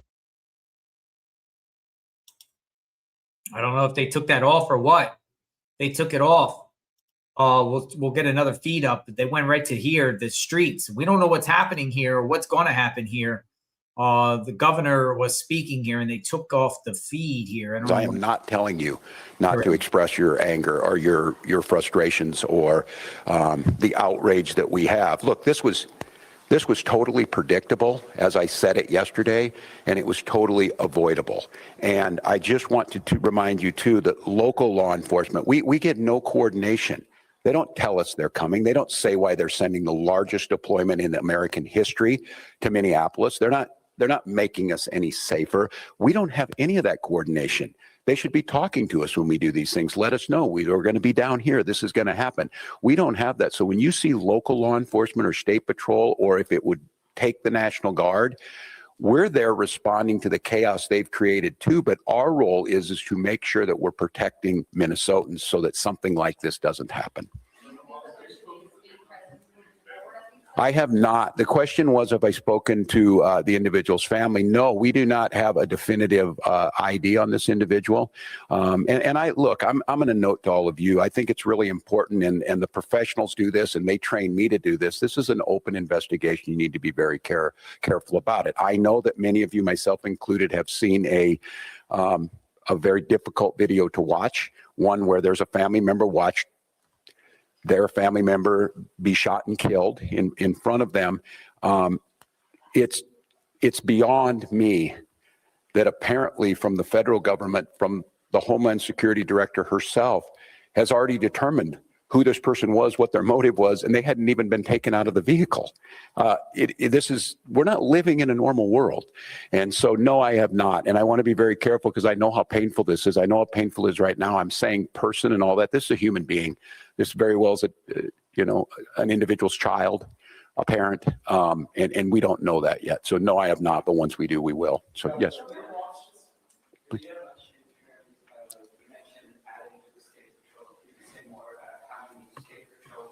Colonel, would you like to do that? Colonel? So the governor was mentioning mobilizing more of the state patrol. How many state patrol people are on the ground in Minneapolis right now? And should there have been more state patrol people on the ground like a couple of weeks ago when I was saying? So the question was, how many state patrol troopers have been deployed to the city of Minneapolis? Right now, we don't talk typical numbers because that is considered security information.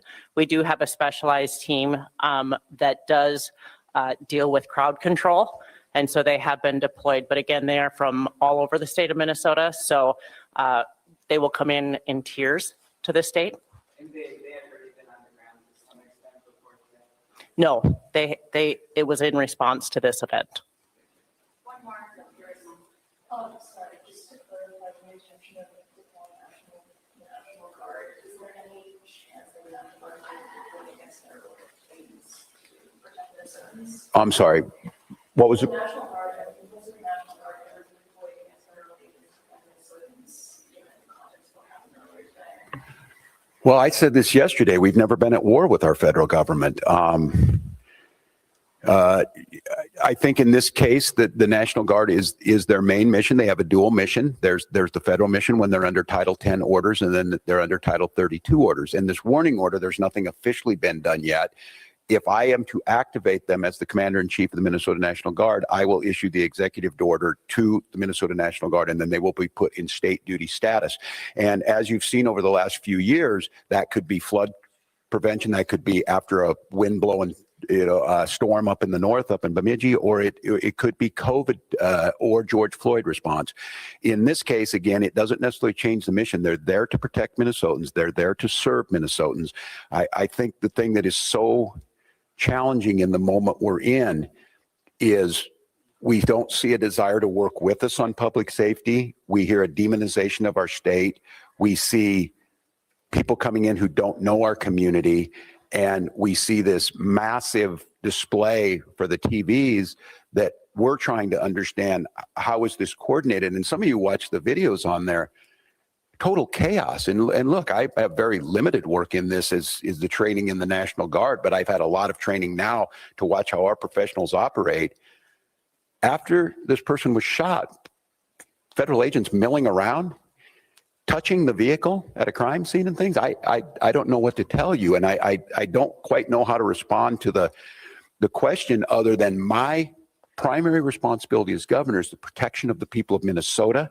And you can be assured whether it's the state patrol or whether it's the National Guard, their deployment is there to protect Minnesotans from whatever it is. If it's an act of nature, if it's a global pandemic, or in this case, if it is a rogue federal agent. I don't know at this time, and I want to be very careful. It's unprecedented that we have the federal government's already determined exactly what's happened here and the motives of an individual that we don't even know the name. They don't know the name, and that's very difficult. So, well, one more, Dana.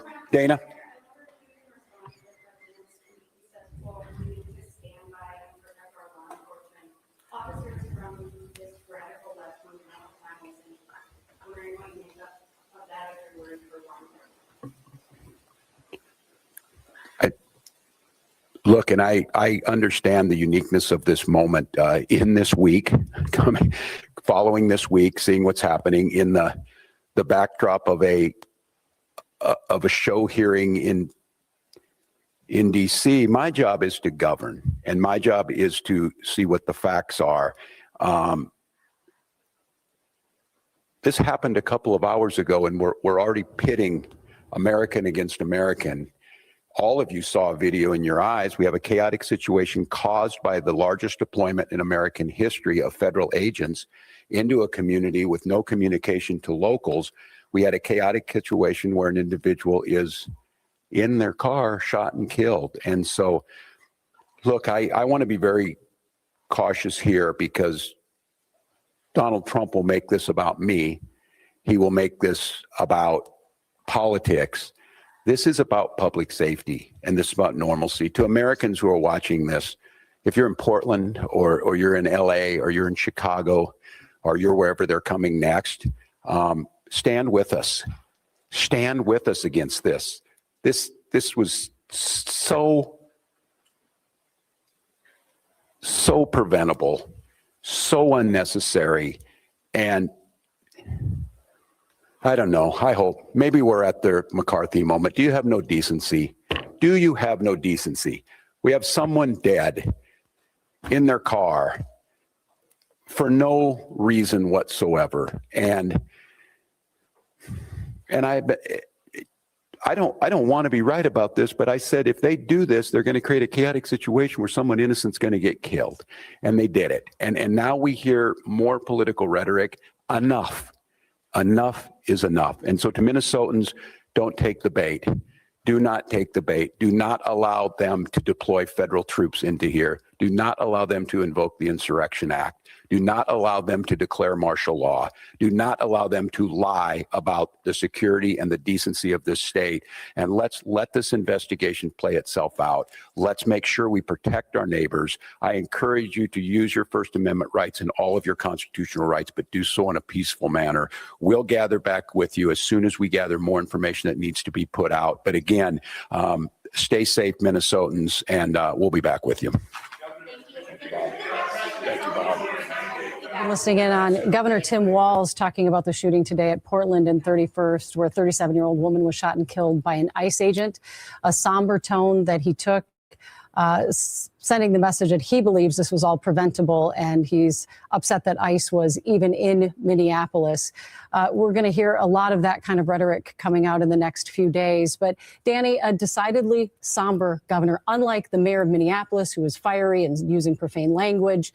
The governor decided to take a totally different tone. I thought the tone was different, but the message was very much the same. And I thought the message was similar to, as he mentioned, what he was talking about yesterday in his press conference, where again, he's positioning Minnesota as almost sort of a safe zone against the federal government, which he has called hostile, in words such as that. And so yes, his tone was very much, talking about letting the facts play out, but was not a surprise in terms of his view towards the federal government's action. And a couple pieces of news that we did learn: the State Patrol mobile unit has been activated. They're coming in from around the state just to make sure things stay safe. The National Guard is on standby, preparing if necessary. Of course, the governor saying, please go ahead and exercise your First You have been Amendment rights. listening to KR station there in Minneapolis. We were looking at that feed for that news conference. Governor Tim Walz there, clearly angry as he was laying out his immense frustration, blasting the Trump administration. He said, you heard him at the end there saying, have you no decency, essentially saying that a woman has now been shot and killed, in his view, for no reason. Remember, the Trump administration has suggested it was self-defense on the part of those ICE officers.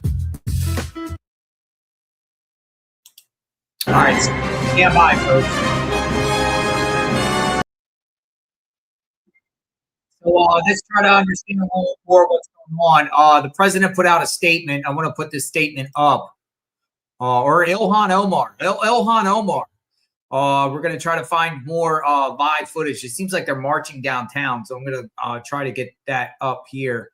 But Ilhan Omar, let me take this banner down, and it's looking at Ilhan Omar, who says ICE's actions today was unconscionable and reprehensible, and I am beyond outraged that their reckless, callous actions led to the killing of a legal observer. A legal observer. in Minneapolis. My heart breaks for the victim's family who will have to forever live with the pain caused by the Trump administration. Now, I'm going to drop myself off, and you can just look at this. I'm just going to keep this up here for a minute. You can read it. It's by Ilhan Omar, and then I'll put up Trump's statement. I'm going to look for another feed too.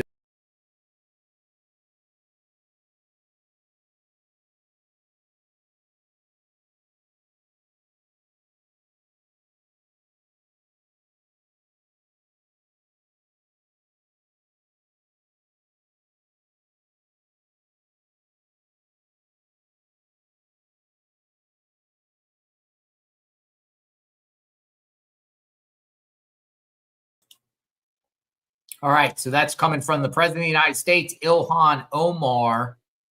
And it does appear that NBC News has come back. I want to try to find out where they're marching to, because they're still in the streets right now, marching in the streets of Minneapolis. The President of the United States is defending the ICE agent right here, as expected.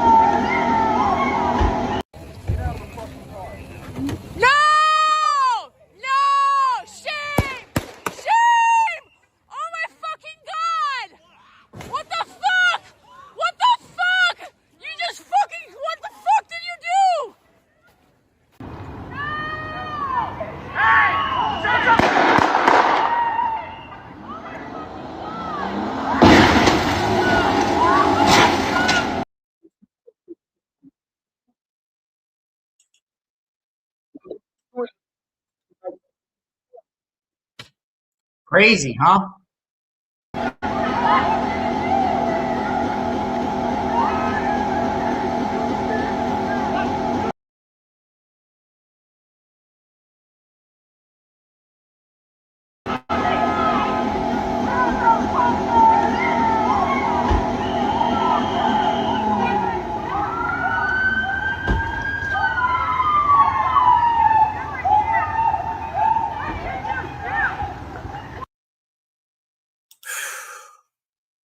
Crazy stuff, folks. JLR investigates. Come on in.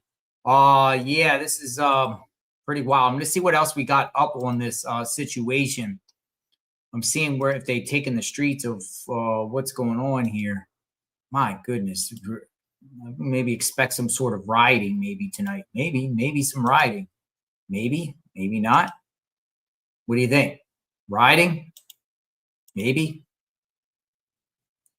Maybe rioting, maybe something else tonight, possibly.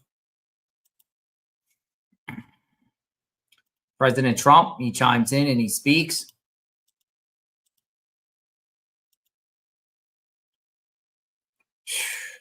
Crazy. ICE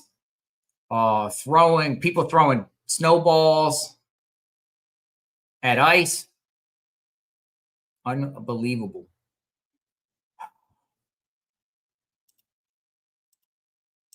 So where are we at as a country? Where's this going to go? Where's this going to end up? What's going to happen here? Crazy. Absolutely crazy chaos here in Minneapolis. Absolutely crazy. Look at this. If you just put in Minneapolis, boom, all this pops up. All this unbelievable craziness with all these, look at this. Just look at this. That's all it is. The media is just, that's all it is. It starts talking about this. Minneapolis shooting. Immigration officer fatally shoots woman.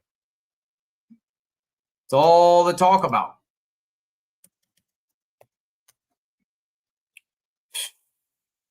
Where do we go with this?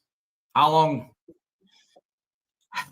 National Guard on standby. The Minnesota National Guard, he said. He said the Minnesota National Guard. This is coming from Tim Walls.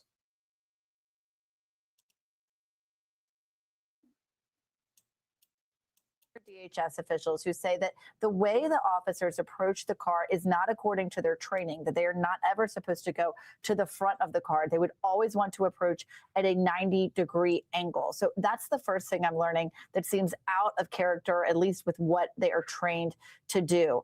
Also, what we heard then from eyewitnesses was that they believed that this woman was trying to leave. Now, the angle of the video, it's hard to determine if the officer who fired the shots from the front of the vehicle could see or would at least assume that she was trying to turn her wheel and go in the other direction, or whether she was trying to move toward him. This is the kind of thing, typically, Ryan, you would find out these details during the course of an ongoing investigation. But instead today, both sides very quick to give their version, their account of exactly how this went down. The question remains here, was this woman attempting to leave a situation she found herself in, or was she, as the Department of Homeland Security is laying out, using her vehicle as a weapon to intentionally hurt that ICE officer? Of course, Minnesota and Minneapolis leaders pushing back fiercely, saying she was not and that she was an innocent person. One thing's clear, this is the new flashpoint of immigration here.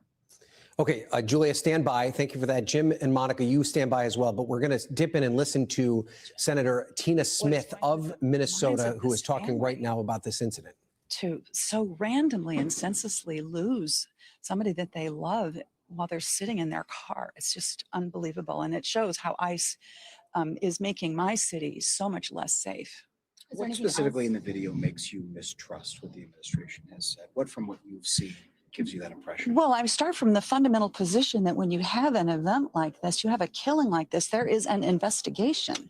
You bring in people who know how to do investigations to understand exactly what happened. And yet the President of the United States and the Secretary have been just pronouncing what they think happened.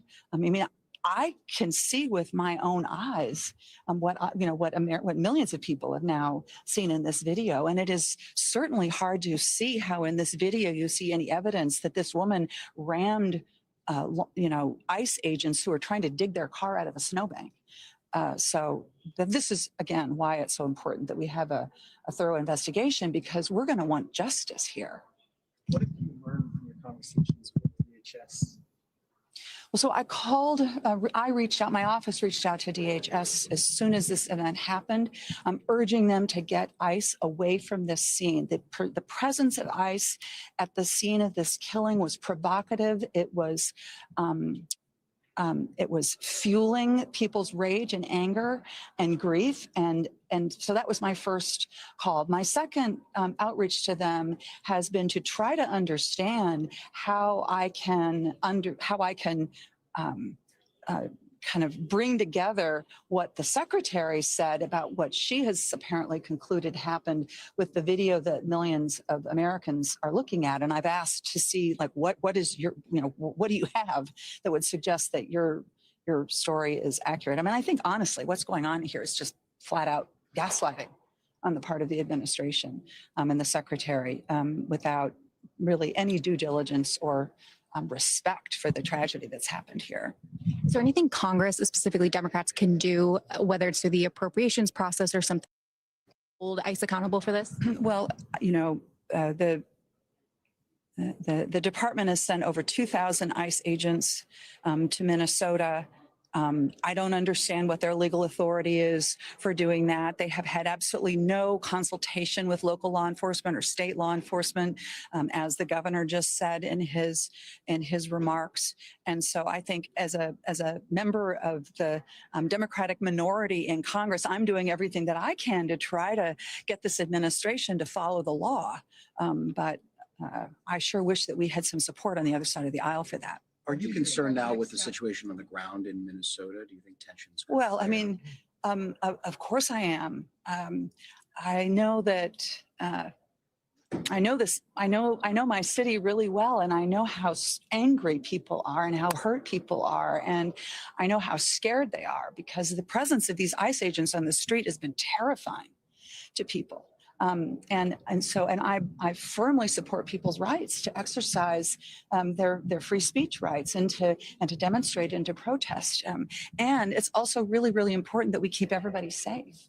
And so I second the comments and the statements of the governor and the mayor, as they have said that it is extremely important that people's demonstrations remain peaceful and that we keep everybody safe. And I respect that they're both doing everything that they can to make that be the case as people express their fury and their grief over what's happened in Minneapolis. Why do you think the Trump administration is so fixated on Minnesota right now? Well, I wish I knew. I mean, I wish they would just leave us the fuck alone. I mean, seriously. What is when do things stop being about politics and start being about actual human decency? And so, I mean, I'm sure we can all hypothesize on what all of their political reasons are. But meanwhile, a woman died being shot in her car. And everything that they're doing is making it worse and not better. Thank you all. Senator Tina Smith. That was Senator Tina Smith of Minnesota. She was talking live on Capitol Hill. Her initial response to this situation in her home state, where a 37-year-old woman was. So they say there's a growing protest at 38th and Portland. I'm gonna get this up here. The media, I think they're trying to get a chopper feed here at 38th and Portland. See exactly what is going on. It's crazy, folks. We're going to put this up here because I think they're going to get the local media here to.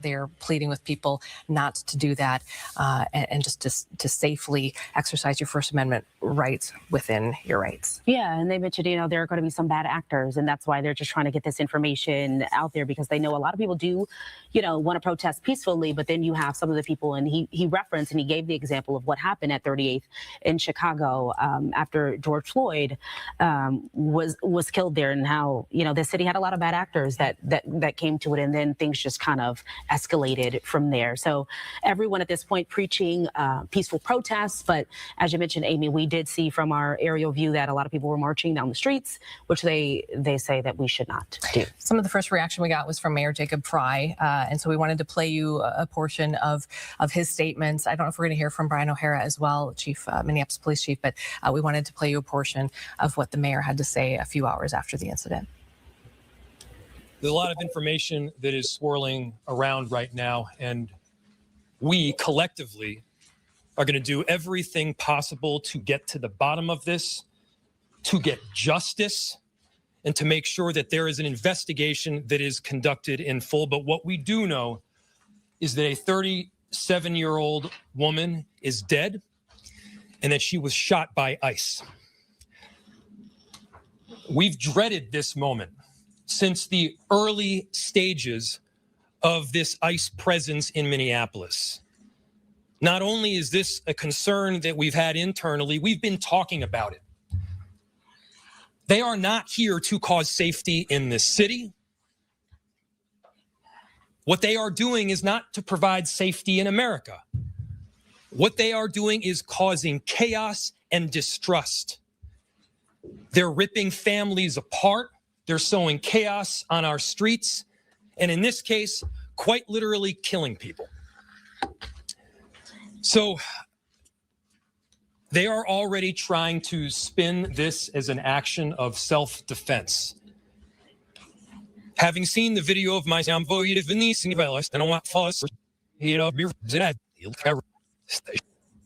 this was an agent recklessly using power that resulted in somebody dying, getting killed. As soon as it happened and we learned of the incident, we had several priorities. The first, of course, was to approaching what could potentially be a hostile vehicle. And would any law enforcement agent, let alone an ICE agent, be trained to go in front of a vehicle that could become a weapon in a situation like this? Was that an appropriate place for this agent to be given the situation? Well, see, that's the question I raised initially. Did he come from the gray vehicle? In other words, was he already on the street because he came from the gray vehicle? The protocol Julie is talking about, and she's correct, of course, and we all use that same protocol in law enforcement, but that's a traffic stop protocol. So when you pull a car over and you're approaching, you're coming in at that 90. You'll see troopers and officers even come in from the passenger side, which even gives you more level of safety, not only from traffic, but from the driver trying to assault you. So that's a traffic stop protocol. Here you have agents on a city street. They could be on the sidewalk when something happens. He could be out of that gray car and already in the front of the vehicle when something happens. We don't really know his position because we don't see him until the very last minute. You don't see him here until the vehicle backs up and then he appears. So it looks like he was already there. He didn't appear to come out of the gray pickup truck, which is the ICE pickup truck to the left. You can see there that has flashing blue and red lights in the grille. So maybe he was in another vehicle or he was on the sidewalk. So, yes, this is a different situation than a traffic stop. Julia's right. You never want to put yourself in front of a vehicle if you think there's going to be some danger. The other side is maybe they didn't realize there was danger there. They were just going to ask the person to move or back up, or we're law enforcement officers, you can't go this way, or please back over here. You know, not every situation immediately is fraught with danger, and you have to deal with people. So that could be what happened here. I don't think we can assume from some of the statements of politicians that, you know, this was terrorism or she was evil or she was trying to run over the ICE officer. The video doesn't show all these things. What the video shows is a truck going toward the ICE officer. Even if she's trying to escape, he still can save himself, regardless of her motive. It doesn't have to be terrorism for him to fire. It doesn't have to be anything other than, I don't want to be run over by a vehicle, and I'm in a position where it could happen to me. But can I stop you there, Jim? Though, even if she was trying to leave. But I mean, I guess I'm not a member of law enforcement. I haven't been trained in this regard. But if your biggest concern in a situation like this, where you're standing in front of a vehicle and the vehicle is starting to move, wouldn't your first inclination, just as a human being responding, would be just to get out of the way? Well, I guess I'm questioning the decision to pull the service weapon and fire as opposed to just jumping out of the way. Could that be a question of how this process was handled? Well, I think it's going to be a question for the case, and I think it's a legitimate question. And people will argue, well, he could have jumped out of the way. Now, you will see that agent's feet slip on the icy road. So he's in a dicey situation. Not only does the wheel spin on the front of that SUV, and remember, the first thing that happens that we see is the vehicle starts to back up. It doesn't start to go forward. It starts to back up. And then it's put in drive and the wheel spins on the ice, and he draws a duty weapon. Now, was it justified? We can't answer that. We need more video. We need the body camera video from the ICE agents, from the vehicle, doorbell cameras, statements of everybody to really determine what happened. Yeah. All right, Julia, let's go back to you now. I understand the DHS plans to hold a press conference to provide some more information about what happened. Yeah, that's right. That'll be at 5 p.m. local, so 6 p.m. Eastern, and it's with Secretary Kristi Noem. As you know, we saw her just earlier today on the border in Texas with the Border Patrol. That is when she made that claim that this woman was trying to use her vehicle to attack ICE officers as they attempted to dig their cars out of the snow. Now that this video has emerged and so many people have seen it, it'll be interesting to see if she sticks with that narrative. What we can expect, because we haven't seen any wiggle room on this from DHS or from Trump or anyone today, is that they do consider this to be an act of aggression. They've called it domestic terrorism, and we can expect for them to continue to blame the driver here and to support the officer, saying that he was defending himself. But yes, that will be in just under 2 hours here. She is now going to be on the ground in Minneapolis. She was just on the ground in Minneapolis yesterday doing a ride-along with ICE officers to show what the agency was doing as they have drastically expanded their scope in Minneapolis there, Ryan. Okay, I want to go to Tom Winter now, who's our law enforcement correspondent. Tom, we're seeing some concern, I think, from the local officials who have a much different narrative or their interpretation of what happened here versus the federal officials. And that probably opens the question of exactly who is going to be responsible for this investigation? What would be your expectation? Could there be parallel investigations? Is there a certain level of jurisdiction that occurs in a case like this? How could this potentially play out? Well, I want to be clear on a couple of different things. One, I think from a law enforcement perspective, what you've heard law enforcement say is that they don't like the way that this shooting looks. And in speaking with people from law enforcement from that part of the country, they use a phrase that is sometimes heard in law enforcement circles: lawful but awful. They don't like the look of it, but from a legal perspective, it might be okay. To get specific to your question, okay, legally, I should say. To get specific to your question, this case is going to be investigated by the FBI first and foremost because it involves a shooting by a federal law enforcement officer. That's protocol. That's going to happen. The FBI out with a statement saying that is going to be the case. So that we know for sure. Just to read people the policy for the Department of Homeland Security, which of course is the umbrella organization for ICE.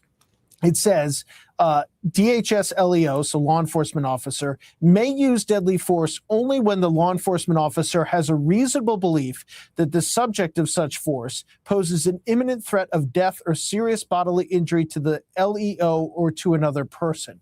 These videos, and you guys have done such an incredible job of breaking it down, what we see, the evidence that you can garner from it already, only shows us a specific moment in time. It doesn't show us what led up to this. It doesn't show us why a bunch of ICE cars are surrounding this particular car, or did this car drive into an area where ICE officers were?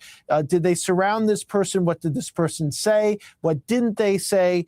And so it's a difficult situation for us to sit here and play kind of almost Monday morning quarterbacking of a law enforcement investigation without knowing the totality of the circumstance. Certainly, the idea of calling it domestic terrorism so quickly afterwards, that has a legal connotation that goes to motive. So either they have a reason to say that, or they're calling it just to call it that. And I think that's going to be a big question. As Julia alluded to, it's 6 p.m. today. Do they have a motive? Do they know anything about this individual in particular? But the DHS policy and most policies in law enforcement are pretty wide when it comes to when an officer believes that they're in a situation where their personal well-being or that of others could be in jeopardy, that they can use deadly force. And it is also in the policy, and people should understand this when it comes to law enforcement, they don't have to match force with force. You can use force beyond the one that you're presented with. That's along the force continuum. And the last thing that I'll mention is that DHS does prohibit the shooting of using deadly force just to prevent the escape of a fleeing subject. So if the officer wanted to stop this person from moving forward just because they believe that they were going to flee, that would not be permissible. Tons of questions here at this hour, Ryan, is the bottom line. And Tom, you raise an excellent point, and that is, even though we see this video, and I think everybody has drawn their own conclusions as a result of the video, and there are multiple angles of it, but there are still so many things that we don't know about what led to getting us to that point, what happened afterwards, who this person is, what was she doing beforehand. But yet, Monica Alba, as I go to you at the North Lawn of the White House, it seems as though the administration has already decided what they think has happened. President Trump himself putting out a statement as it relates to that. Is there anybody at the White House is thinking maybe we should take a beat and allow this investigation to play out before we make any sort of definitive statement about it? Well, the first official that we heard from, Brian, was the White House Deputy Chief of Staff, Stephen Miller, who did share one angle of this video, and he just shared two simple words saying domestic terrorism. That was pretty quickly after this started to bubble up and those different angles were circulating on social media. It was only some time later that the president issued a very lengthy post on his social media platform, which again, he is presenting his assessment, what he believes. He says he is viewing this based on the clip that he shares also in this post, saying it's a horrible thing to watch. And the president is alleging here that the woman was, quote, obviously a professional agitator. It's unclear exactly what evidence he's basing that on or where he has, if he has been briefed by law enforcement officials, gotten any actual indication or window into motive, because it is so early in this investigation to share that. But nevertheless, the president is saying essentially that the woman who was driving the car viciously ran over the ICE officer. Now, again, based on the different angles you've been playing, people can.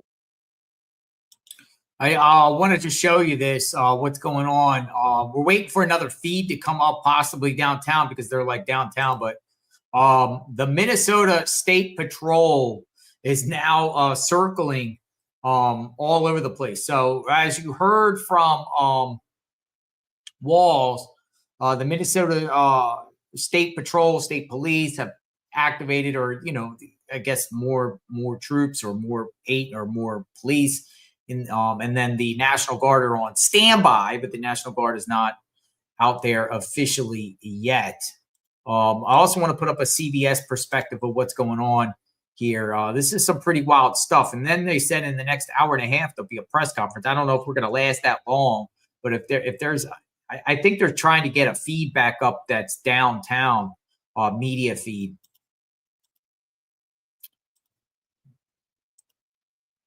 Some executive orders earlier this afternoon. It was unclear whether we're going to open that up for press coverage. But at this point, it is this lengthy reaction, and the fact that you have the White House Press Secretary Caroline Leavitt and others in the administration simply sharing an image online that says, "I stand with ICE." Ryan. Okay. All right, Julia, let's go to you now, because I understand you have some information about what the protocols are for ICE agents when it comes to approaching a vehicle. What can you tell us about that? Yeah, that's right. And we did discuss this earlier, and I was very interested to hear what Jim Kavanaugh had to say about the traffic stop. But I've been speaking with people at DHS who are really familiar with ICE training. There's this huge federal law enforcement training center I've had the opportunity to go to, especially as they've really ramped up hiring. Remember, they added, or they're attempting to add 10,000 more people to their force. And what they're told when they approach a vehicle is that they should approach not ever from the front, because of course that it could put them in this kind of danger, that they're supposed to approach from the side and really a 90-degree angle. They have what they call a tactical L that can give them some protection whenever they're approaching a vehicle or a person who they think, you know, may be armed, coming in from the side, also trying to make sure there isn't crossfire between officers. But that when you're in front of the vehicle, they're told not to approach the front, and that if a vehicle is moving, firing at it is not what they're supposed to do. It is okay to shoot at someone inside of a car if they are an immediate threat of death or serious injury, but that they are not supposed to fire at someone to attempt to stop a vehicle. If you think about it, the way this person fires their gun in that video, it's not going to stop the woman from driving. It's not going to stop the car from going toward him. It doesn't make the car inoperable. What it does is, of course, make it uncontrollable. And we see that as the vehicle drives off the road. So there is training for situations like this.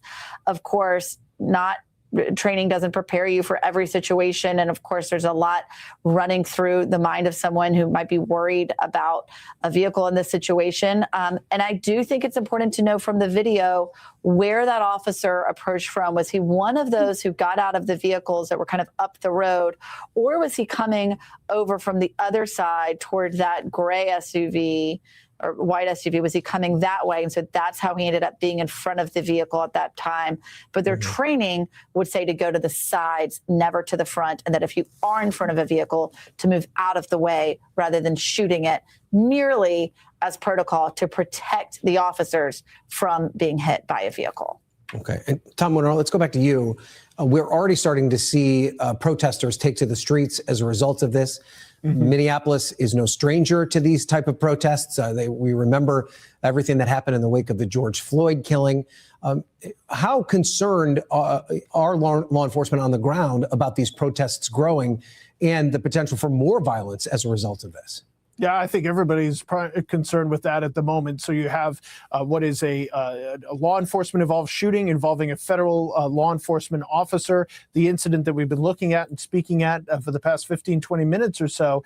And then you have what the reaction will be. And so you've got Governor Tim Walz talking about putting the National Guard on notice that they might be brought in for this. You're looking at this incident that took place just in the last hour or so of Minneapolis police officers, snowballs being thrown at them, people protesting, signs that said FTP, the police is what that stands for. You can figure out the expletive on your own. And then as far as the climate in Minneapolis, Brian O'Hara is the police chief there. He's a police chief that has spent a lot of time in trying to build up the relationship with the community after the death of George Floyd, the killing of George Floyd, obviously the conviction of the officers there that were involved in that. And so that's something that's been top of mind for law enforcement there. And so the problem that starts to occur here is that there can be an equating of the local police and federal law enforcement officers, and that puts everybody at risk. And so the message from the governor was to use your First Amendment right, protest, do it all legally, do it all lawfully, don't create any damage, don't create a visual of a city that's burning. But obviously we all know the past in Minneapolis, and so this is definitely a concern for law enforcement there. This video that we're just looking at of the officers there with the crime scene tape up, that's my immediate concern, because you've got to investigate what happened here today. That's going to take time. That has to occur on that street, and you've got to have to push people back. You're going to create a barricade. You're going to create law enforcement there. It's a potential flashpoint. So that's definitely top of mind. I'm not sharing anything that they're not thinking about. I can promise you that. Okay. Tom, Jim, Monica, Julia, all of you, please stand by. We're now going to bring in Lynette, Renee Grandel, and Venus DeMars. Lynette was a direct witness of today's shooting. Venus witnessed the aftermath. I want to thank you both for being here on what is obviously a very hectic and emotional day. So Lynette, you witnessed the shooting, correct? Explain to me what you saw and how everything came together. Right. Well, I got up this morning because I was getting messages on social media that our local elementary school over here 2 blocks away was requesting observers to be there while the children were arriving for school on buses, because ICE had been patrolling around there quite heavily today, and there was concern that they would abduct parents who were dropping off their children or making sure their children got safely to school. So that ended, and so it was about 9:30, and I walked actually on this intersection where you can see towards that intersection, and I was going to go home, and a guy in a car drove by me and another friend who were walking along there, and he said, "Oh, ICE is right there around the corner in the 3300 block of Portland Avenue." So I thought, "Oh, I better see what's happening there. I have my video with my phone camera. I should observe there and make sure everybody's okay."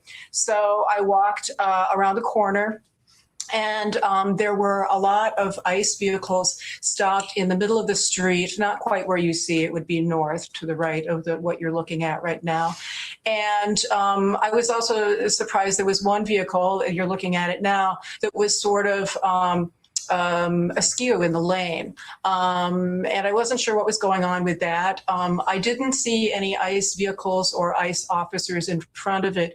It seemed that all the activity was pretty far behind it. Vehicles and ICE officers on foot on both sides of the street. And I was thinking, oh, they must be targeting a house or an apartment or something like that. So I was looking at all of that, and there were several of us, I would say, kind of scattered up and down the block on the sidewalks, yelling at the ICE officials.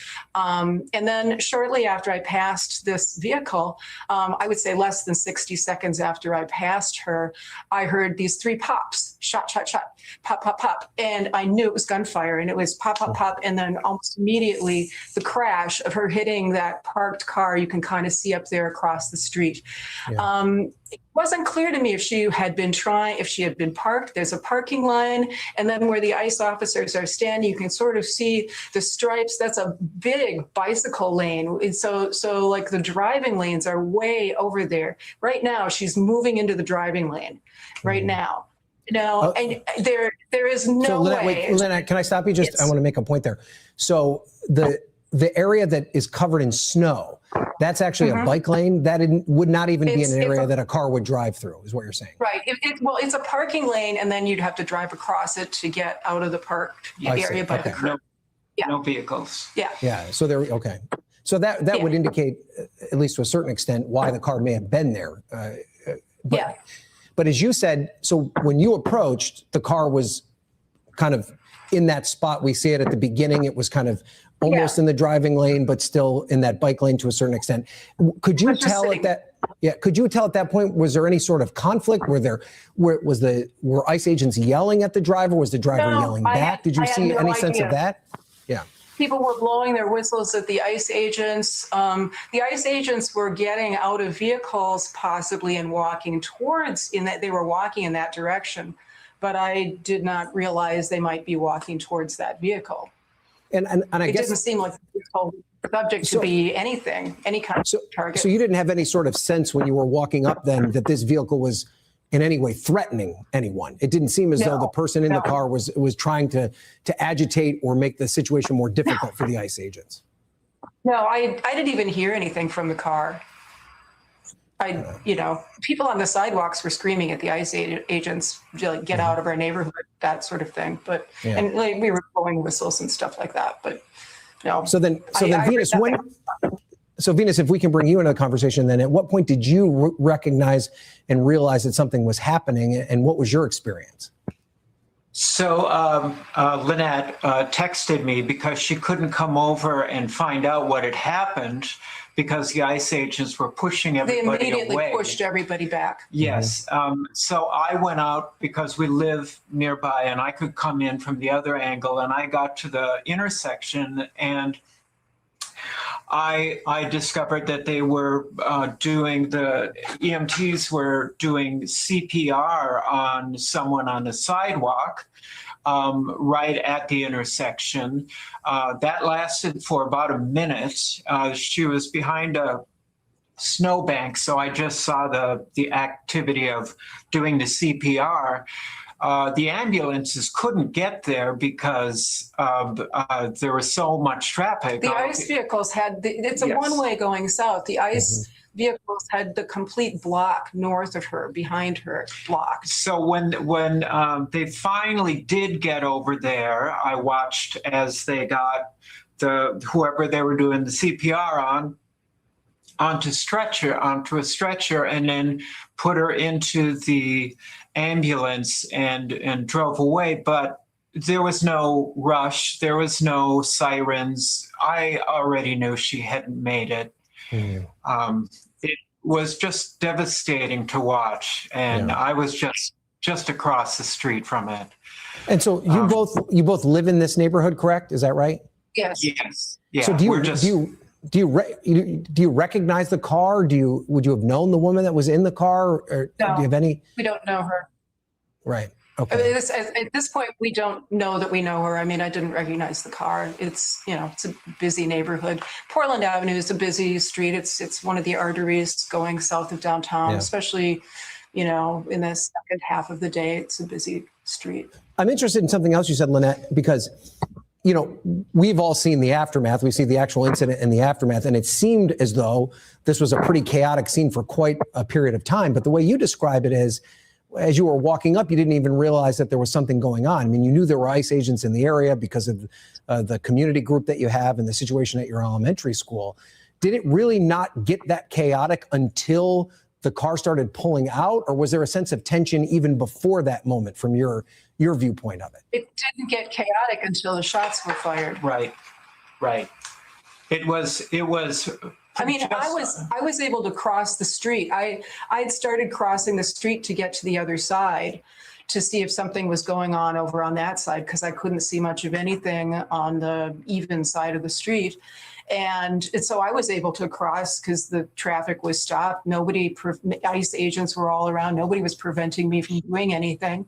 It wasn't until I was still in the street, maybe halfway across it, and I heard the shots behind me. And that's when things got bad. So I guess that also, I mean, you said you don't know this woman. The president of the United States has described her as a professional agitator. That's his language. But as far as you know, she wasn't even a part of this text group you had that was alerting people to ICE agents being in the area. Yeah, I have no idea who she was. No. There was, it did not look, didn't look like there was any blockade or any intentional trying to, I mean, it was just we were trying to pay attention to there was a lot of activity in our neighborhood that we got alerted to since about 6:30 in the morning. And it's continuing. I mean, my social media is blowing up. This has not even stopped them. They are picking up people all over the place. Yeah. But there wasn't a big chaotic scene before the shooting. That's when it sparked. Yeah. And that's when people rushed out and asked. And there was not a lot of people out there.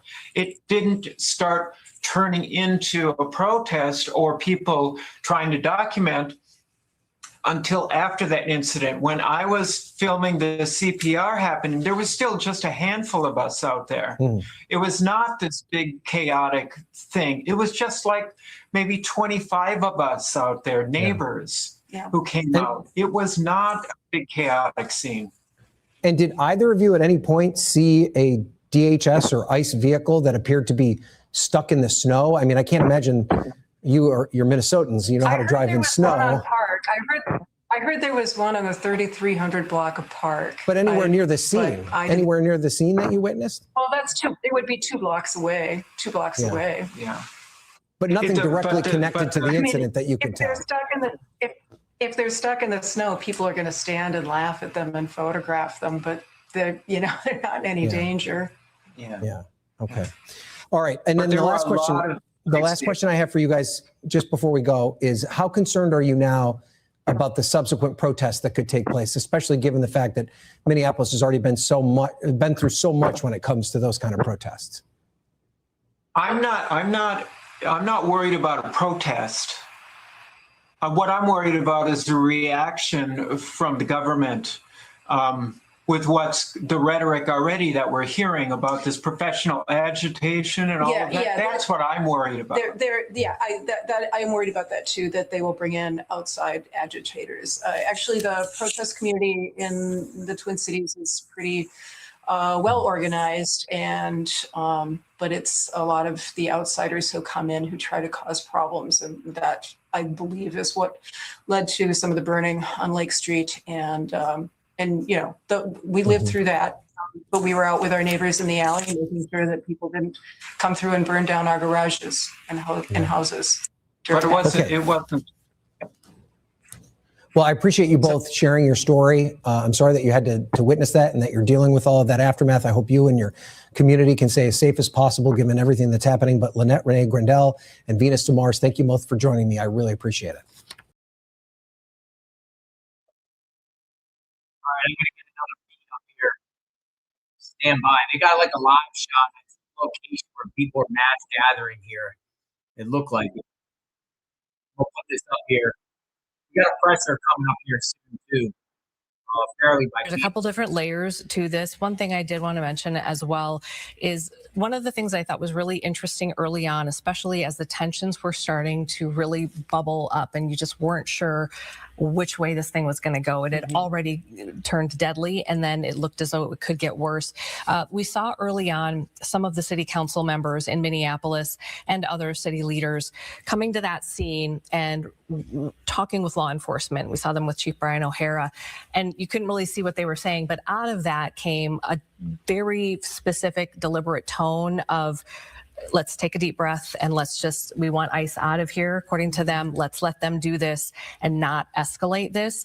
And that may have played a big role in this not getting worse. This is Councilmember Renee Palmisano who put out this statement, and I won't read you the whole thing, but it really is that tone. Also, the city council putting out a statement as well, where they're just calling for peaceful demonstrations.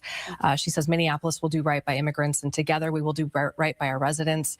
Residents will continue to show up for our immigrant neighbors, to wrap their arms around them in solidarity and defense of their rights, but also really just making sure that that people understand that this needs to be done in a lawful way. And we've heard that across the board from all local leaders, Mayor Jacob Fry, Chief Brian O'Hara, and then also the Commissioner of Public Safety, who basically said, in so many words, we're not going to engage in speculation. We're not going to further any sort of narrative. Let's just everybody, let's take a peaceful approach as we move forward.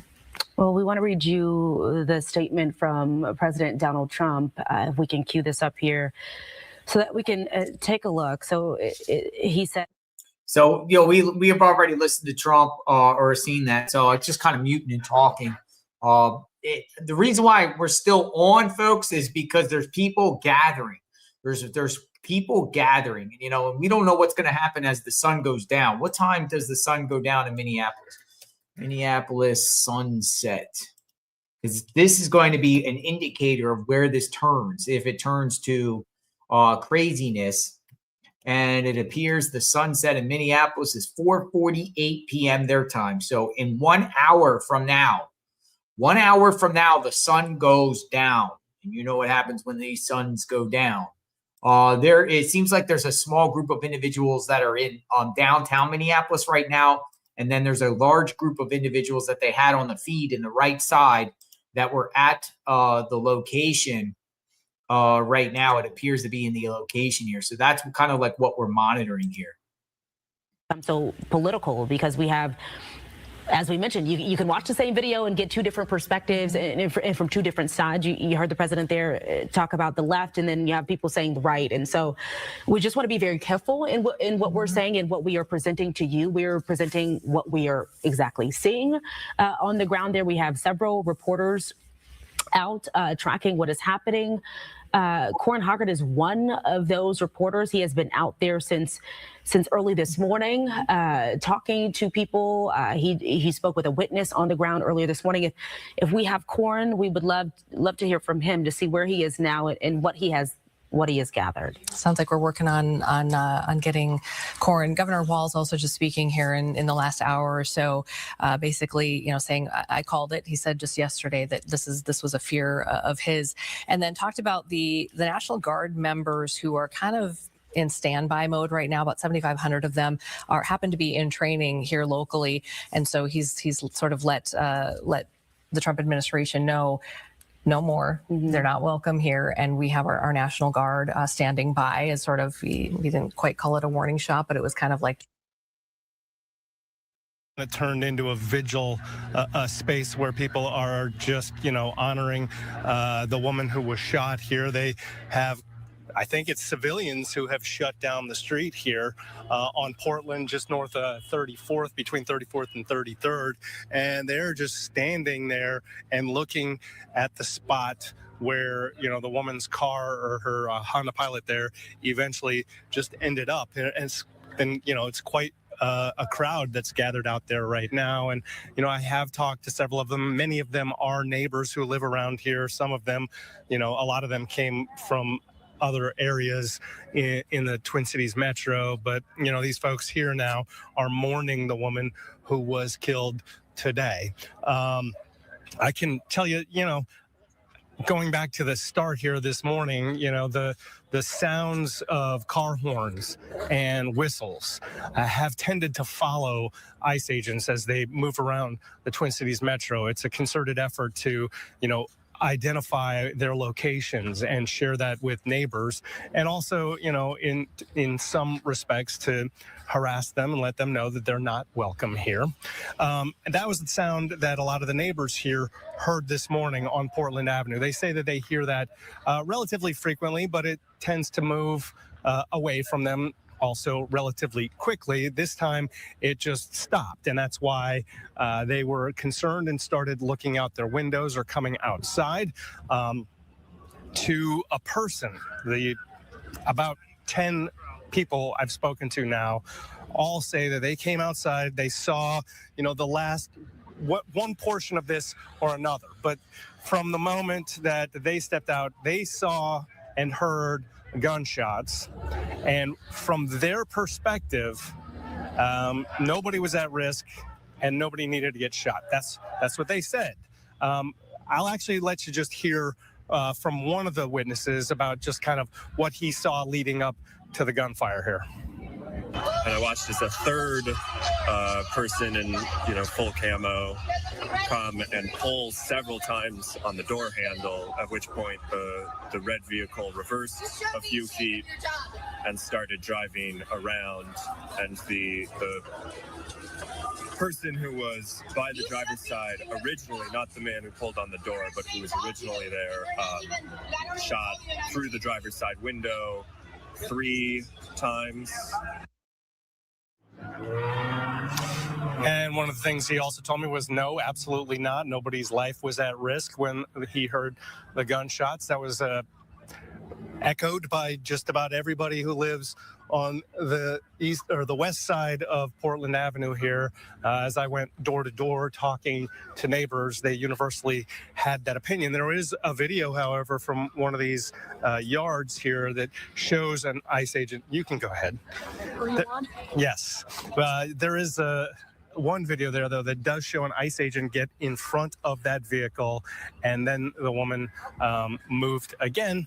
According to several of the people who live down that road there, they did see that, and they had a different opinion about how that went down. But again, everybody seeing this has their own perspective on this, and they come at it from their own unique perspective before this even happened. But, their take on the west side of Portland Avenue here was that, that was an unnecessary shooting. All right, Corn, thank you. Thank you for that. Appreciate it.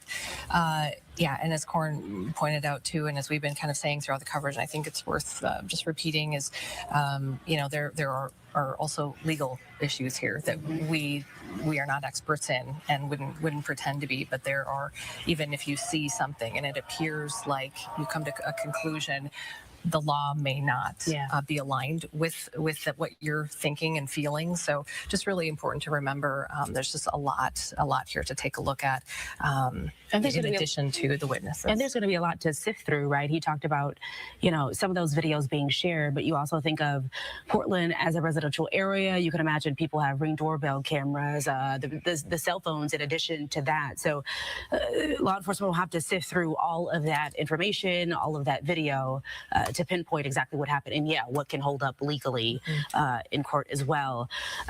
We heard from Governor Tim Walz today. We heard from quite a few people. We already heard from Minneapolis Police. All right, as you see, they're listening into our coverage partners there at Fox 9 in Minneapolis. They've been doing an amazing job really walking us through what things have looked like on the ground there as this breaking news story is continuing to develop. We're going to continue to cover all angles of this here on Live Now from Fox, including when we have the opportunity dipping in to see what the scene is looking like there on the ground, as many protesters are now also gathering at the site where this shooting happened earlier today. But if you're just now joining us here on Live Now from Fox, what we now know is that there was an Immigration and Customs Enforcement, also known as an ICE officer, shot and killed a Minneapolis motorist today. This, of course, is all coming during the Trump administration. We're waiting for that feed to come back up. It is now approaching 5 p.m. Eastern. And then that area south of downtown Minneapolis, a couple blocks away from where George Floyd was shot, this is where this incident happened. And it looks like there is a gathering of individuals. So they're trying to get that feed there. And we'll see what happens. There's also appears to be a small protest in downtown Minneapolis, but it doesn't look like that's really big. But we'll see where this goes. And then within the next hour, you also have DHS speaking. So we're going to kind of see what's going on here. We're going to turn up the volume. This is live, I believe, now. Site of where this all happened earlier today. We do know that the victim is a 37-year-old woman. Not much else is known at this time as they're not releasing information about her. But the latest update that we do have for you here on Live Now is that at 6 p.m. Eastern time, Secretary Kristi Noem is expected to have a press conference there in Minnesota. We've only heard from her once today. She was there at a separate event in a different state talking about Border Patrol and some of those actions. But she is going to be on the ground there in Minnesota, and that press conference is expected to begin at 6 p.m. Eastern time. Once that gets underway, we'll certainly take you out to it in full here on Live Now from Fox. I've been your host, Christina Evans, with you for the last few hours. I'm going to slide away for our final 2-minute commercial break of the hour, but our coverage on Live Now continues after this. All right, so we're going to go back to another scene here. We're going to continue to see what's going on and hear different perspectives. NBC News seems like they're covering this. Fox covers this. CBS had something going on here. Craziness. Now, the question is, who is this woman? She's in her upper 30s. She was in her late 30s. We're going to find out who the woman is. Called Operation Metro Surge has spread fear, chaos, and violence across the state. This is not law enforcement, it is state violence. Now, another person that represents Minnesota, the Republican whip, Tom Emmer. He said someone lost their life today. There's a lot of work that needs to be done, but we've got to let law enforcement do its job before the politicians or anyone else jumps to conclusions. May God bless them and bless the work that they're doing. He goes on to defend the ICE officers involved in this. Is there the possibility that we may never get as clear as possible an indication and an understanding of what happened here because the politics is going to cloud it? Yes, I think that's likely. I think you did a good job in your conversation before ours of encouraging people to take a step back and let's wait for more information. That's the responsible thing to do. We're not seeing our politicians do that. Donald Trump doesn't have any idea whether this is domestic terrorism. He doesn't know that her motives were vicious. I think he described her as viciously trying to run down. We don't know that. We don't know this information. It's irresponsible and unfortunate that he or Ilhan Omar on the other side would jump to conclusions based on this lack of information. But this is our politics today. And I think it's exactly why, to your question to Susan, we can expect that this will be a big problem in a highly charged environment over the coming days. So to Stephen's point, Kendra, we saw the mayor of Minneapolis, Jacob Fry, use some very harsh language directed at ICE. We saw the governor as well attack the administration for ICE's role there. Do they have a responsibility to tone down a bit of the rhetoric and let this investigation play itself out? Of course they do. I think everybody across the board does. I will say that I think the governor's rhetoric was a little bit more subdued. The victim in an ICE-related shooting that happened earlier today, the woman, 37 years old, dead, and now the investigation will continue. What, of course, led up to it, and then the immediate aftermath as well. But a vigil is slated to happen within the next hour. We're also expecting to hear from DHS Secretary Kristi Noem. She is going to be live in Minneapolis in the next hour. And of course, we will be bringing you that reaction and live news conference right here on Live Now from Fox. Hi, everyone. Mike Pace here. I'll be with you for the next couple of hours. I want to show you just some of the reaction that we are getting from lawmakers right now, including the Attorney General of Minnesota, saying, like so many Minnesotans, I'm heartbroken. I'm also angry, very angry. For weeks, we've watched the Trump administration deliberately brutalize our communities, and now an ICE agent has fatally shot one of our neighbors. The president is deliberately weaponizing the federal government against the people of Minnesota to inflict pain and instill terror. We must stand up to this horrendous injustice, and in doing so, we must not stoop to Donald Trump's level. We're right to be heartbroken and angry, but we cannot give Donald Trump the excuse he wants to continue escalating this violence against Minnesotans. Protest peacefully, organize your communities, and stand up for one another. I will continue to do everything in my power to oppose this brutality, ensure justice is served, and keep Minnesotans safe. Right now, I think nothing would keep Minnesotans safer than seeing ICE leave our state and take their chaos, pain, and violence with them. Again, that was the Minnesota Attorney General in that statement right here. We were bringing that to you here on Live Now from Fox. On the flip side of that, I want to show you the statement from President Trump just a little bit ago on Truth Social, saying, I've just viewed the clip of the event which took place in Minneapolis, Minnesota. It is a horrible thing to watch. The woman screaming was obviously a professional agitator, and the woman driving the car was very disorderly, obstructing and resisting, who then violently, willfully, and viciously ran over the ICE officer who seems to have shot her in self-defense. It goes on to say, based on the attached clip, it is hard to believe he is alive, but is now recovering in the hospital.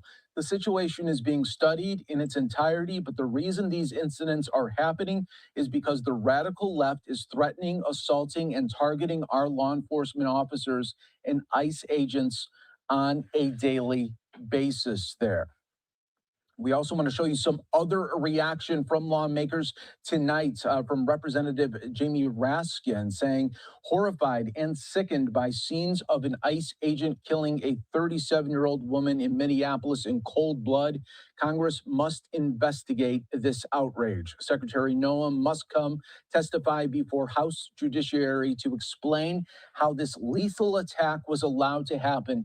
America's thoughts are with the victims' loved ones. And here's another live look here at that vigil this evening in Minnesota. And we, of course, have been continuing our coverage to provide you the very latest, especially when there is live feeds popping up throughout Minneapolis. And we will continue to do that. Like I said, in the next hour, everybody, we are expecting Secretary Noem to be giving a news conference live in Minneapolis. We do want to show you now some of the coverage from Fox 9 Minneapolis as they are showing a news conference from earlier today featuring Governor Walz and other state officials.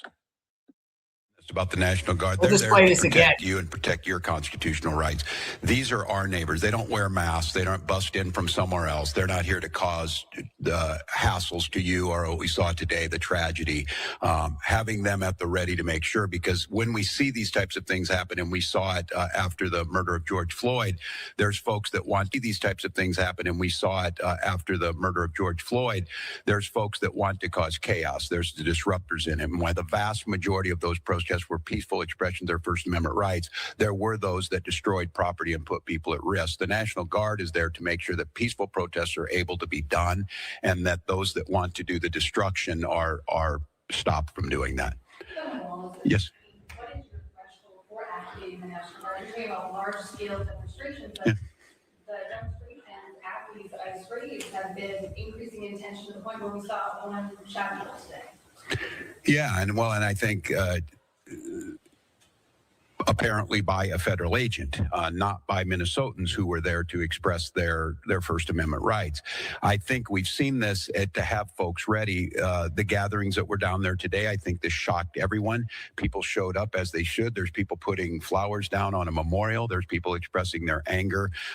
It's just as these situations develop, we decide when we need to move these people out. And I think the local reporters know well on this, both unfortunately and for us, the upside of this is that we're very good and we've had practice at this. And I just want to, again, implore Minnesotans, I am not telling you not to express your anger or your frustrations or the outrage that we have. Look, this was totally predictable, as I said it yesterday, and it was totally avoidable. And I just wanted to remind you, too, that local law enforcement, we get no coordination. They don't tell us they're coming. They don't say why they're sending the largest deployment in American history to Minneapolis. They're not making us any safer. We don't have any of that coordination. They should be talking to us when we do these things. Let us know we're going to be down here. This is going to happen. We don't have that. So when you see local law enforcement or state patrol, or if it would take the National Guard, we're there responding to the chaos they've created too. But our role is to make sure that we're protecting Minnesotans so that something like this doesn't happen.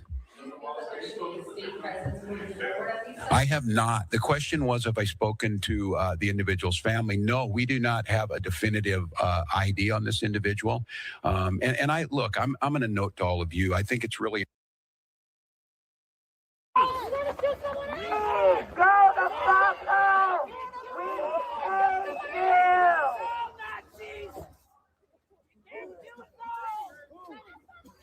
Terrorist coward motherfuckers, get the fuck out of our city. So different views are starting to come up with people in the streets. This appears to be a feed that has gone up, and I'm seeing this circulate where people have taken the streets. So they're definitely out in the streets. We don't know the extent of this, but they could be descending onto the area of where this shooting happened. People have taken the streets. This is crazy. Now, the Associated Press, they're going to be up at 5:30 with a feed, they said, locally there at 5:30. And then Kristi Noem and the DHS. Kristi Noem is flying back, so she's on her way back. There's supposed to be a 6 p.m. press conference, but the people have taken the streets in the area. So I just want to just keep sharing what's going on in real time. Now, again, the sun goes down in the next 45 minutes or so. Who knows what's going to happen once it gets dark? People are like, they're going to be setting fires soon. They're going to be looting, burning. Or is this all peaceful? I mean, I saw a lot of hostility. We watched it, if you were here earlier, about an hour ago, throwing snowballs at law enforcement, banging on their vehicles, just heckling them, throwing things at them. I saw mostly snowballs. Who knows what else was thrown at them, projectiles or bottles. I don't know, but I seen a lot of snowballs, a lot of them banging on vehicles and whatnot. So, they definitely, here's another thing too, is law enforcement going to be out there tonight? Are they going to be out there? Because a lot of people say, when George Floyd, when that happened, all of that could have been prevented if law enforcement would have took a proactive approach from the beginning to quell down the violence, with the National Guard. Who knows? I don't know. Maybe officials want these people to be out there, but I didn't hear necessarily dog whistles about violence, but I did hear, the governor and them say peacefully protest. You should be outraged kind of deal and talk. So who knows? Who knows where we're headed here? And who knows what's going to happen tonight? We really don't know what's going to happen tonight as the sun starts to go down in Minneapolis. All eyes on Minneapolis tonight. We will be watching it for sure. It looks like also law enforcement is up in the skies still. Let me look on the Flight Radar 24.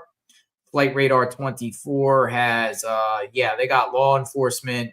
They have a chopper up there in the area, and they also have it looks like a plane, a Minnesota State Police plane that originated. So definitely things are still going on. It's not over yet. Let me turn here to this scene here. A reporter's at the scene, and they got different perspectives here. Let's get this boots on the ground perspective here from this reporter here, and we'll listen in and see what the reporter has to say. What they want, in their words, in their view. What has what has the tension felt like to you? Has it remained largely calm? Is that what you've seen? It's not for honey. It's not for self-defense. It has remained largely calm, Hallie. The only time it really got tense was when those barriers came down and MPD was trying to leave the scene and people were, as I mentioned, throwing snow and ice at officers and at those police vehicles. Other than that, it's just been, of course, a lot of profanity, people screaming at officers, asking for them to arrest the ICE agent that fired that fatal shot. Here, it is completely peaceful. People are just holding flags. What we're seeing is a lot of people who are expressing their love for the country, but also for maybe the country they're from. We've had people flying Mexican flags, people flying other flags from different countries, saying that we are all American. We all deserve to live here in the U.S. and here in Minneapolis.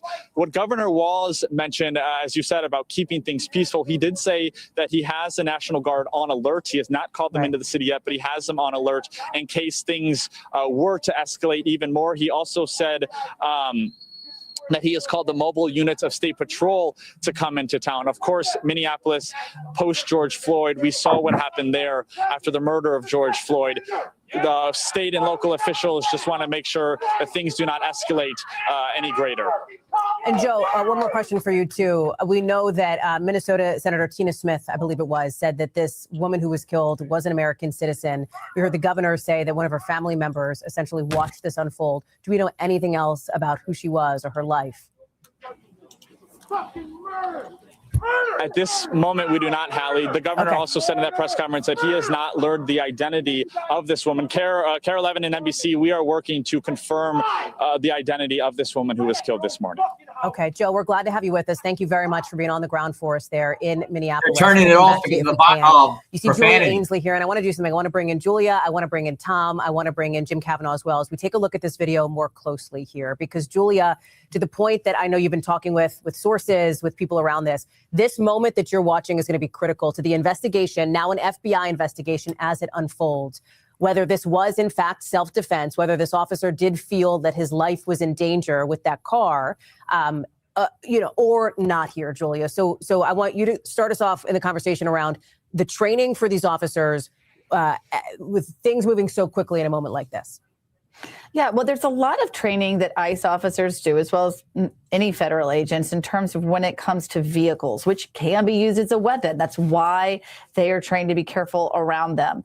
One of the things is it's a practice to try to approach a vehicle from the side at a 90-degree angle, never head on. And I've spoken to DHS officials who are watching these videos and are talking to me, Hallie, because they're worried about what they've seen here, but they can't go on the record because they don't want to be conflicting with what Secretary Noem is putting out on the record, saying that this was clearly a vehicle ramming incident and that the officer was completely in the right. Now, they're not taking sides here. They're just trying to explain the training that goes into it, because they want ICE officers to be protected when they go out in the field and conduct investigations. So the first thing they said is they would never approach a vehicle from the front. Now, I would want to see more of the video to see if that officer was already to the right of the vehicle and then needed to come around, and he was on his way around. That's not exactly clear how he ended up there. The other thing is that they don't shoot at a moving vehicle as it means to stop it.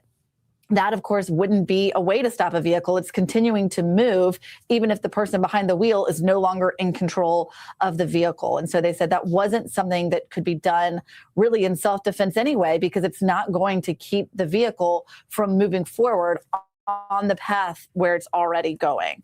Another thing here we have to mention is body cameras, because if you think back to every officer involved shooting that's been high profile that we've covered in recent years, even over the past decade and more, it's come down to body cameras. We always wait for that footage in order to see what the officer saw from his or her perspective when they made that decision to use lethal force.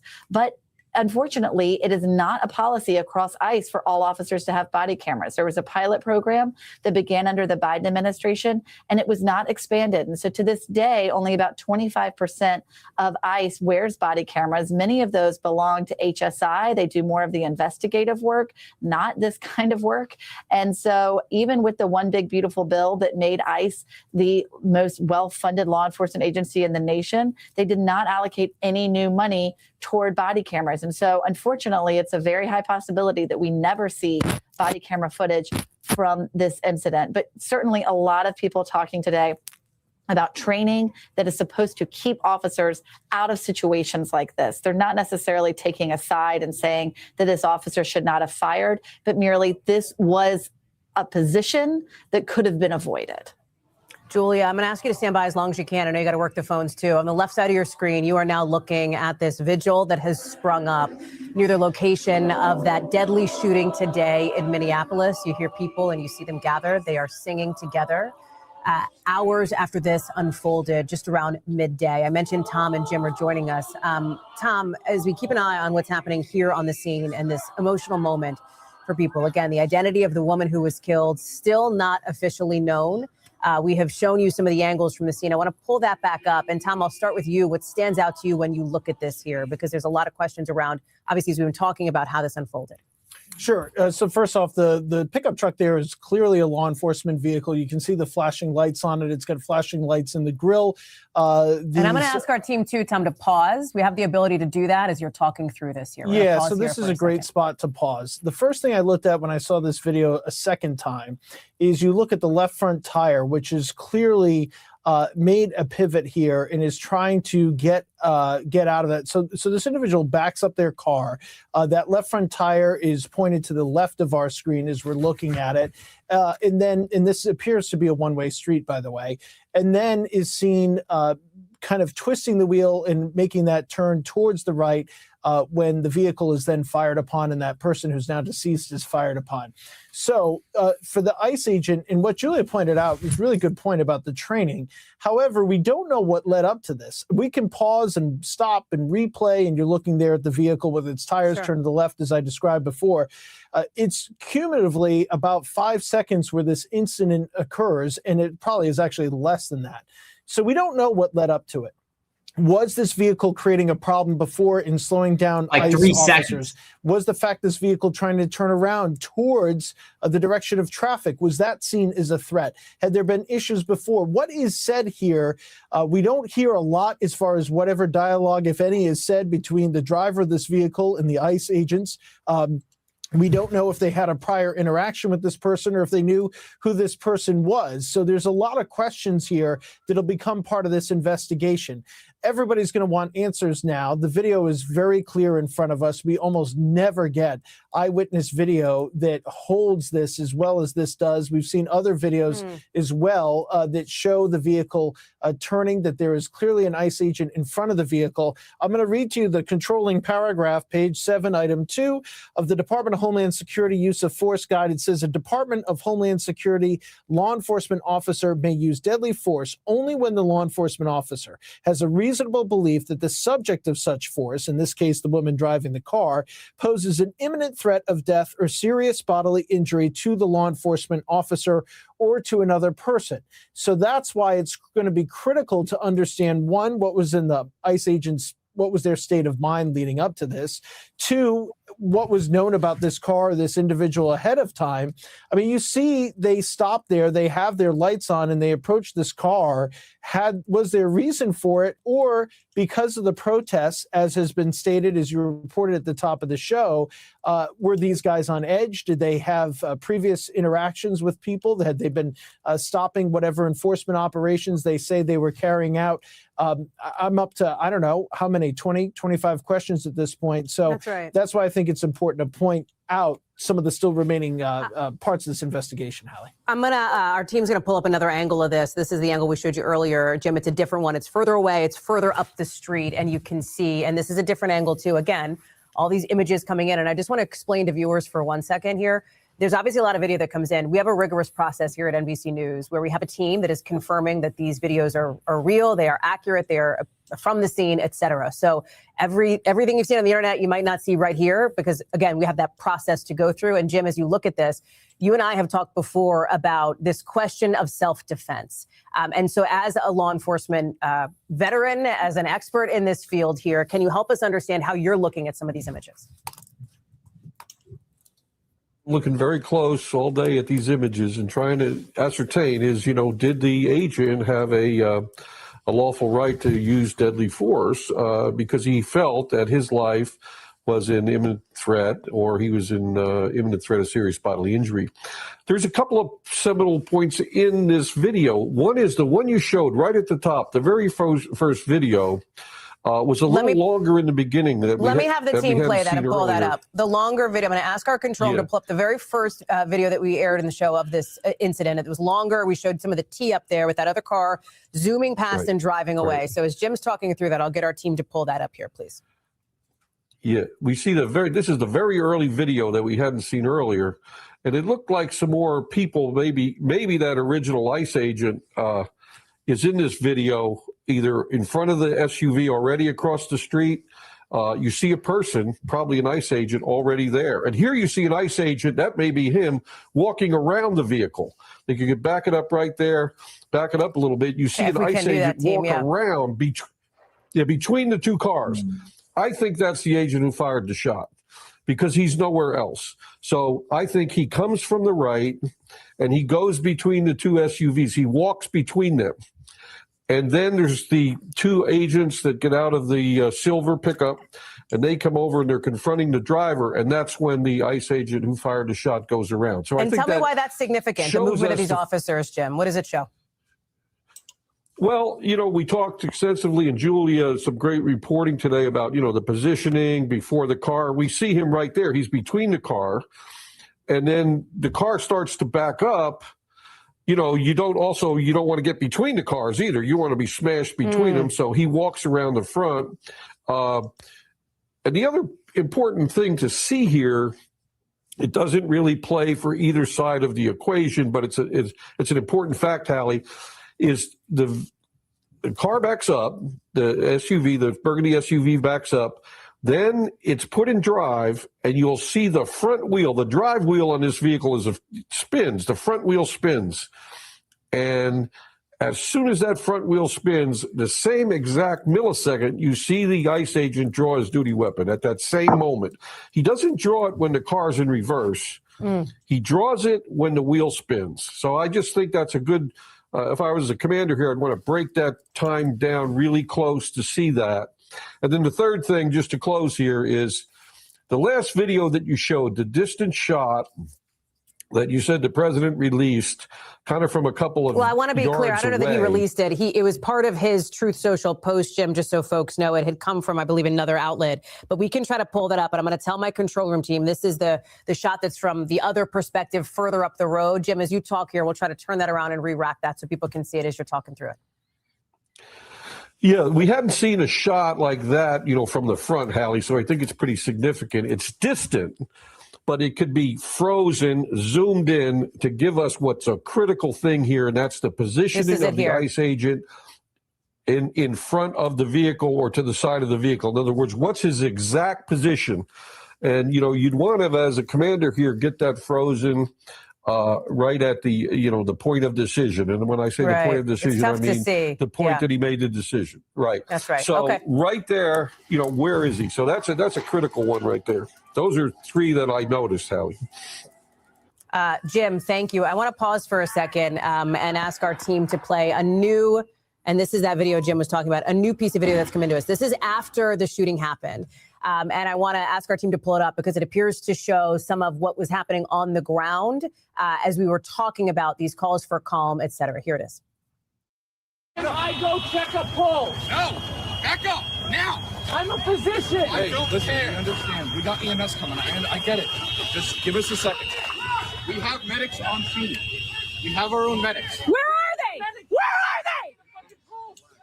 How can I relax you? This appears to be the immediate aftermath, or at least minutes after the shooting happened. And you hear people who were eyewitnesses, people who were clearly nearby on the street coming out, having these interactions with those agents on scene. If Tom Winter's with us, Tom, I want to talk to you about this because I think what that video also nods to, and if Julia Ainsley is still with us too, number one, the way that these operations now have drawn a lot of eyeballs, people coming to observe, to watch, to obviously in some cases interact. There was an operation that was occurring from ICE before this shooting happened. That's obviously why this most recent operation, ICE was in the city of Minneapolis in the first place. And this is a city, Tom, that understands and has been the center of a national political flashpoint before.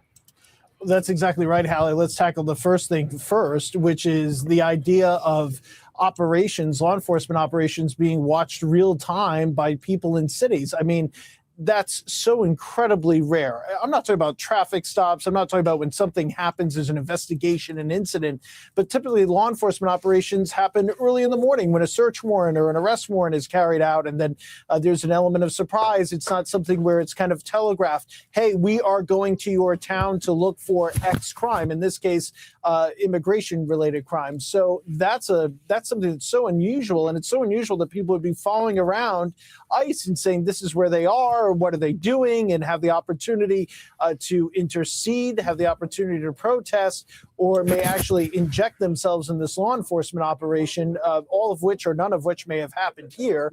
And so that makes this very unusual, makes it very difficult for police officers. You're looking at the car there with a round through the front going right into the driver's seat. That's some video I don't think we've yet seen during this show. And so, that makes it a big challenge, right? That's number one. Number two, this happened in Minneapolis. So in Minneapolis, we know about the George Floyd killing.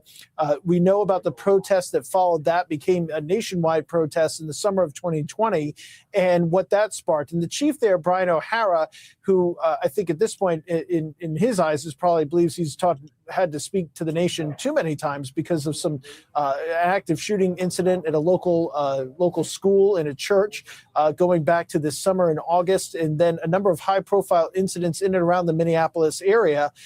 Now they're going to have to deal with, and we saw a video at the top of the show of snowballs and ice being, and our reporter from CARE referring to that earlier in the program, talking about how people are already responding to this. And I think that's got a lot of people concerned. That's obviously got the governor of Minnesota concerned, who's talking about putting the National Guard kind of on notice that they might get called in if there are any sort of protests or anything that happens as a result of this. And the other challenge is, ICE, local police, sometimes people don't draw the difference. You have a federal law enforcement agency carrying out, you're looking at the video I was referring to earlier, the snowballs, those being thrown at local police officers. There's still an investigation. Granted, they've cleared that crime scene, but this is going to be a real potentially contentious weekend in Minneapolis. You've got politicians that are making their statements about what they believe about ICE and whether or not ICE should be in that community in very strong terms. And we know that political rhetoric, no matter which direction it comes from, speaks to people. And sometimes it speaks to people that then want to go out and take matters into their own hands. So, look, this has become a very difficult event. It comes on the heels of a lot of rhetoric in this country, and it's something that police officers are concerned about. We did a story just in the last month or two on NBCnews.com about that concern from law enforcement, and as a matter of fact, spoke to the former St. Paul police chief, specifically about this. So this is a challenging, going to be a challenging couple of days. Hopefully things don't escalate further than they have been, Hallie. Tom, I'll ask you to stand by along with the rest of our team because I want to bring in somebody who is an eyewitness to this. And Julia Ainsley asking you to stand by too. Emily Heller, who watched this happen in Minneapolis. She's joining us now on the phone. Emily, it's Hallie. Can you hear us okay? Yep. Thank you for being with us. Can you tell us, first of all, where you were and what you saw? I was standing on my front porch. Was just making breakfast and I heard the commotion. I heard the honking and the whistles. My neighborhood has had a really well-organized response to the ICE raids, and so I knew when I heard whistles there was ICE nearby. So I was standing on my front porch, hadn't even put shoes on yet, and within probably 60 seconds of me standing on my front porch, the protester was shot in the face in front of my house almost immediately. Can you tell me, Emily, and I'm sure, I know this has been an incredibly, I'm sure, emotional day for you, what happened in the moments leading up to this? So in other words, when you talk about those 60 seconds, so as, if I understand it correctly, it was clear there was some sort of demonstration before you walked outside, right? Because you could hear the whistles. And when you walked out, what specifically was happening in the street? There was a convoy of ICE vehicles, maybe 6 or 7. And some of the ICE agents had gotten out of their vehicles, and some of the protesters, some of them were on foot. The woman who was shot was in a Honda Pilot, and she was parked perpendicular to traffic. She was blocking traffic as part of her peaceful protest, and the ICE agents were telling her to move, move, move, and just seemed totally chaotic. The protesters seemed way more organized than the ICE agents did. It was totally chaotic. And the ICE agents were telling her to move, move, move. And then they approached her vehicle and grabbed her, the driver's side door to try to open it and pull her out, I imagine. And then that's when she, I'm sure, got spooked and she started to reverse. She reversed a little bit so she could angle her wheels to, it's a one-way, so she could only go out one way. And she reversed. And then she started to accelerate forward. And then one of the ICE agents stepped in front of her and yelled, "Stop," and leaned over the front of the hood of her car and shot her in the face. It was about 3 or 4 shots. Emily, this level of detail is I think helpful as we are looking at some of the videos you're describing it. So I want to repeat this back to you. Because you described the woman who was killed as a protester. Can you, to be clear, it sounds as though you're saying she was in her car protesting by blocking the convoy of ICE or federal vehicles that was coming up this one-way street. Do I have that right? Correct. Okay. And we're showing the video now where you describe her angling her wheels and pulling off. What happened in the moments after? What did you see in those moments? I heard the pops, and then it's like she just put her foot on the gas, like fully, and drove off, and she sped off, and immediately you could tell from the shots it was fatal. There was no way she was going to survive, but she immediately hit a lamppost, and then ran into some cars as well. And then she was just sitting in her car, slumped over. And by this point I had gotten my shoes on. I was outside recording. I believe it was a neighbor who showed up, and he was saying he was a medic, or he was a physician, and he wanted to administer CPR. And at this point it was just ICE agents, and they were extremely rude and just told him to shut up and get back. We don't care. We have our own EMS coming. And it took 15 minutes for EMS to arrive. And then when they did arrive, they couldn't get through with the ambulance. So they just came on foot and then examined her for a few minutes, maybe 5 minutes. And then they carried her out by her limbs like a sack of potatoes. There was no stretcher. They had to walk her to the corner to get closer to the ambulance. Emily, we're showing some of the video that you provided here, some of the video that you're talking about, the neighbor apparently, or the person you said that was saying, I'm a physician, et cetera. So we're seeing that interaction as you're talking. How long had this protest, the whistles, the convoy that you heard, how long had the demonstration been going on before you stepped outside? Do you have any sense of that? It was pretty quick because I had just come downstairs. So it was maybe a couple of minutes. I think they had been mobile and then. I want to share something, folks. Rioters have smashed the doors of the federal courthouse. So I want to get this up here. I want to share this clip. It's shared by Nick Sorter. And I want to put this clip up here. Give me a second here as I get this together. Nick Sorter put this on, and I'm going to fill the screen. It's coming from Mercado Media, and it appears rioters have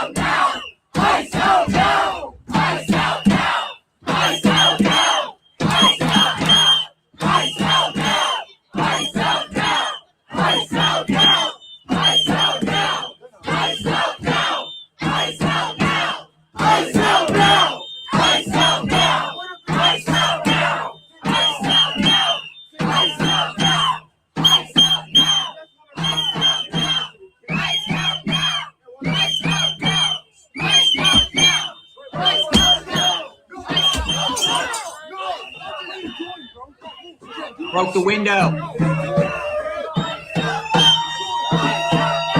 Broke the window.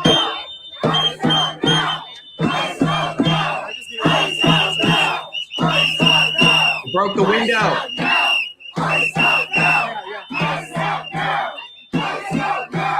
All right, that's vandalism. That's destruction of federal property. Okay, you can clearly see the window broken, so no one can say this is a peaceful protest. Though in fairness, though, there was somebody there that pushed that person away and, said, no. But the damage has been done. I mean, this has crossed the line.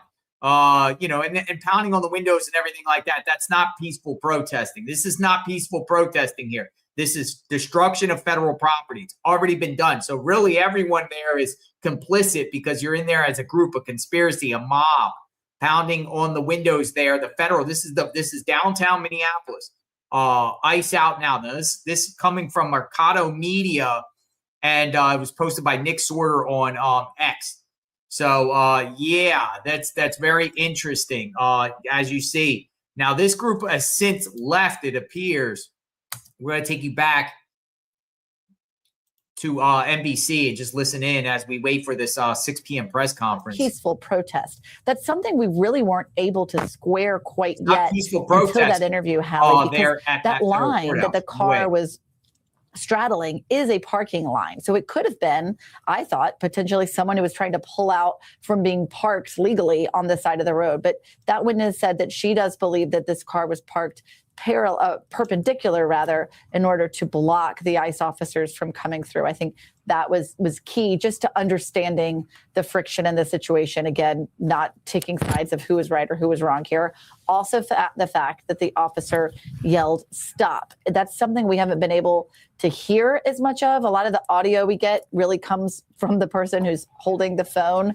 Obviously, they're very loud and close to their phone and shouting, but it's something that the president said in his Truth Social post, that he talked about a lot of the screaming he heard. It's also interesting and notable that the officer did tell her to stop and then fired.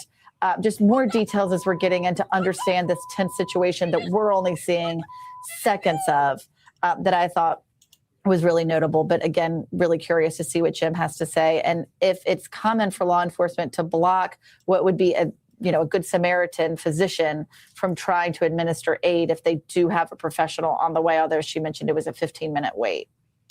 Julia Ainsley, thank you for that. Jim Kavanaugh, in the minute we have left, your thoughts here. Yeah, well, every law enforcement agency has to render aid to any injured person on the site of a shooting like this. Any kind of a shooting, any kind of a violent activity, they have to administer first aid. That's part of the protocol of every law enforcement officer. So I think ICE deserves some criticism here. Even an agent should do that. Every agent should do that. Every agent is trained in first aid. So there should be somebody there that examines the victim. Now it's possible that they went over there and looked and there's no chance of survival at all. That can happen as well. I mean, a shot between the eyes or something, and there's just really nothing you can do. Okay. The physician, again, that's a call. Are you there? Can you render aid, CPR? Then you could let the physician help you. You're not preserving a crime scene. You're trying to preserve a life. And as it turns out, Hallie, paramedics carry the victim out, according to your witness, by their arms and legs. So the scene is disrupted anyway. You always render aid. So I should really make sure they're doing that. We'll have to see what they say about it. Mm-hmm. Jim Kavanaugh, thank you very much. I appreciate it. I'm going to put something else up here. It looks like there's another scene up here at ICE shooting in Minneapolis. Let me get up the scene right here, like some sort of visual. Let me get this up here, show you what's going on. There on the scene. And again, as we showed you at the top of this hour, that growing memorial outside that area of East 34th and Portland Avenue, Minneapolis, where the shooting occurred at about 9:30 this morning. Right. And so we will continue to monitor and stay on the air with any developments that happen. We've been on the air since early this morning since this happened. And we know that at 5 o'clock, we're expecting an update from Kristi Noem, and then also this candlelight vigil. This is a live picture of the vigil that is forming there. There are flowers across. Candles are being put in the snow there. And this is a developing situation, because there's the reaction, there's the community reaction that you see, and we expect that will continue to grow. We're learning more about the victim, and then we're slowly getting more information about the investigation, which will take a lot of time. Any officer involved shooting, the investigation takes months. So while that information is not coming in quickly and won't come in quickly, we are seeing a lot of reaction to what happened today. Well, this will be a massive investigation because it.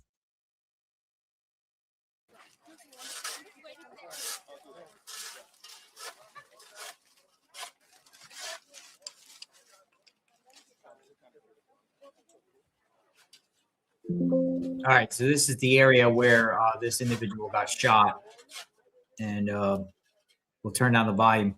We'll keep this on so we could just have a conversation and talk a little bit. We're playing all different media, all different perspectives, whatever's up, to try to get an assessment of what's going on as everything is developing. I'm going to put some of the comments up on the screen, but I just want to acknowledge some people. Shirley, thank you. Thank you, Shirley. Thank you, Catherine Peters, as always. Nice to see you. Julianne puts 1278 puts Renee Nicole Good. So I'm going to look into that name right there. That's the first time I'm seeing that. Thank you, Julianne. Let's see if that's the individual that we're looking at here. So people are centered around Renee Nicole Good. So yes, that name has been circulating as the victim here. People are saying. I'm going to look and see if there's actually media putting out, but it appears, some big accounts are saying it is a Renee Good. And here's the thing. Here's the divide in this country. The divide in this country is saying that I'll just say they're saying that she's from Colorado. She's a lesbian. She's pride. She's a anti-government. Puts a lot of anti-government. And then other people are saying, she's brave. She got killed and murdered by ICE agents. So you're just going to hear two sides and painted two pictures, right? You're going to paint two pictures. Apparently her mother has commented on social media. Her mom has confirmed it was her, right? So she has a mom named Donna Granger, and let me mute this down so then we can listen, or I can share what her mom said. I'm just going to read what the mother of and I'm gonna put her photo up here too. Matter of fact, that's and I appreciate that, Julianne, for tipping me off for getting the name. That name seems like it's been around for probably the last probably like 20 minutes or so. It's been around for a minute. Here, we'll go right here. So mom says, Donna Granger says, Renee was one of the kindest people I've ever known. She was compassionate, loving, forgiving. She was probably terrified. What happened? Or that's just basically what the mother said. The mother put out just something that confirmed it was her. So it appears to be her. Let me get a photo of her and just show you who the victim is here. Who's the woman? Because you're going to hear who's the 37-year-old woman. So I'm getting this up. In the meantime, this is a live look at the makeshift memorial here. They're at the scene here. Let me get Renee. I'm uploading the photo now. It's pretty much, it appears this is the victim here. So I'm going to get this up here so we can see. In the meantime, there's people gathering outside here, and DHS will speak in the next 20 minutes or so. I don't know if they're late. Christy Noem's on her way. All right. So here is the person that got shot. It appears Renee Good. Her name is Renee Good. So this is the victim here, or DHS is calling her a domestic terrorist. So again, there's going to just be, two sides of how they say this. The people are going to say, people are going to say that, she had it coming. She's the one that was trying to obstruct ICE agents. She's the one that tried to run over ICE agents. She was trying to attack ICE agents. She came there looking for problems and everything. And then other people are going to say she was murdered. You know the drill. Everyone knows the drill on this. Is this going to be a massive? It's and the divide is going to be party lines. You know that the majority of the divide here is going to be party lines. No matter what, Democrats are going to say that she was murdered, and most Republicans are going to say that she tried to attack ICE agents and she came at ICE agents. You're going to hear that. That's just how it is. How it is. I know a lot of people in the chat are referencing back to January 6th with Ashley Babbitt. They're saying Ashley Babbitt got killed for much less, inside the Capitol, behind the window there, and Officer Byrd shoots Ashley Babbitt. Some people are saying that's justified, and people are saying it's not, and she was murdered. I think you're going to have the same thing here. Question is, how far does this go, or, what's going to happen with this? So I'm going to take you back to the live scene outside this area here in Minneapolis, South Minneapolis. Looks like 34th Street area of Portland, 34th and Portland area, Minneapolis. They say the victim is originally from Colorado. So, and she's also in a relationship with another female, Renee N. Good, poet and writer, and mom and guitar strummer from Colorado experiencing Minneapolis, Minnesota. So we'll see what happens there. I mean, when law enforcement approaches your vehicle and you try to drive off on law enforcement, any type of law enforcement, whether it's a sheriff, whether it's police, whether it's marshals, whether it's border patrol, whatever like that, if you're there and they pull you over and you try to drive off on them, when they're telling you, hey, hold on, and you're driving off on them, the result is you could get shot. You could get shot at. If they believe that you're a threat to, them or others, or in the interest of public safety, they could shoot at you. They could shoot at you. This is just so unfortunate. The situation could have been prevented. Of course, but it does appear probably Renee Good was probably there for up to no good. What was Renee Good really doing there? What was Renee Good's purpose of being there and purpose of being in the mix of ICE and everything like that? What was her objective? Has Renee Good confronted ICE in the past? Has she followed around Border Patrol? Is she part of a group and organization that just follows around Border Patrol with this, ICE Watch apps and different things like that? Is she one of these citizen people that go around and remember I interviewed the woman that was out there in front of the Hispanic grocery store in Charlotte, and their job was to go around and do ICE watch and patrol. And every time they see ICE, they sit there and blow their whistles and pots and pans. And was she provoking? Was she agitator? Was she a paid agitator? Was she part of a group and organization? That's what the president of the United States is saying, pretty much. The president of the United States is pretty much saying, I have just viewed the clip of the event, which took place in Minneapolis, Minnesota. It is a horrible thing to watch.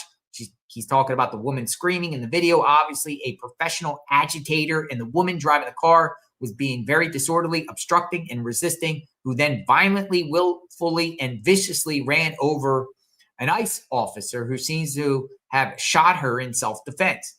Based on the attached clip, it is hard to believe he is alive, but is now recovering in the hospital. The situation is being studied in its entirety, but the reason these incidents are happening is because the radical left is threatening, assaulting, and targeting our law enforcement officers and ICE agents on a daily basis. They are just trying to do their job of making America safe again. We need to stand by and protect our law enforcement from radical left movement of violence and hate. Your thoughts? Is the president of the United States correct, or should the president of the United States more wait for the facts, like some people are saying? Some people are saying, look, wait for the facts to come out, have an investigation. It appears like the president of the United States and the DOJ, the Justice Department, has no intention on prosecuting that agent whatsoever. They've pretty much already, laid it down to the public that this agent was protecting his life, protecting others, and it was a justified shooting. Now, the question is, what happens on the state level? Happens on the state level.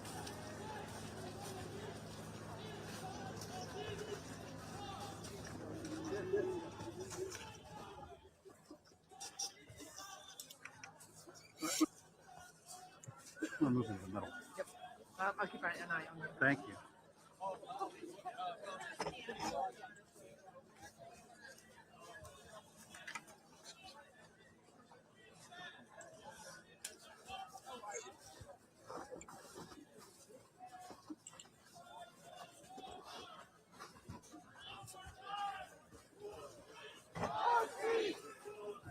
Our streets!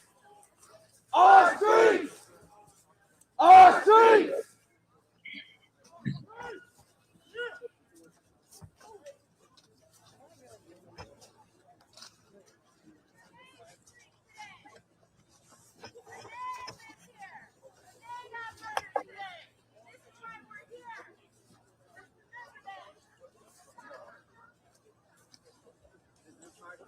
So we have a lot of people in the chat with different opinions and perspectives. Keep your opinions coming. Everyone has a thought, and Everyone has an opinion on the matter, and we appreciate that. We appreciate everyone's perspective on the situation. Tell us what you think.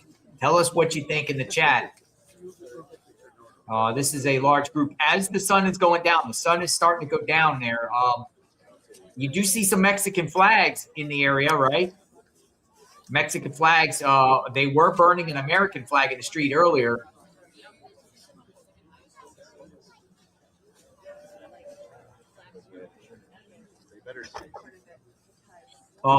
Folks, we're not a echo chamber here. I want to see different people's thoughts, you know, and because, you know, you might see somebody else's comment that you don't like. I mean, but that's, you know, everyone is expressing themselves and sharing things. I mean, we're, you know, as long as no one attacks other people's opinions and stuff like that, we don't censor on this channel. We want to hear, we want to read what everyone's thinking and how they feel about the situation. You know, you might not like what's being said, but, you know, this is just, you know, it gives you an indication of how our country is and how what people are thinking. How everyone's thinking, you know, we want to see different people's opinions. We want to see people's perspectives here.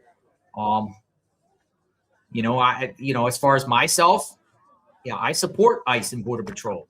I've made that very, very clear, you know, but covering the border, and I've seen what was going on. So I take the position that I support ICE and Border Patrol.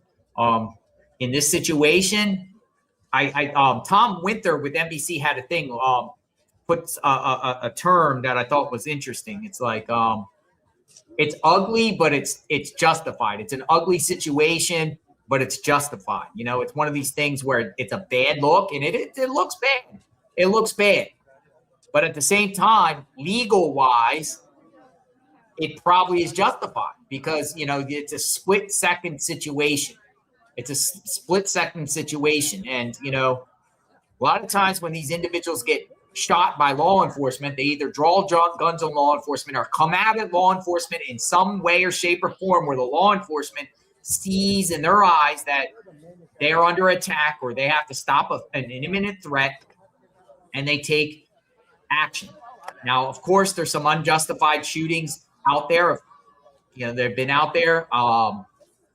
One in South Carolina was, you know, Officer Slager, who shot the dude in the back in Charleston. That wasn't justified. You know what I mean? When someone's clearly running and you shoot somebody in the back. But in this situation, you have an officer, you know, in standing in, you know, in front of the vehicle, and you have another officer telling her, don't move, and she's trying to escape. And then, you know, accelerating her vehicle in the way of the law enforcement in front. I mean, how can you say that that's not justified? Unless some people are saying that policy and protocol of law enforcement, they shouldn't go in front of vehicles. They should go to the side of vehicles. Now, if all officers were on the side of the vehicles and they shot like that, you could arguably say it wasn't justified. If that one officer in the front was actually towards the side, I don't think they that would be a justified shooting. But the fact that an officer, even if it was just a little bit, there you are. Well, we shall see. We shall learn more facts. We will not put up with ICE. We will not put up with ICE. We will not put up with ICE. We will not put up with ICE. We will not put up with ICE. We will not put up with ICE. People united will never be defeated. The people united will never be defeated. The people united will never be defeated. El pueblo unido jamás será vencido. El pueblo unido jamás será vencido. El pueblo unido jamás será vencido. El pueblo unido jamás será vencido. El pueblo unido jamás será vencido. El pueblo unido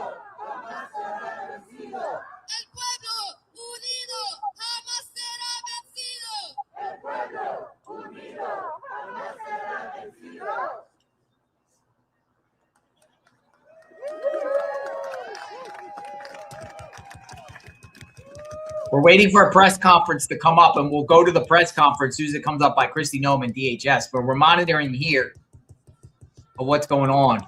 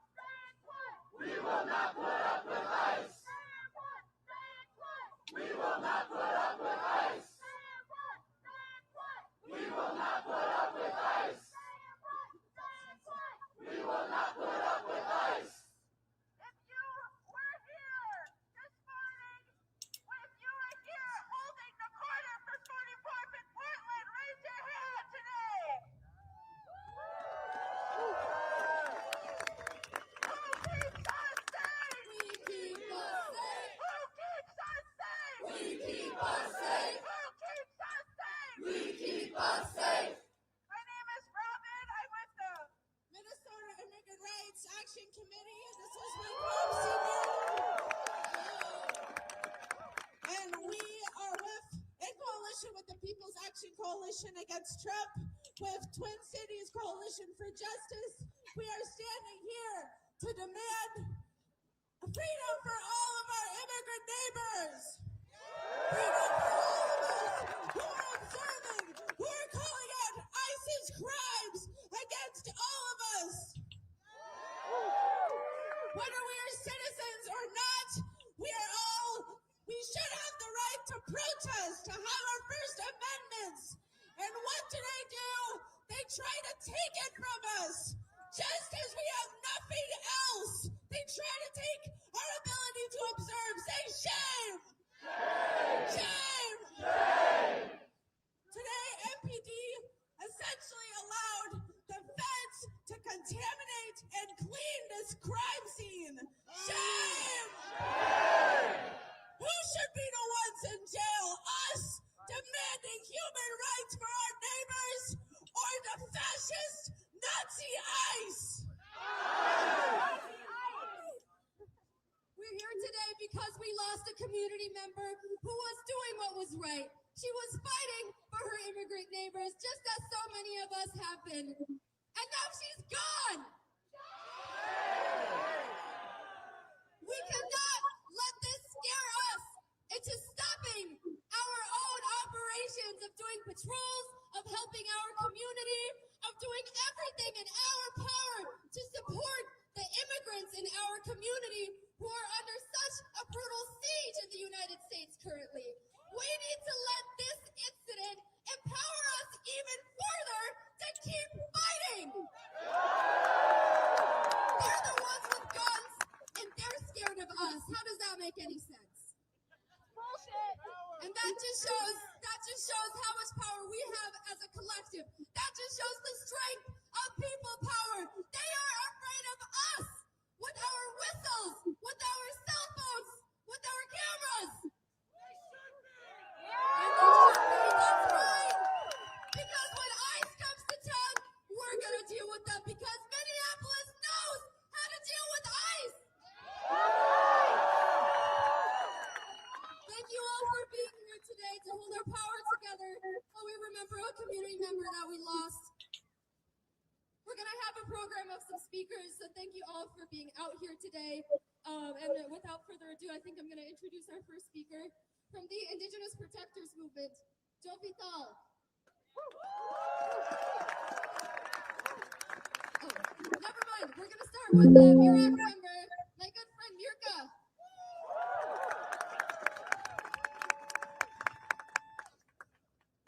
Hello, everyone. Thank you so much for being here. I am here with you today because I am angry. I am saddened by what we have turned it into. This is unacceptable. A member of our community was killed in this very spot protecting her neighbors. This is unacceptable, and it is a direct result of a militarized state. It is a direct result of an organization that has no accountability to anybody, that they feel like they can do anything that they want on our streets with our neighbors. Our neighbors need us more than ever right now. They need you out there blowing your whistles. They need you out there doing grocery runs for them. They need you out there contributing so that they can make rent because they can't get out there to go to work every day. Our community needs us more than ever right now. Every single one of us. There are so many people out there today that are not here. They are not speaking up, but they think that what is happening is wrong. And to those people, I say, look at us. There are so many of us. Come be in community with us. We need you. We need you. We don't need you to be silent. We don't need you to sit on a fence because the fence belongs to the devil. You sit on a fence, you stay silent, you are just as bad as all of them. You are a part of them, as far as I'm concerned. You come out here, you speak up, you say something, you stand in solidarity with your neighbors. To those people that are staying silent, that think that this is too much, that what we're doing out here is too much, where the fuck are you right now? A member of your community was killed by a Nazi. You better come out here. You better show up. You better show up in solidarity with your neighbors. Everybody in our community, but especially those of you that hold privilege, that can show up with privilege. Please do. Because there are people out there that are too scared to step out of their house. We need you because you can show up. You can show up without fear. You can be you. You can walk in your own skin and be a human being in their eyes. And there are people out there that are being dehumanized by this administration. We need you. Say shame. Shame. Shame. Shame. I want to close this off with one message, and it is my favorite chant because it is the most true thing. And I truly believe that we need to believe it. Every single one of us needs to believe it. I'm going to say who keeps us safe, and then you're going to say who keeps us safe, okay? Who keeps us safe? We keep us safe. Who keeps us safe? We keep us safe. Who keeps us safe? We keep us safe. Thank you, Minneapolis.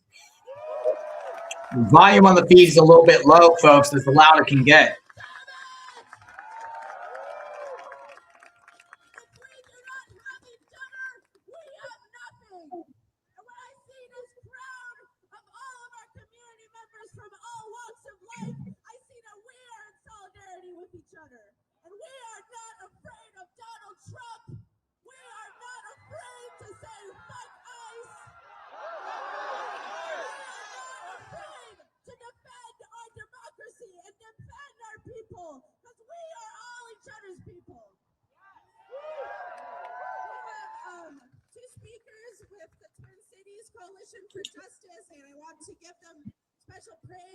All right, so that's that perspective. I'm going to show you another perspective here.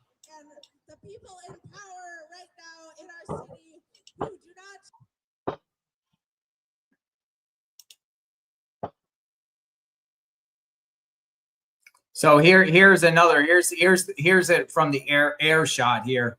And then also there's a feed up for Christy Noem and DHS. So I'm monitoring that. The feed is up. And we'll wait and see what DHS reliable news. Thank you. Springfield, Missouri in the house. Always great to see you. Reliable news. We're waiting for DHS. So there's a feed up for DHS.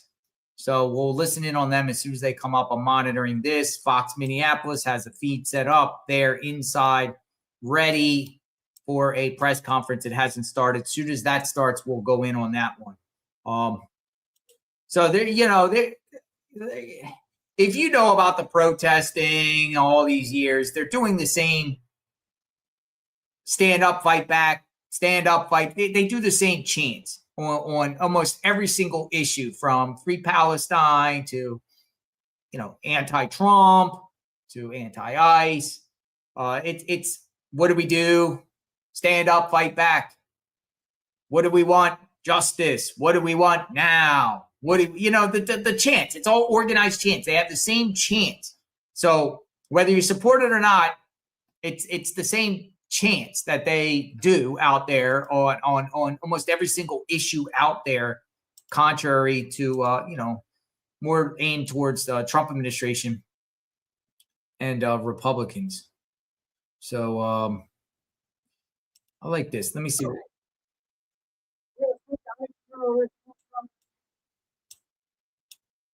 Oh, I got it. All right, I'll do it like this. Hold on. We'll listen in.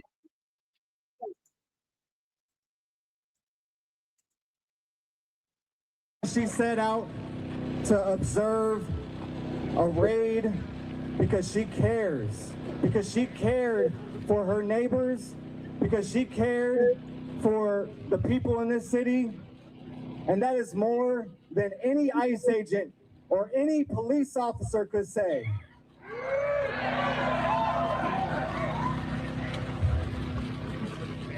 And I'm tired of seeing police collaborate with ICE. I'm tired of seeing the Minneapolis Police Department with their backs to the ICE agents and with their guns and their batons facing the people. They need to respect the separation ordinance. They need to stop violating the separation ordinance. And ICE needs to get out of our city. The Twin Cities Coalition for Justice, we are organizing for political power. We understand that the police cannot be reformed. We understand that ICE cannot be reformed. And we understand that we need democratic control over the Minneapolis police. We also demand that ICE agents leave our cities. We also demand the end to mass deportations.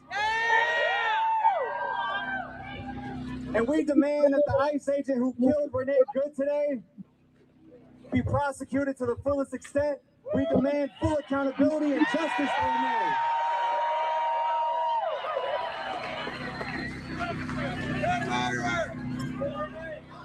Don't believe the lies. She was murdered in cold blood today. Don't be confused by this administration. Don't be confused by the lies.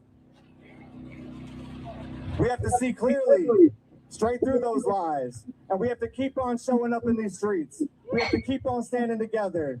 We are the only ones who keep us safe.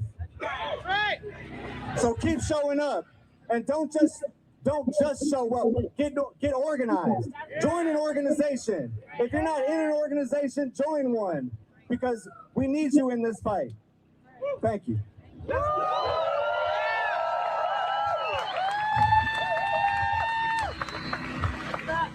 Hey, my name is Loretta Van Pelt. I'm also a member of Freedom Road Socialist Organization and a member of Twin Cities Coalition for Justice.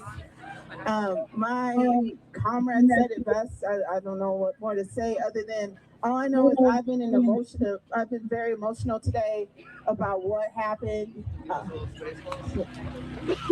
been a little emotional about what's been happening today. I live in South Minneapolis. I'm from South Minneapolis, so this hurts deep. Again, it's not far from where George Floyd was killed. And again, another cop, whatever you want to call it, killed someone on these streets, and that's not right. All right, shame! I'm sick of hearing about. I'm an educator. I'm sick of hearing that children don't want to come to school. Their families don't want to send them to school because they're afraid ICE will take them away, or their kids will come home and there's nobody there because ICE took their parents away. I'm sick of hearing the stories. I'm sick of hearing that ICE is terrorizing my neighbors. ICE is killing my neighbors. This has got to stop. I'm beyond the thoughts and prayers. I'm enraged now.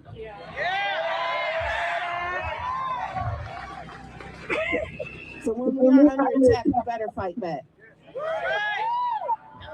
So, like I echo the sentiments of Noah that we need to come together. We need to organize, and we need to get ICE out of our city. That's all I gotta say. Thank you very much.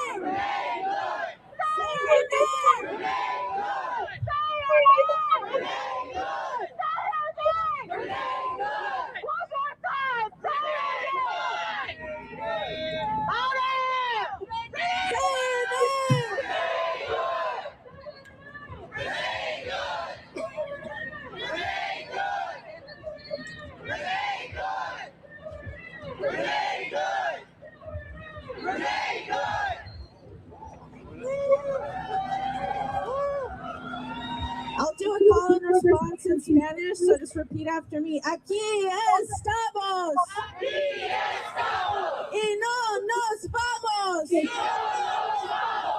Aquí estamos. Aquí estamos. Y no nos vamos. Y no nos vamos. Y si nos echan. Y si nos echan. Nos regresamos. Nos regresamos. Aquí estamos. Aquí estamos. Y no nos vamos. Y no nos vamos. Y si nos echan. Y si nos echan. Nos regresamos. Nos regresamos. Aquí estamos. Y no nos vamos. Y no nos vamos. Y si nos echan. Y si nos echan. Thank you, everybody. We're actually going to keep it going in Spanish. ¿Se habla en español aquí? Bueno. Entonces yo voy a tener mi amigo aquí, Pablo Tapia, de la Asamblea de Derechos Civiles. Bienvenidos. Oh, Carlos. Perdón. No, yo no soy. Me confundieron, yo no soy el que él anunció, pero lo únicamente que quiero decirles es que a todos mis hermanos americanos, la gente de la raza blanca y todos. There could be about 500 people out there to 1,000 people out there. We should be united now more than ever. So we're kind of listening to their message. As you see, top screen, the spot where she was shot, I guess they set up like some makeshift memorial there. They're lighting flowers or lighting candles, flowers, cards, everything it's building. They're saying, remember her name, Renee Good. And then in the right bottom quarter is where DHS Secretary federal authorities are going to have a press conference on the matter. So we're going to listen to that when it pops up. We'll see, and we'll put this comment up. Jersey girl, always good to see a Jersey girl. 67. Why didn't she just get out of the car? This started because of the warning whistles to warn ICE was in the area. If you take part of protecting people here illegally, I have no respect. It's coming from Jersey girl, 67. Thank you, JLR. Why was she there? What was she doing? But, see, here's the consensus. The group here that's chanting here literally is saying their message is no more deportations. So the message, what they're saying here, this remembrance for her is no more deportations, no mass deportation. They just want everyone to be in the country illegally. Is that what's going on? Show me what community looks like. Well, you guys say. Show me what community looks like, sounds like. This is what democracy looks like. Show me what democracy looks like. This is what democracy looks like. So they remixed it to show me what community looks like. This is what community looks like. Community looks like. Show me what community looks like. Rise up, take a stand. Rise up, take a stand. No one is illegal on stolen land. Nobody's illegal on stolen land. Rise Now, up. come on, man. Rise up, rise up. Something on thing. No illegals. No one's illegal on stolen land. On stolen. Come on, folks. Come on. And is that how it's supposed to be? Like, no one is illegal on stolen land. No one is illegal on stolen land. That's what they're saying. Tell from the Indigenous Protectors Movement. Please give them a warm welcome. Indigenous protectors. Thank you so much. Stolen land. You know, I'm here, you know, with my pipe here and delivering the prayers and thinking about kind of what I want to say, what I want to put out there. And really, this day is not only just for Renee, but it's for the rest of us. A tragedy happened today. Someone died. It was the inevitable. As soon as the ICE raids began, we all knew what was going to happen eventually. This was a rogue fact. So what is he saying? No ICE raids? Just you can't have ICE raids. You can't have illegals in this country, or illegals can just run around free. In his eyes, is he's pretty much saying, oh, well, illegals can just, illegal criminals, don't do nothing about it. Just have a lawless land. We heard our brother talk about accountability with the police system. Unfortunately, there is no accountability. No amount of transparency can change the fact that these systems are just inherently racist and meant to brutalize Black and brown bodies and to control. So all police are racist. Just police are racist. That's what he's saying. That's what he's saying. All police are racist. Going after brown people. Right. We outside. But despite it all, when we were driving around, hell, if you were walking, and shout out to you bus riders, right? Shout out to transit. But when we looked at every corner in this city today, what did we see? Protests. We saw people with whistles. We saw people giving notifications, checking license plates. We saw honking. We saw the whistling. We heard it. This city. Well, at least he's admitting to the truth. That's what's going on. Whistles and honking and ICE apps and tracking ICE agents down and going in front of them and impeding them from doing their work. That's what this is about. This is where she was good. Renee Good was there to do that. Obstruct ICE from doing the job. It's unfortunate she had to lose her life, but she shouldn't have lost her life because she made a poor choice. She made the poor choice. We need to maintain the resistance. I don't say burn yourself out. Take care of yourself. We can't take care of anything unless we take care of ourselves first. But we need to be in community. Mutual aid and solidarity isn't just a word. Solidarity. It is an experience. It is an act that we choose every second of the day. We will continue to need the whistles. We will continue to need bodies outside, monitoring license plates and notifying people. Yeah, just monitoring license plates, right? So just go around and just film law enforcement's license plates and whistles and track them down while they're doing law enforcement duties. Yeah, that's the right thing to do, right? So they knew to either scram or to hide or to be safe. It shouldn't be this way. It shouldn't be this way, but guess what? It is this way. So what I'm saying is, who keeps us safe? We keep us safe. Who keeps us safe? Well, they kind of muted it down, I guess. We're waiting for DHS. We kept people from getting kidnapped. And we're going to continue to need that. Take care of each other. Stay vigilant. Stay militant. Right now, the inevitable happened, right? Horrific. But what they want is for us to make a mistake. Don't give them that. Keep it peaceful. They want us to pop off.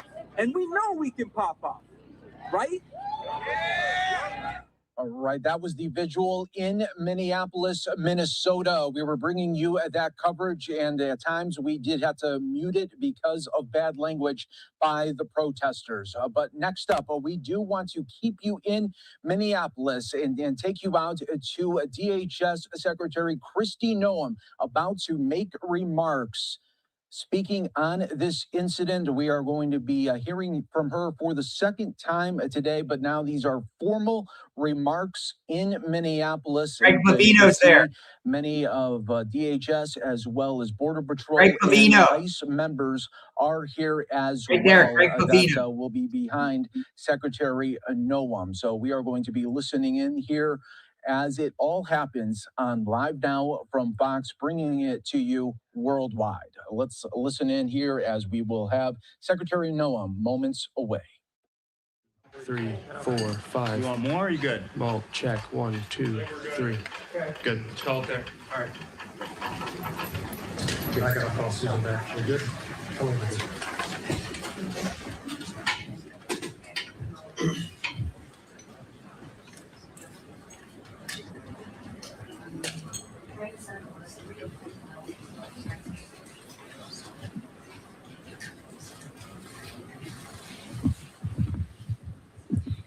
Good evening, everyone. Thank you for being here tonight. I want to start out by addressing the loss of life that we saw here in Minneapolis today. Any loss of life is a tragedy, and I think all of us can agree that in this situation it was preventable. I've spoken to the president today on the situation here on the ground. I also just got off the phone a little while ago with Governor Walz and spoke to him as well. I want to reiterate first with all of you the facts of what happened today. At 10:25 a.m. Central Time, Immigration and Customs Enforcement were carrying out lawful operations here in Minneapolis. Because of the adverse weather that Minneapolis has seen in recent snow, one of the vehicles became stuck and ensnared in the snow. Law enforcement were attempting to push out this vehicle, and when a mob of agitators that were harassing them all day began blocking them in, shouting at them, and impeding law enforcement operations. ICE officers and agents approached the vehicle of the individual in question, who was blocking the officers in with her vehicle, and she had been stalking and impeding their work all throughout the day.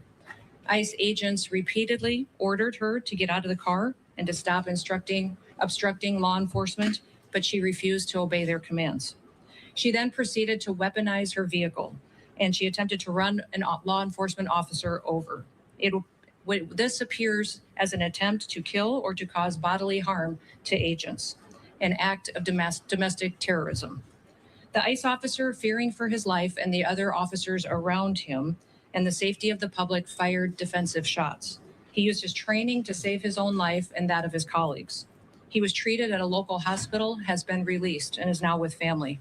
I encourage the American people at this point in time to pray for him, but also to pray for the deceased's family and her loved ones.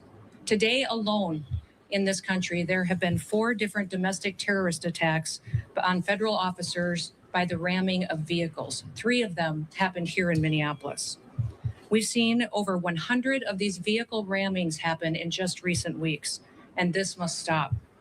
ICE alone is facing a 1,300% increase in assaults against them and an 8,000% increase in death threats against all of them. In fact, the very same officer who was attacked today had previously been dragged by an anti-ICE rioter who had rammed him with a car and drug him back in June. He sustained injuries at that time as well. And let me remind you why we're all here in this city today and why we've been here. In communities across this country and here in Minneapolis, we're just enforcing the laws that we have in this country. For years under President Biden, tens of millions of dangerous criminal illegal aliens, terrorists, and suspected terrorists were allowed to invade our country over our southern border. They were allowed to steal, to defraud, and to perpetuate violence against American citizens. Regardless of who your mayor or who your governor is, President Trump promised every single American that he would make America safe again.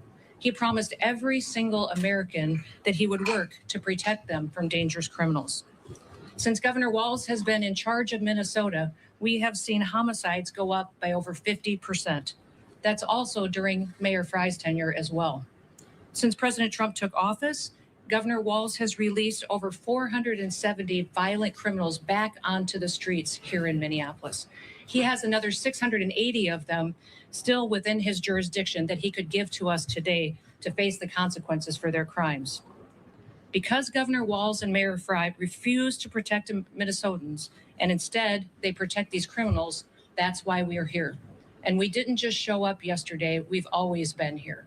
But we're surging operations because of the dangerous situation we see in this country, and because we're no longer going to allow illegal criminals to damage and harm, to kill, to sexually abuse, to proliferate drugs, and to steal American taxpayers' dollars. This state has faced unprecedented immigration fraud. It's seen unprecedented benefit fraud. Individuals were allowed to come into this country and set up fake companies and fake nonprofits and divert billions of dollars away from American citizens and those vulnerable citizens who truly needed the services from those programs. This city has burned before, and your mayor and your governor let it happen. President Trump is not going to let that happen. He and our federal law enforcement officers are here to bring peace and to bring public safety and to ensure that criminal activity is stopped and that people who perpetuate it will face consequences. Since we have been here in recent weeks, we have arrested over 1,500 criminals off of the streets. Our law enforcement has arrested murderers, known and suspected terrorists, child pedophiles, and other brutal criminals that were protected here in this city. We should all work together to protect our citizens. We should all protect the men and the women and the families who live here in Minneapolis, who live in Minnesota, and live throughout this entire country. I want to thank you for being here, and I want to thank you for focusing on the important work that our federal officers do and make sure that we're focused on the priorities of this country, and that's making sure that we're keeping people safe. With that, I'll take any questions that you may have. Secretary, no, Mayor Frye called the claims of self-defense BS. How do you respond to that? I say that he doesn't know what he's talking about. It's very clear that this individual was harassing and impeding law enforcement operations. Our officer followed his training, did exactly what he's been taught to do in that situation, and took actions to defend himself and defend his fellow law enforcement officers. Secretary, can you expand too on the agent's injuries? The president said that he's lucky to be alive. The officer was hit by the vehicle. She hit him. He went to the hospital. A doctor did treat him. He has been released, but he's going to spend some time with his family.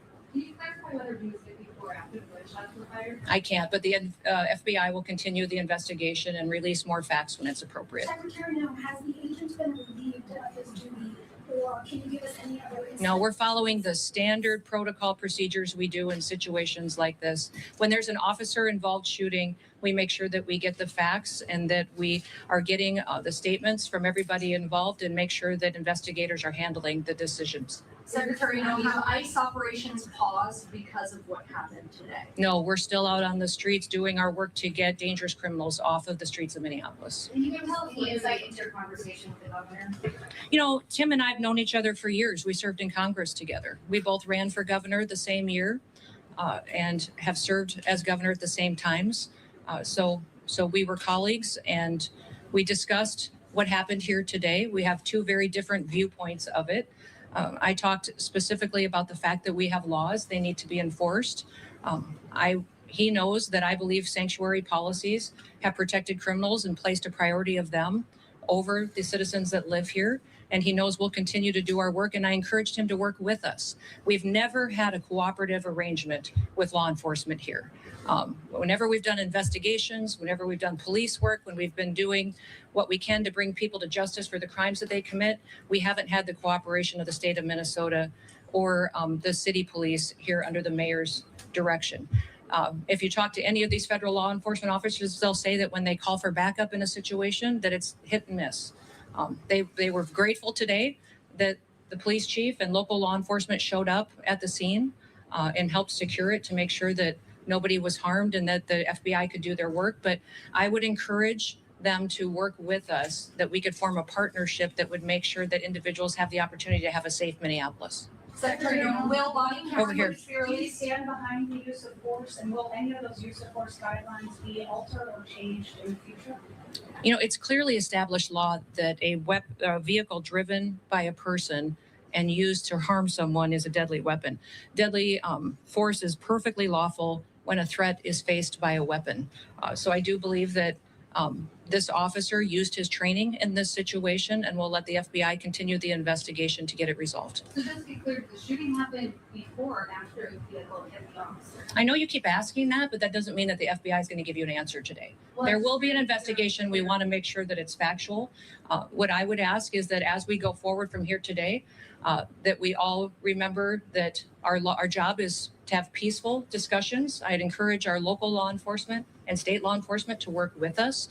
We are going to continue to operate here in Minneapolis and in the state of Minnesota to make sure we're going after dangerous criminals. One of the key focuses that we've had here is a focus on individuals who are sexual predators and are involved in child exploitation. When I was just here yesterday, we arrested individuals who were charged with criminal assault and sexual assault and people that exploited children. Why would you want to keep them on your streets? President Trump has promised to go after the worst of the worst, and that's exactly what we're doing in Minneapolis. By not working with us, Governor Walz and Mayor Fry are putting those criminals and prioritizing them over our children and our grandchildren. Governor Walz said that he is not giving any heads up when there is. And that's simply not true. He said that to me on the phone too. So I'll get him the documentation that he needs so that he knows that we would love to coordinate with him. He doesn't give us access to any information on criminals, let us know who he's detained, doesn't honor our detainers, and has individuals and criminals in his jurisdiction that he won't turn over us today too. You Yes. mentioned that the officer involved today was once before ran by a vehicle. Can you explain the difference between that instance and today? Was a firearm discharged then? If not, what was the big difference? I won't speak to that case right now, but we can get you the details and the information on that. But the facts of the matter is he's an experienced officer. He's been in situations like this before, and he certainly has been out there and followed his training today. Given the threat of vehicle encounters, are you going to change the way You know, people need to stop using their vehicles as weapons. Are you going to change the This domestic act of terrorism to use your vehicle to try to kill law enforcement officers is going to stop. And I'm asking the Department of Justice to prosecute it as domestic terrorism because it's clear that it's being coordinated.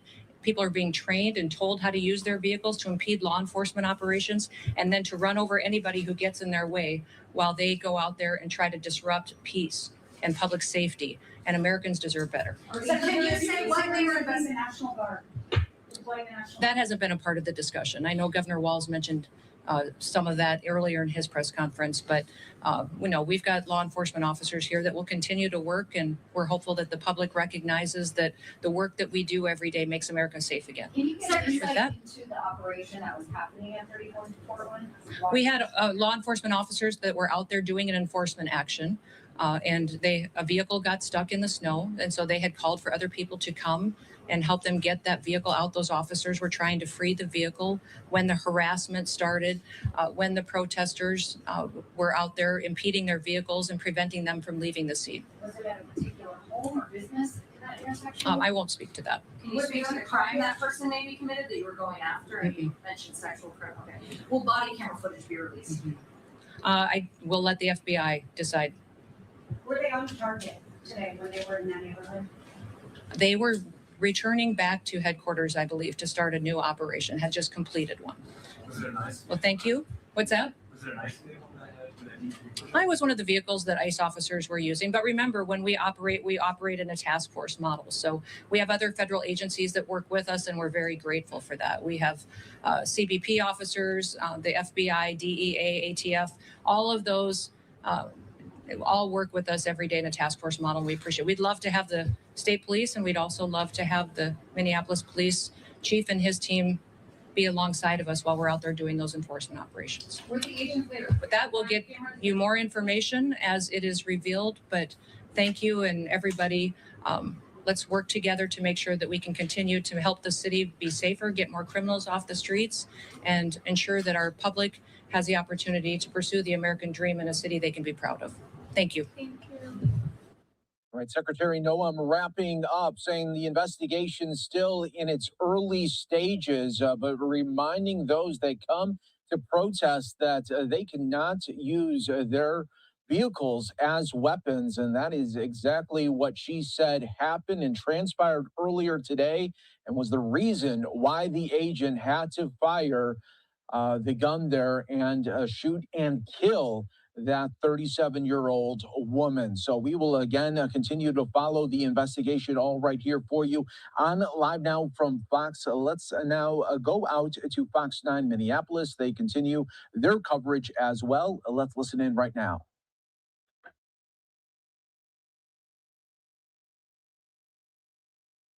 Stand by. I'm going to put back the backdrop here. We're going to discuss what was going on. Christy Noam there. You notice Greg Bavino was by her side, the Border Patrol commander, Greg Bavino. Looks like they're, Christy Noam supports Greg Bavino and the Border Patrol there.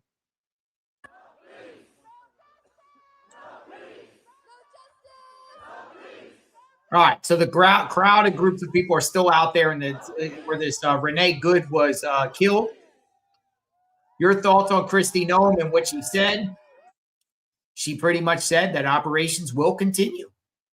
This is not going to stop their operations, and she laid down and said, laid down facts on in their position, whether you believe it or not. Some people in the chat were saying she was lying. She said pretty much this provocator here, provocateur, agitator, has been following Border Patrol ICE all day, and an ICE agent got stuck. Vehicle got stuck in the snow because there is snow there, and they were attempting to get the vehicle out, and this person came and disrupted them, whatever, and then they confront her, probably to arrest her or find out what's going on, tell her to move here, and she gets her vehicle and she goes backwards a little bit and goes forward. There's an agent in the front. She clips the agent. Shots, boom, boom, boom. Christy Noam saying that the agent got hit by the vehicle, went to the hospital, now home with the family, will be with the family, probably on some sort of administrative leave, probably according to policy and protocol, whatever their protocol is, we don't really know. Whoa. All right. And Border Patrol, I think she was just like, she spoke to the governor and her were colleagues before when they both were in Congress. They both ran for governor at the same time, her in South Dakota, him in Minnesota, but they have two different philosophies here. Two different views of the situation. Let me get this aerial footage. I got this aerial footage. I think this air footage is pretty cool to watch because I want to see where this crowd goes afterward. That's my curiosity here. I mean, they're there. They're saying their message. We've heard some of it. I want to know where this crowd goes to. I'd like to know where this crowd. Look, here's air footage. So this is interesting here. This is there's probably about 1,000 people out here. No sound. All right. So there's about 1,000 people out here. They mass gathered. We're going to watch this because I don't know if, once this remembrance vigil, whatever you want to call it, at this spot near 34th Street, I don't know where they're going to end up going. I don't know where they're going to go next. Are they going to march down the streets? Is there going to be chaos tonight? Who's in the crowd? Who's in the crowd? Spicy Pizza says, that's my ancestors' land. Spicy Pizza 6116. I don't know if you're being sarcastic or you literally believe that. Spicy Pizza. I think I'm going to get a spicy pizza in a little bit. I'm in the mood for some pizza. Oh, this is nuts. Yeah, let's just keep it here. I don't want to end this because I want to see where this goes, right? And we want to see where this protest goes. Does everyone just disperse when it's done, or do they march? Do they march or they go down the street? So they, all eyes in Minneapolis right now. And as the sun started going down, sun's been down now probably for about an hour. Went down about 5:45 their time. Or I'm sorry, 4:45 their time, 5:45 Eastern. It is 5:40 Central right now. And we'll see what's going on here. Well, it's been a busy day for us. We've been talking about Greenland, and then this happened. We had to break our broadcast from Greenland. We were talking about Greenland, and this broke, and this was an urgency. We had a lot to talk about Greenland and Iran, Venezuela, a lot going on. Now, so this crowd is pretty big, but, Minneapolis, again, how many mass shootings have we covered in Minneapolis? How many crazy cases have we covered in Minneapolis? And all the places where an ICE agent would shoot a protester or agitator, whatever you want to call it, protester, agitator, domestic terrorist, that's what they're calling her. Minneapolis would probably be the worst place for this to happen. Because if they don't do nothing tonight, who's to say that they don't mobilize? And what's tonight? Wednesday? It's Wednesday night, the 7th. You get a couple more days, you got the weekend. Let's look at the weather in Minneapolis now. To possibly stop two things that could possibly stop looting and burning and stuff similar to George Floyd. One, the victim here, white woman. As I said, if the victim here was an African-American male or female, I think there would be really uprising right now already. To the weather. This is different. It's not the summer of love. This is the winter of love, or the winter. It's cold out there. It's 33 degrees. You want to riot, loot, and protest in 33-degree weather? Most people probably got hand warmers there, and they're cold. It's cold.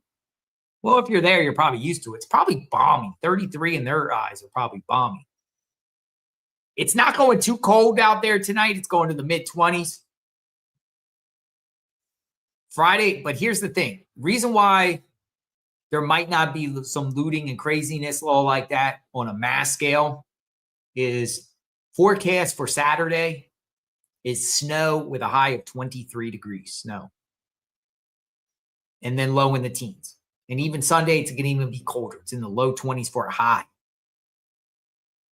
Friday, high 30s. So tomorrow, you get a little bit balmy like it was today, upper 30s. But the weather gets worse and worse as the next couple of days. And usually when you get these things, when these crazy events happen,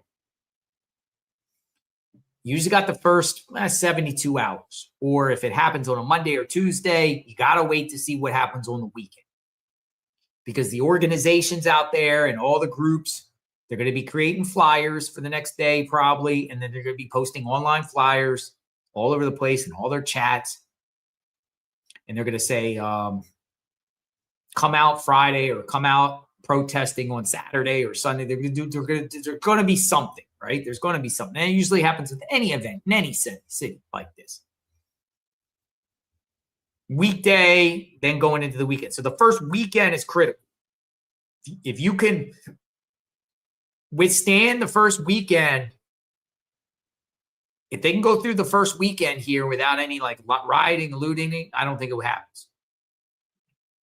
You understand my point of view here? Similar stuff with LA, all those riots in LA. They happened on that weekend, and then it kind of just after that, it just kind of died out. Didn't have no legs. Now with George Floyd in the summer, people protesting in the summer, people taking the streets, rioting, looting, burning, whatever you want to call it. Something. People out there when it's 70 degrees at night, balmy, people do that stuff with T-shirts, and they would just mass it inflamed. But around this country, it's winter time. It's winter. It's winter. Who likes the cold? I don't. I don't like it too cold. I'll always say this about January 6th. With the craziness in January 6th, whether you support it or not on January 6th. But one thing that went in favor of that Capitol building not being burnt down was the weather. It's cold out there. It's cold out there. If it was like a weekend and there was like summertime, oh, goodness, who knows what would happen then? Who knows what would happen here if it was summertime? If it was July right now, July. If it was like middle of July right now. Who knows what would happen right now? With it warm, balmy, school's out, college is out. This would have happened on a Friday, and then you have that weekend, that anger, that first anger, reactionary anger. This was enough to trigger all these people to come out. This isn't small. This is not small. Look. This is not small right here. This is pretty big for a situation. This is over 1,000 people for sure. For sure. In Minneapolis. Now, there's a lot of things going on in Minneapolis, as you heard or know or don't know. If you guys are on the internet, y'all know. Y'all are informed. We got probably one of the smartest chats on the internet, in the chat. We know what's going on with Minnesota and Minneapolis and the eyes of just with everything going on and the talk and the discussion, the frauds and the governor and, the Somali issue and a lot of things going on. This just adds another element to it.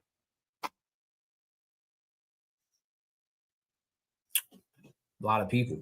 All right, let me scour around, see if we can get more. It's kind of good to talk instead of listening to NBC News. But we got to hear the media's perspective of this, right? What they say. I think NBC News was fair with the reporting here. They put some people that were former law enforcement that were saying that this is justified, and then they brought on people that were just trashing Border Patrol and ICE. You want to get all views. You want to get all views. You want to hear everyone's opinions, and you let you decide. I'm sure if it was like MSNBC, they'd probably just some medias. I think Fox is, will definitely take more of the position most of the time of, supporting Border Patrol and ICE agents no matter what. MSNBC would probably just support the protester or the person that got killed no matter what. No matter what. You want to hear all sides, right? You want to hear all sides. Do we ever have all sides anymore of a situation? People's perspective mixed with opinions. It's all opinions too. People have opinions.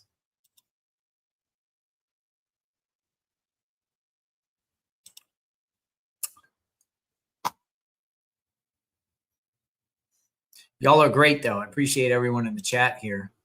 I've been here for almost 7 hours. Holy smokes. And the sun is already down. What a day. We didn't even get to talk about Nick Reiner. I was going to cover Nick Reiner, the case of Rob Reiner's son.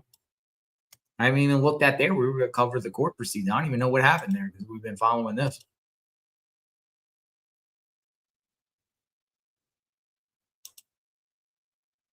Let me see what yeah. We're going to see if they march. That's where we're going. We're going to see where they march. So let me see what the media is putting out with the clips and reports.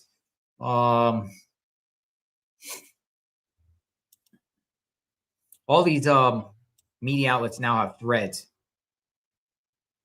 Christy Noam says, victim shot by ICE agent attempted to run over law enforcement officer. So that's what she said at the press conference. The ICE agent who fatally shot a woman. We don't know the name of the ICE agent. The ICE agent who fatally shot a woman on Wednesday morning in Minneapolis feared for his life and the other officers around him, Christy Noam said. The incident unfolded at 10:25 Central Time, so 11:25 a.m. Eastern, as U.S. Immigration and Customs Enforcement officers were conducting operations in the city. One of their vehicles became stuck and ensnared in the snow, she said. As officers were attempting to push the vehicle out of the snow, Noam said a mob of agitators that were harassing them all day blocked them in and attempted to impede their efforts.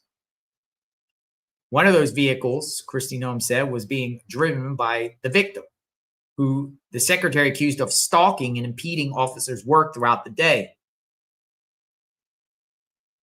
ICE agents ordered a woman to get out of the car, but she refused, Noam said, and then proceeded to weaponize her vehicle in an attempt to run over the officer. Now, that's going to be up for debate. I think that's going to be the debate, right? Because we've seen the videos. Was she weaponizing her vehicle specifically to go at ICE agents or DHS, or was she using her vehicle to get away? And that's going to be up to debate, where some people feel like she was only just trying to get away. And she didn't necessarily say, hey, I'm going to go slam into office. Right? So that's going to be the whole thing, right? Whether she was just trying to get away, and if she, you know, people's eyes, she might say, well, she was just trying to get. Well, these people don't like ICE as it is, so they're just nothing. ICE could be in the total right here, like literally. Here's the situation with this crowd here. It's fair to say, even if the woman pulled out a gun and pointed at ICE agents, and ICE agents shot and killed her, this crowd would somehow defend her. Most likely. A lot will just somehow say, well, I shouldn't have been there. You know, she wouldn't have to draw a gun. You understand what I mean? Now, in here, people are going to say, did she try to escape? Because the vehicle looked like it was trying to turn towards the right. And the vehicle looked like it clipped the officer standing in the front. Other people might say, hey, the officer shouldn't have stood in front of a vehicle. Do you stand in front of suspects' vehicles like that? Because a lot of law enforcement has policies, rules, laws, procedures where in situations like that, dealing with the suspect, to prevent from getting run over, you're supposed to go to the side and deal with the issue, deal with the person. So that's going to be up to debate. Weaponizing her vehicle. But, you know, if you charge to a law enforcement, if you get your vehicle and you're running at law enforcement, you're, you know, about to run law enforcement over, and they fear, they have reasonable, you know, they fear for their safety, imminent harm and danger, don't they have the right to defend themselves? Now, this woman, if she was there agitating all day, she didn't like ICE. She didn't like ICE. ICE is not her friend. Border Patrol's not her friend. The federal government's not her friend.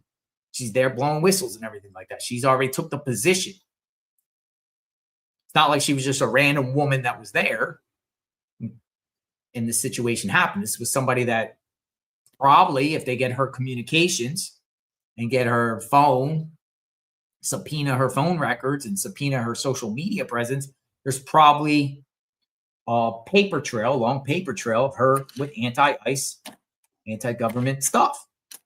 Maybe even communicating with the people to get to that location. Hey, we're following me. Maybe there's ICE watching her, or those ICE apps. I don't know what type of ICE apps they have up there in Minnesota, but a lot of these communities have these apps or sites they go to, and they're supposed to follow ICE around. They're supposed to jot and mark down ICE, take pictures of their license plates, and then post it on their app or their group that they're in to let the community know. And what they do is they go there. Some of them go hardcore. Some of them just go there and blow whistles. Some of them really get in the face of ICE agents and yell all types of crazy threats and obscenities to them. Stand there, or when ICE is arresting somebody, they, where's your warrant? You know, and know your rights. And oh, Alan Jackson. Okay, good to know. Good to know. Thanks for the info. Alan Jackson withdrew as Nick Reiner's attorney. I wonder why. Money, probably money. Appreciate that. Good for the tip. Good. More Hills, thank you. So we're just going to sit here and see where this goes. So Christine Noem goes on to say the federal agent, this appears as an attempt to kill or to cause bodily harm to agents as an act of domestic terrorism. That's what Christine Noem said, adding that ICE agent responded by firing defensive shots. You know, and sometimes when there's a law enforcement shooting or whatever like that, questionable shooting, police will say, hey, the agent has been placed on, or the police officer has been placed on administrative leave while an internal investigation is going on. Doesn't seem like that's the case here. It seems like the federal agent or DHS and the head people, including the president of the United States, already take the position that this was a justified shooting. That's it. No investigation whatsoever. This was a justified shooting. That's it. Will they show body cam? It's a great question. Will they show body cam? That federal agent used his training to save his own life and that of his colleagues, Noam said, before he was treated and released from a local hospital. State and local officials has disputed claims that the shooting was done in self-defense. Noam also said it's simply not true that Walz has no heads up about ICE actions. Department of Homeland Security Kristi Noem disputed Minnesota Governor Tim Walz's claim that he does not know when there will be ICE operations in the state. That is simply not true, she said at his news conference, responding to a question about Walz saying he has not given prior notice of actions. Noam said she would provide the governor with that information, adding that we would love to coordinate with them. The secretary said Walz and his administration does not give DHS access to any information on criminals. She also claimed that Walz has individuals and criminals in his jurisdiction that he won't turn over.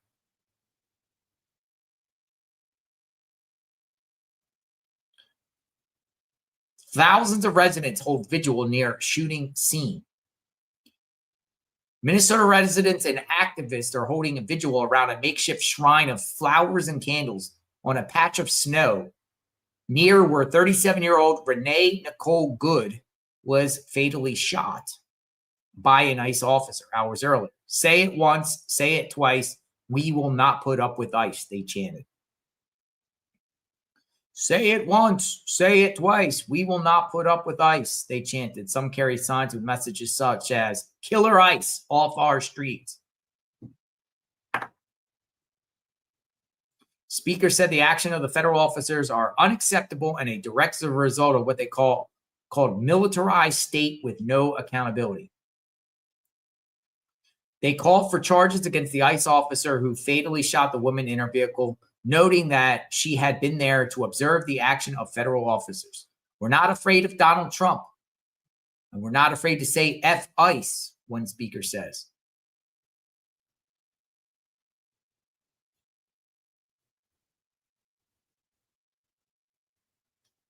Noam also says an ICE agent involved in the shooting today was dragged by a car in June. One of the ICE officers involved in the deadly shooting in Minneapolis today was attacked by a person in their car in June. The very same officer who was attacked today had previously been dragged by an anti-ICE rioter who rammed him with a car and drug him back in June. Noam says 1,500 people have been arrested in recent weeks. Our law enforcement has arrested murderers, known and suspected terrorists, child pedophiles, and other brutal criminals that were protected here in this city. We should all work together to protect our citizens. We should all protect the men and women and the families who live here in Minnesota, who in Minneapolis, who live in Minnesota and live throughout this country. False.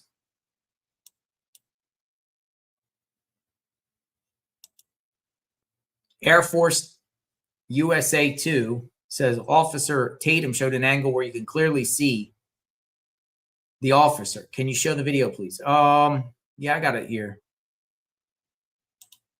I got that second angle that has been put up there. Let me see if I video file can get it back up and loads.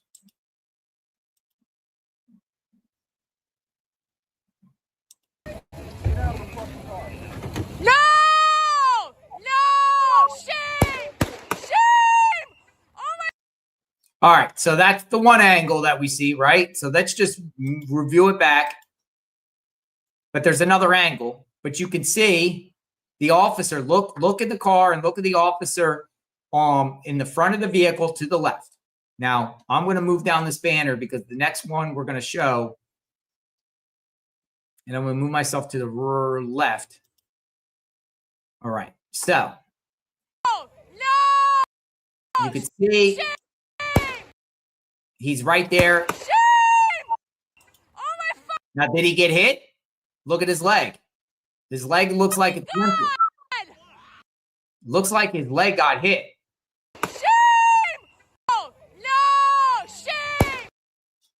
Looks like he got hit and clipped because he moved to the left there. All right, so let's go back. Here's the other angle. I think you're talking about, Air Force. Now, this is hard to see, but it's on the right corner. Look in the lower right corner. And you can see an officer there, right there. So let's move it back. Do you see the officer in front of the vehicle?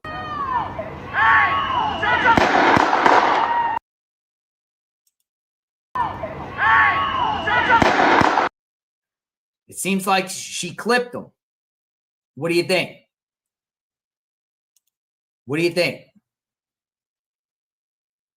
Reading the thoughts. Yes? Justified? Yep. So I think, Air Force, that's the angle you were talking about, right? The second one, right?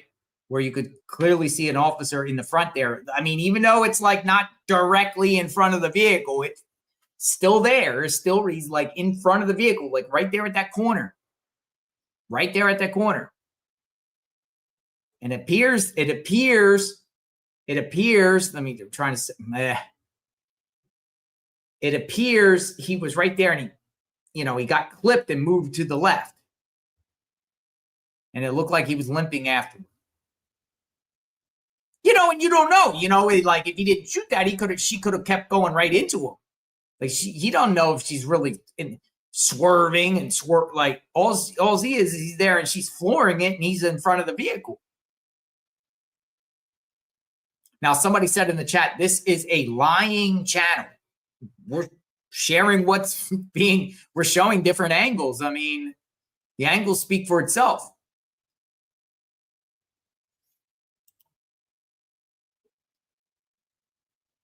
Laws justify after she's ordered out of car and lunged. Rocks and Cows, hey, Minnesota. And always good to see you, Rocks and Cows. What do you think? We'll put the banner back up here. We'll call it Mass Chaos because we don't know where this is going to go.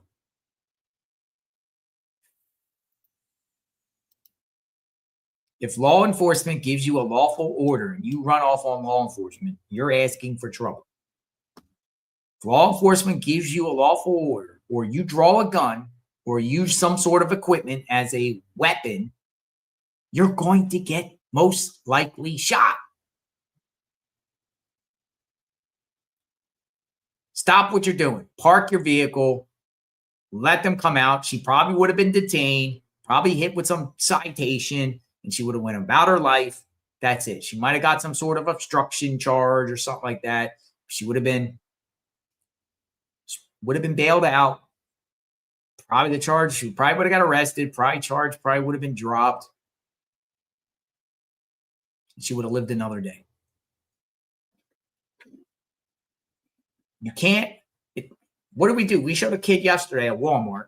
It was an old video, but it was a couple weeks ago. The kid pulls out a gun and tries to shoot cops after he's caught shoplifting. Those cops could have shot him dead, and would have been 100% justified. As soon as that kid pulled out a gun and went like this to law enforcement, that kid's lucky to be alive. Instead of them trying to stop the gun and grab the gun and take him down, they could have shot him. And probably the person next to him probably would have got shot too, and it would have been justified. It would have been justified. You can't do that to law enforcement. You can't. You can't. They give you a command, you just comply. Comply. You deal with the legal consequences, get a lawyer and deal with the legal consequences, and you'll go through. Probably get a plea down. And now we're here. And, Christy Noem, in fairness, whether she just said a loss of life is a tragedy. It is. Regardless of how you feel about this person, whether you think, oh, yeah, she got what coming or whatever. Some people might think that, but it's horrible. It's horrible. Horrible. It's horrible. So we're continuing to monitor what's going on here. I don't know how much longer they're going to be out there. I'm sure that people are starting to get cold and hungry.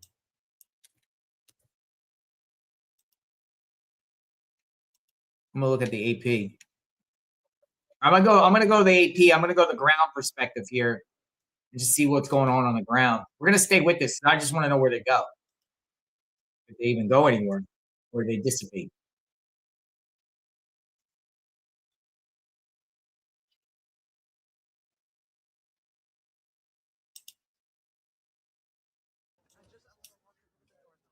Okay, good. Yes, of course.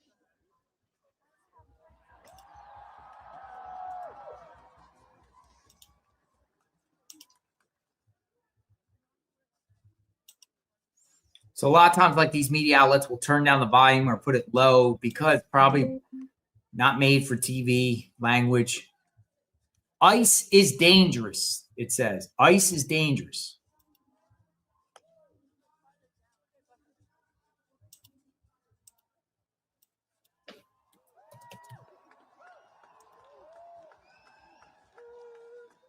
Say ICE is dangerous.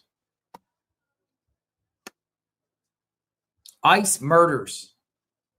ICE murders. Justice now.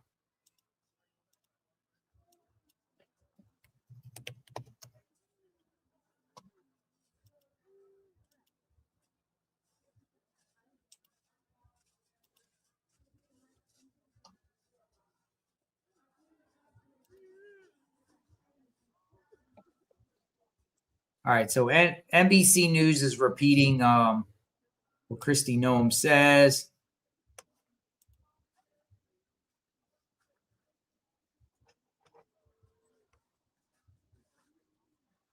Renee good. So our objective at this point is to see here.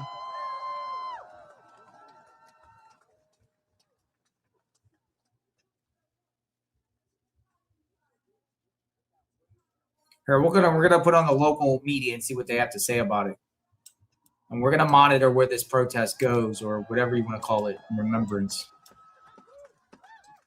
We're going to put this up. I'm going to take it back just a few minutes. A lot, because early on, there were ICE watchers out here very early this morning before the shooting. They were here and they were honking horns and blowing whistles, letting everybody know that ICE was. Has reacted. Department of Homeland Security Secretary Kristi Noem has reacted, both saying that the officer acted defensively, and they call it an act of domestic terrorism, that the officer feared for his life. And that's what will have to be sorted out in the investigation, is whether or not that was a justified shooting. Vehicles can be used as a weapon. So in this case, is that the case? Our governor also holding a news conference kind of outlining the state's response at this point, because he's concerned there might be some protesting that gets out of hand. In the event that happens, they have state and local officers ready to react. And then at the local level, the mayor has called the president and Department of Homeland Security Secretary Kristi Noem's narrative untrue. So you have a lot of people today who have already drawn a lot of conclusions, and that's all airing out publicly in real time. What's happening right now is what we referenced earlier, and that is the gathering of hundreds of people in that area of 34th and Portland and Minneapolis. So you can see it there from the aerial view that has been growing steadily since about an hour or an hour and a half ago. Our So Young Kim is on site right now as we speak with more on that gathering there tonight, a vigil of sorts for the woman shot and killed today. Yeah, Randy, Kelsey, behind me is Portland Avenue, and I'm standing almost right in between 33rd and 34th Street, and the crowd has now grown to more than half of the block. At one point, they were chanting Renee Good's name, and we got that confirmation from the Minneapolis City Council saying she was a resident here in Minneapolis. We know she was 37 years old, and there's a lot of community members out here mourning. They were, again, chanting her name. There's signs with butterflies that say remember. And what we know so far that's confirmed from Minneapolis police is the woman who was shot and killed here this morning was 37 years old. She had a gunshot wound to the head. There were at least multiple shots fired. And when she was taken to the Hennepin County Medical Center. She was pronounced dead. And right now, BCA, the FBI is investigating. The community out here mourning. They're also calling for accountability and justice. There's also, you can't see from this vantage point, but there's a growing memorial. People have been dropping off flowers. And again, a lot of people it's passionate. They're emotional out here. And you can kind of hear the chants behind me. The crowd really, people are still coming in. They were starting to march at one point, but there's a lot of speakers kind of in the middle of the crowd there. And it's part vigil, part rally, calling for accountability and justice, but also just remembering a life lost of another community member here in Minneapolis. We'll be out here tonight, keep you posted, but for now, I'll send it back to you. All right, So Young, thank you so much. We appreciate that. Yeah, there's a lot to be said, as you pointed out earlier, about these videos that are circulating around on social media and what people see. They see it from their own perspective. Obviously, in the end, what matters is what law enforcement and the judicial system sees from those videos. Yeah, so we want to talk with Karen Scullin, who's also been on scene for most of the day and was there as those ICE officials were trying to leave the scene too. So Karen, you've taken a look at the videos. You've seen them from many, many different angles. Talk us through just what your day has been like, number one, and then what those videos are showing. Right. It's been a day for us for sure. I mean, just a lot of confrontation throughout the day between protesters, between ICE agents, especially as ICE agents were trying to leave the scene after the shooting. There were a lot of confrontations then. A lot of protesters would not let the ICE agents leave, whether it was down an alley or down the road. They were physically blocking the roads, arm in arm, that kind of thing, pounding on the cars and throwing things at the agents. In return, the agents did end up deploying mace or chemical spray into the crowd or into the people that were actually blocking the situation. It was very volatile at times, and that was happening pretty much throughout the day. But as you mentioned, it's going to be these videos that are everywhere. They are crucial into determining whether or not this shooting was justified. There are a lot because early on, there were ICE watchers out here very early this morning before the shooting. They were here and they were honking horns and blowing whistles, letting everybody know that ICE was, in fact, in the area. So you're talking about not only the watchers that have video, but also neighbors and residents who came to the windows, hearing the horns and the whistles and started shooting video, capturing some of those very important moments when that gun went off. There are two different angles for the most part. There's behind the maroon SUV that the woman was driving, but there's also an angle from in front of that SUV, and they both kind of tell two different stories. No!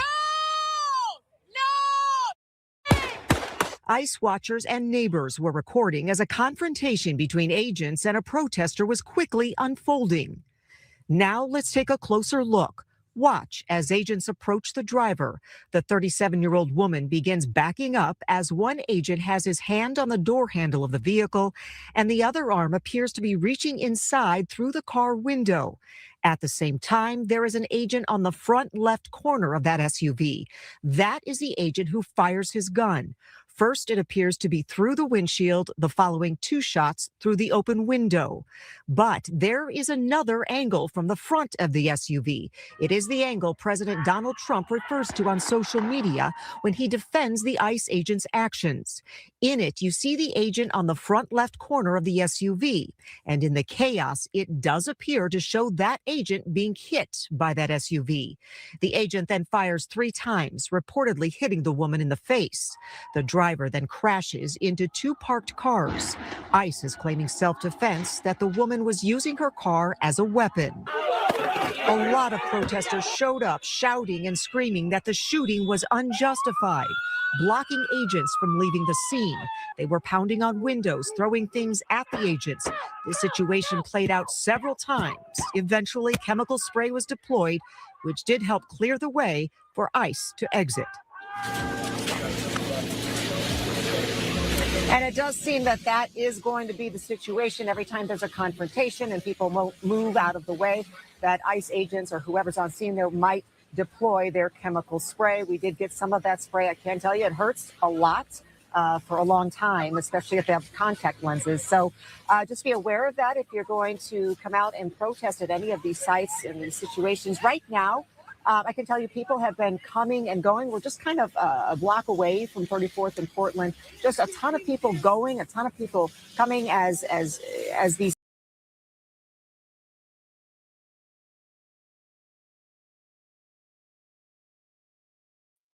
Mayor Fry speaking right now on NBC. So I'm going to get this up here, and we'll reverse it back. He's been speaking now for about 2 minutes, giving an exclusive interview. So I'm going to get this up here.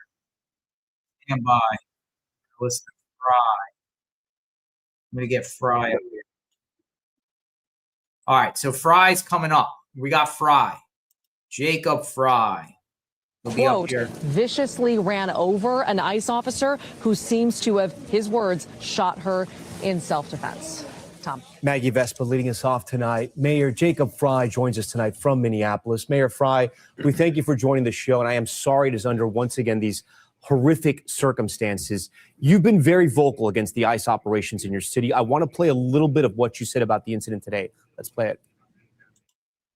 They are already trying to spin this as an action of self-defense. Having seen the video of myself, I want to tell everybody directly, that is. So, Mayor, after seeing multiple angles now of that video, do you stand by what you said earlier?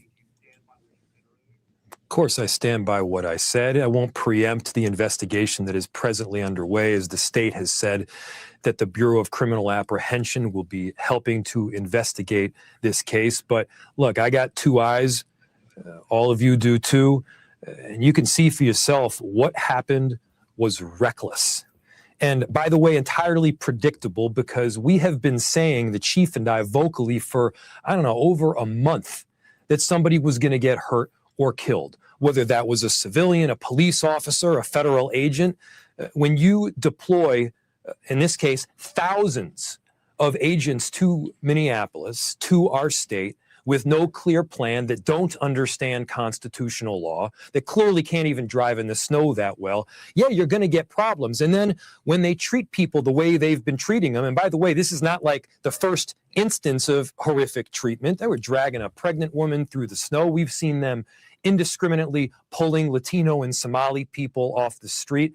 That is not the way we behave in America. In Minneapolis, we're going to stand up for our community. And tragically, this instance of reckless federal behavior, again, has resulted in somebody getting killed. Mayor, DHS Secretary Kristi Noem just spoke. I want to play some of that sound and get your reaction on the other side. Here's what she had to say. The ICE officer, fearing for his life and the other officers around him and the safety of the public, fired defensive shots. He used his training to save his own life and that of his colleagues. He was treated at a local hospital, has been released, and is now with family. Mayor, what do you say to that? That does not sound to me like a person that believes what they are saying.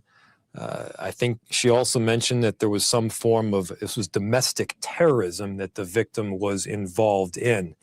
That would be the first instance of domestic terrorism that involved like a 4-point turn, that the victim was clearly trying to leave the situation and get out of there. And by the way, leaving a situation and getting out of there is neither domestic terrorism, nor is it trying to ram a federal agent. It's trying to leave. None of that, by the way, can justify use of deadly force under the law. You don't need a law degree to know that. The governor mentioned earlier that he thought federal agents should have done more to help this woman. In the first video, the original video that has been put out there, you don't see agents, and obviously they had just been shot at. It was a traumatic scene, but you don't see any first aid immediately being administered. Did that trouble you? Did you notice that from the videos? So I don't know that I've seen that exact video. I certainly have heard about it. And yeah, you know, one of the responsibilities, a duty of a law enforcement entity is to make sure that people aren't killed. And so even if that individual was the one who shot, first aid should be administered in the immediacy. You know, our police officers got there, and 2 of them were in the ambulance driving down to help as soon as they can and going to the hospital. And, you know, that's what they need to be doing. But no, from what I have seen in these videos, this is not an example of what any officer of the law should be doing. People are going to be watching this video and they're going to say to themselves, you know, there's two sides, right? The side we're hearing from you and the side we're hearing from Kristi Noem. And they're going to say, listen, that officer was in front of the car. It looked like the woman was accelerating. She shouldn't have done that. Law enforcement training says that's a lethal weapon. You can use force. My question to you, though, what people don't understand, the context, and I'm not saying this is an excuse or a reason for any of this violence, but the temperature right now in Minneapolis, it's winter, but it is incredibly hot. How would you describe that to other Americans? Because your own governor was asked, is the state of Minnesota at war with the federal government? And that sort of stunned me that question could even be asked in 2026. But is that what the feeling is like over there? Well, I'll tell you what the feeling is. And the feeling is that in Minneapolis, in Minnesota, we are going to rise above. We are going to be our best versions of self. We're going to be wrapping our arms around this family because obviously they are suffering. We're going to be standing up rock solid for our immigrant neighbors because they are getting targeted and attacked. And we're not going to take the bait. We know that the Trump administration is looking for any excuse to come in and deploy a whole bunch of military and occupying force on Minnesota and Minneapolis that we know would be even more devastating for these very communities. And so we're going to be doing this right. We're going to meet a lot of hatred and divisiveness with love and unity. We're going to see all that the Trump administration is doing here, but then we're going to show our own brand of who we are as Americans, of who we are here in Minneapolis. We want to be an example for others to follow because, again, we need the entire country standing up to say that this isn't okay. You know, it's this horrific killing that is not okay. It's also the fact that they are indiscriminately pulling Latino and Somali people off the street a whole lot of the time, and that is not how we work under our endurance of our republic depends on this. Look, Mayor, I don't have your job. I don't know what you're going through day in, day out. I hear you talk about love as well, but I also heard something very real in your voice when you told ICE, get the F out. Do you still stand by that? Yeah, I mean, yes, of course I stand by that. I mean, you know, I'm sorry to any of those that have these Disney princess ears that are totally offended, but I mean, for those that are saying that's inflammatory, the F-bomb is inflammatory, you know, if I'm going whether the F-bomb is the inflammatory piece here or the killing of a civilian, I think it's the killing of the civilian. That's the real inflammatory piece here. And, you know, yeah, I'm frustrated. We said it. I stand by it. When ICE comes to your city and there's more than 1,000 agents now in your state, do they tell your local police officers? Do they call your office? Do they say, hey, we're going to be here just so you know our agents are here. They're not going to be in marked vehicles. I mean, is there any communication? No, man. No. We've said very clearly that we will not coordinate with any federal agency around immigration enforcement work. And so, no, they don't tell us when, where, how. But when you say we won't coordinate, if they were to call you, you wouldn't even take that call, Mayor? When you say we won't coordinate, if they were to call you, you wouldn't even take the call? Oh, if they're going to call me and say we're coming in, obviously I'll take the information up, but we won't coordinate with them. Where does your city go from here? We go where we always go, up and forward. Look, Minneapolis, our whole country has been through a lot over these last 5 years. We've had a series of turning points, and I think this is a particularly potent one where, again, we can meet a lot of the hatred that we are seeing from this federal administration and the way they're conducting themselves with some truth, with some honesty, with some justice, and then a lot of compassion and love. That's where our city is standing. Finally, what's your message tonight to President Trump and his supporters who said he campaigned on this, he said he was going to do this, and he won an election? Well, look, winning an election does not mean that you get to violate the Constitution. Any Democrat, any Republican certainly Any professor of constitutional law should understand that a lot of the things that are going down right now are not okay. I mean, there's such a muzzle velocity of actions that are taking place that there's litigation that's trying to keep up with it. My message to President Trump is the same message that we delivered earlier today, which is get ICE out of this city. Look, we have done a lot of the work over the last several years to drive down crime.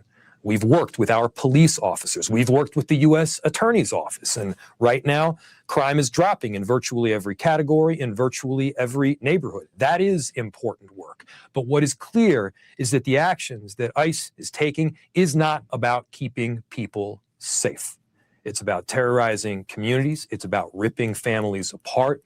It's about eating away at the very fabric that makes Minneapolis, and America, America. We got to stand up for the endurance of this republic right now. And for anybody that's watching, you're part of this too. You can be part of this movement to have this kind of thing stop from happening. Mayor, just before we go, we're getting some new information now. We know that the woman who was shot and killed, 37-year-old Renee Nicole Good, have you been able to talk to her family by any chance? And can you make a promise here that this shooting will be fully investigated? Yes, this shooting needs to be fully investigated. I know that I've heard from the state that the Bureau of Criminal Apprehension will be involved, and I think that's the right thing. I'm so sorry to this family. No, I have not talked with them yet. I need to. I know that my staff is working on getting the contact and everything. And I mean, no, look, nothing that I can say here over the airways is going to be even remotely helpful. But we're with them. We're with them. We stand with them. We stand with this city. Let us all stand together. Mayor Jacob Frey, we thank you for your time. We know this is a very difficult day, so we appreciate you coming on. Thank you for having me.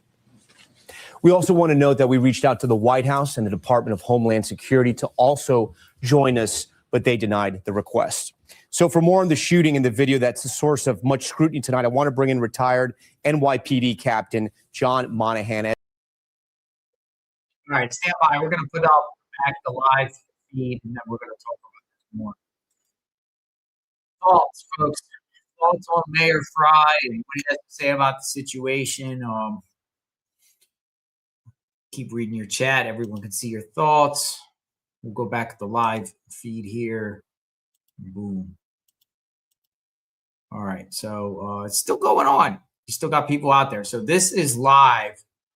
We will continue to monitor this because I want to see where they go. I don't know if this will go crazy, but I don't know who's in the group here. I don't know where they go with this. We're going to stay with this for sure. Jacob Frey, we listened to the press conference of him, vocal about the situation.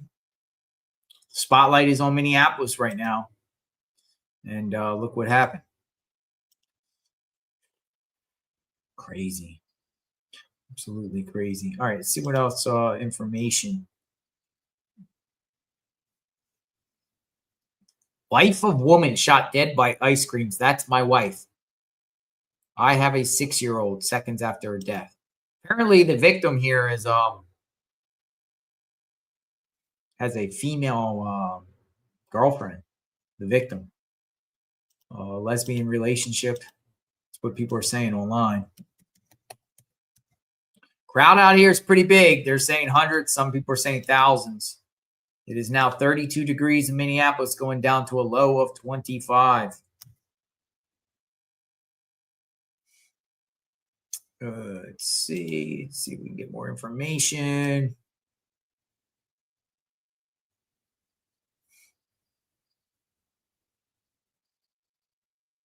Nome didn't name the officer, ICE officer, who shot the woman. So we know the victim is named Renee Good, but we don't know the officer's name. But Nome said Nome didn't name the officer who shot the woman, but said he was experienced. And this same officer was dragged back in June when he was rammed by an anti-ICE motorist.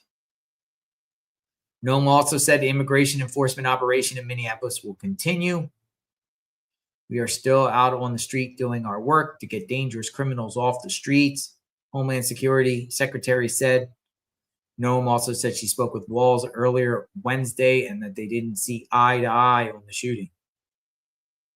Noam said the death is a tragedy, but that the ICE shooting was justified. Black Lives Matter affiliate, we will not normalize this violence.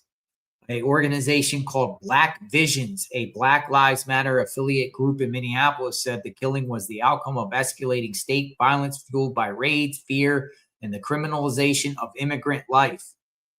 Our communities have been sounding the alarm, and today that the violence turned deadly, reads a statement posted to a Facebook account for the group. This same group was involved in organizing the protest after the murder of George Floyd in 2020. We will not normalize this violence. It continues. Our greatest resistance has always been our love and care for one another. They cannot defeat us. That's who might be out here, part of this group here. It's called Black Visions. Pastors are out here. It appears pastors are out here. Pastors attend community gathering after ICE shooting to show solidarity and advocate for nonviolence. Hey, Murky Piglet, nice to see you. We'll put you up on the screen, Murky. It was great to see you. Yes, my heart does hurt for her child. To be involved with this stuff and put herself in jeopardy, knowing she has a child at home that wants and needs her. It's an interesting perspective, Murky. Murky says this victim here has a child at home, but put herself out here to do this. Risk sacrificing her life for the cause. But she had a child. Now the child doesn't have a mother. This could have been prevented. It really could have been prevented. Why did the vehicle and the woman get in the mix there and, get her vehicle and get it in a vicinity and where agents say, DHS saying that, these agitators are going to confront them and blocking them. Why would she do that if she had a child? Cher Reed, 64. Thank you for being here. Yeah, it's a great perspective, Murky. She had a child, 37 years old. I mean, she's not young. She's not old. But you get what I mean. She's like in the middle of her life, 37, but activists are out there, and activists, I've seen activists in their 70s out there doing this. And I've seen activists in their teens doing this. People. Why they choose to do this? I mean, I don't know. We've seen so many police shootings and almost 99.9% of them are justified. There is some bad apples. There is some police officers that go too far. Police brutality, they go too far. Do you think this officer was just like, hey, I'm going to go shoot this woman today? Like said, I'm going to go just shoot just a random person. They weren't even going after this woman. This woman was not the target of their operation. This woman was just there bugging them. I'm sure they were annoyed with her though. And I'm sure they're annoyed. With just the growing, these agitators coming to them and harassing them and heckling them. I'm sure it gets under their skin and they're trying their best to remain, maintain composure and everything like that. But I'm also believe that they got directives from above and said, if you feel like your life is in danger, by all means, do what you have to do to protect yourself and others. I'm sure they got that directive. If you got to do what you got to do, you're out there and, these people are out to get you. They're out for blood. They're out there to,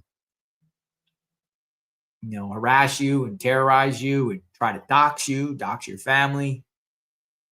Do what you got to do to defend yourself, And what message does this send if you, with the officer here, that if the DHS throws this officer under the bus, what message does that send to all the other agents out there that are doing immigration enforcement?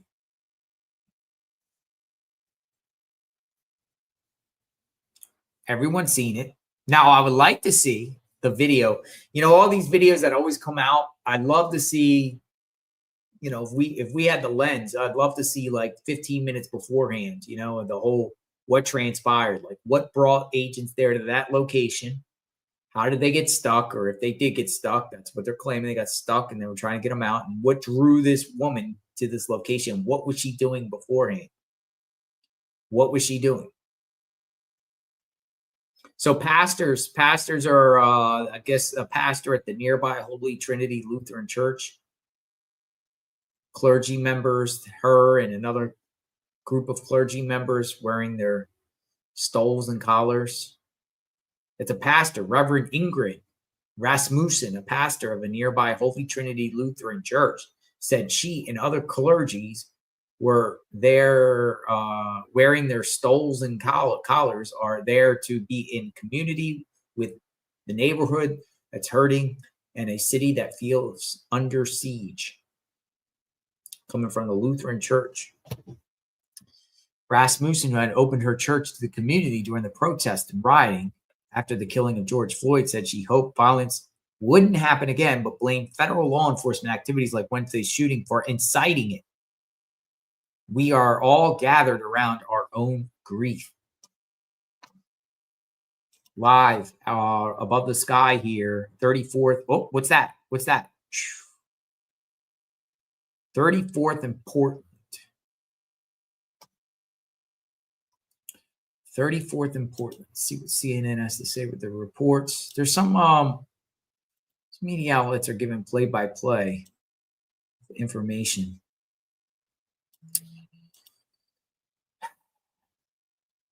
Shooting is this is coming from USA Today. Oh, Chopper. Maybe he ran out of gas. I got the AP feed, so if this goes away, we will go to AP. If AP's still up. Is AP still up? Yeah, it appears AP is still up. No one in Chopper's good. I like looking at that Chopper feed. All right, we're going to go to AP. Seems like that's like the last one up. This one probably ran out of gas or just said, hey, I'm going. No, you know, you don't know what's going to happen once this is done. But I have a feeling everyone's going to go home on this one. I don't know. Here we are.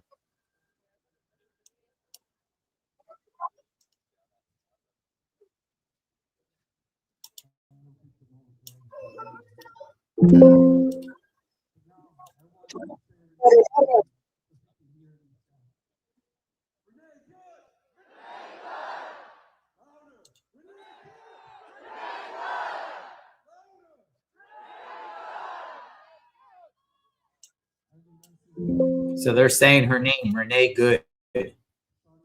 That's what they're saying. Renee Good, Renee Good. Renee Good. Say her name, Renee Good. That's what they're saying.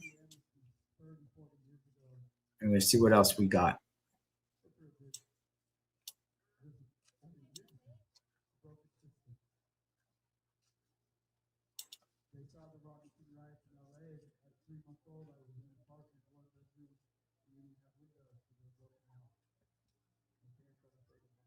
The question is, do they march when they're done? That is the question. Do they march? It got a little bit louder. Here's another one that's a little bit louder. Let me go. Hold on.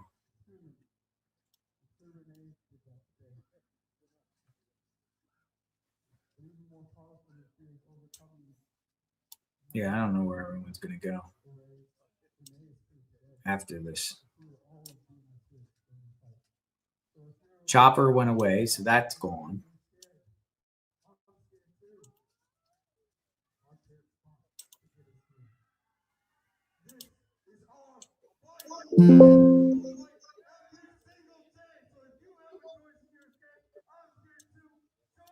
A lot of screaming.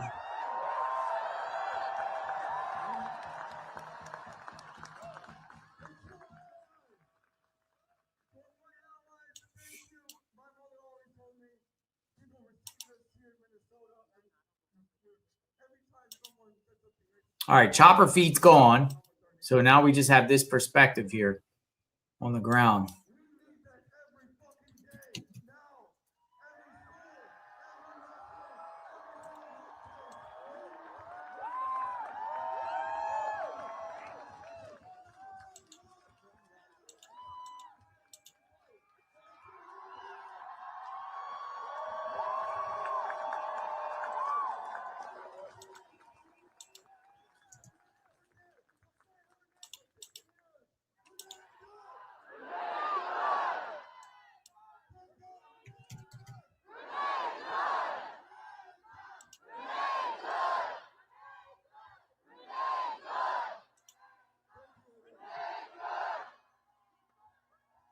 Renee, good.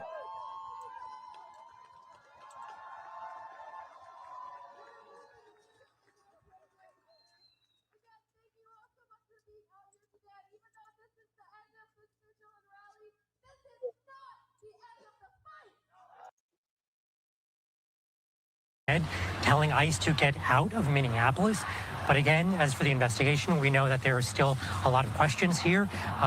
BCA, the state investigators, along with the FBI, are in a joint investigation for this shooting. And we know that city leaders have been calling on this investigation to include local agencies to not only ensure that transparency remains intact, but to ensure that justice plays out as well. We're live in Minneapolis. Nathan O'Neill, Fox 9. All right. Thank you, Nathan. And again, yes, there are a lot of strong reactions today to what has happened. And the governor has said he wants to be prepared in case things do become in any way violent or unruly tonight. So he's prepared a response just in the event that the gatherings do get out of hand. But so far, not the case. So far, we have hundreds of people gathered at that area. And from our perspective, and certainly we've been watching this thing since well before 5 o'clock, from our perspective, it's been completely peaceful. You know, some words thrown around to the media and things like that, but outside the bounds of that, very peaceful. You got a combination of people who are there in memorial as a vigil. You have people there who are also activists and demonstrators, but really staying within the bounds of peace, which is what the governor has called for in this case. We're going to take another quick, but that's an aerial shot actually of the vigil from earlier tonight. So you can see there are hundreds of people who have gathered, and then you can see what they've laid down at that site. We are going to take a short break, but our continuing coverage on Fox 9 and Fox Local continues right after this. Okay. Fox 9 Minneapolis, who has been tracking this story all day, as have we here at Live Now. We're going to continue to dip into their coverage as the night progresses. As they take a commercial break, we are as well.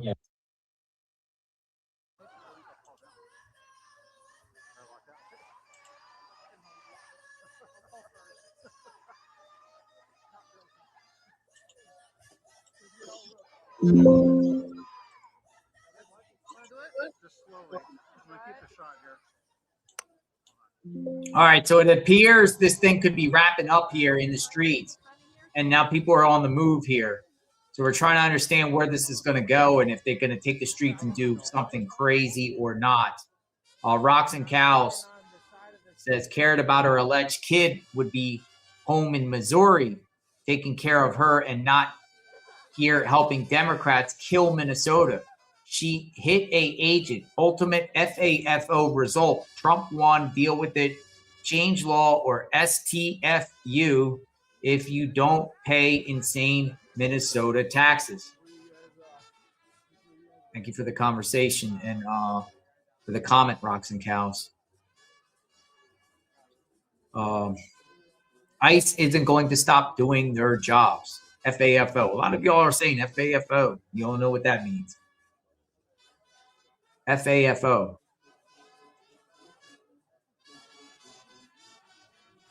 There were never any protests when an Australian woman was murdered by a Minnesota police officer in 2017, Carl and Webster says. Thanks for the comment.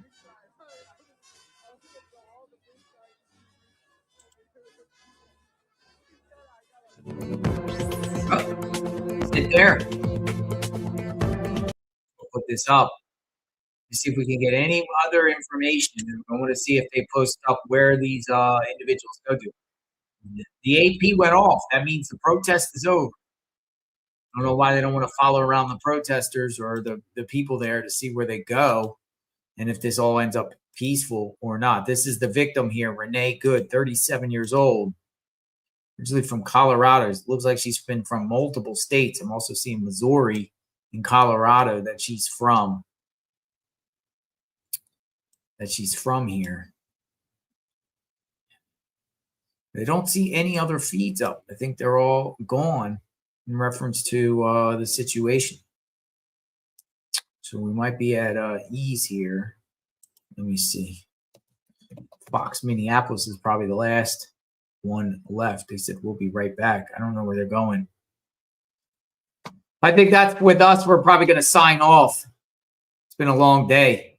On for 7 hours, 46 minutes. Let us know what you think in the chat. I'm looking to see. I just want to kind of stay with this because this is kind of like the last thing. There's a small group of protesters downtown, and then you got a large group of people here by 34th. Small. Excuse me. Let's see. I'm going to stay here, and I'm going to put the Fox one back up because I think they're going to still check out the crowds and whatnot.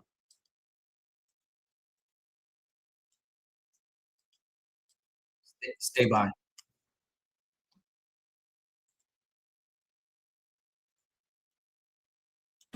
Yeah, Austin, it has been a wild day here. After the incident that happened this morning, there have been protesters throughout the afternoon.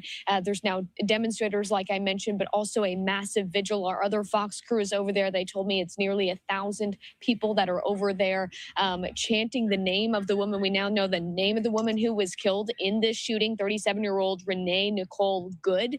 And we know the DHS did confirm that an agent was responsible for shooting and killing her. If you've seen this video online that's been circulating, you'll see that an officer go up to her car, and as she's driving, another officer in front of the car shoots back at her car, and she is eventually killed. She crashes into the side street there. And ever since then, we've had hundreds of protesters around that area chasing after police, even burning an American flag there, yelling for the Minneapolis City Police to arrest ICE. And they really want them to get out of the city is what their big sentiment is. Now, like I said, DHS confirming one of their officers was responsible. They do say the agent was shooting in self-defense as she was trying to run them over. The Minneapolis mayor here saying he doesn't buy that after watching the video himself. But after that incident, again, we saw so many protesters throughout the afternoon, even into the evening, into right now. I think they're just starting to wrap stuff up. But again, let's go back to the mayor because he's been speaking about this very passionately, saying that he wants ICE to get out of town. What they are doing is not to provide safety in America. What they are doing is causing chaos and distrust. They're ripping families apart. They're sowing chaos on our streets. And in this case, quite literally killing people. ICE needs to get out. We don't want them here. We value our community. We value our immigrants. They're what makes our community our community. ICE doesn't belong here. We want them out. We want them to stop kidnapping our neighbors and our friends and our families. President Trump responded to this as well, saying it was, quote, horrible to watch. He said that clearly this woman was an agitator and that the agent did shoot in self-defense. Again, so many people here are telling me they don't buy that after seeing the video themselves. Almost 1,000 people, around that number, have been out here demonstrating and putting flowers down for this vigil that's been going out throughout the evening. And more politicians, legislators are speaking out about this as well as these hours have gone on, Austin. Liviana Comey is reporting in the Twin Cities tonight. Thanks, Liviana. We're going to continue to track Fox 9 Minneapolis as they report on the ground. Looks like So-Young Kim reporting live from that demonstration live. You know what? Let's pull up the audio on this. I want to listen to her report. So, Young, a quick question for you, because it is part of the atmosphere. I know that the ICE agents have dispersed. Do you see any local law enforcement there in the perimeters anywhere around the crowd? So we were kind of hanging back on the outside perimeter of the crowd on Portland, closer to 33rd, and we haven't seen any local law enforcement present from this perspective.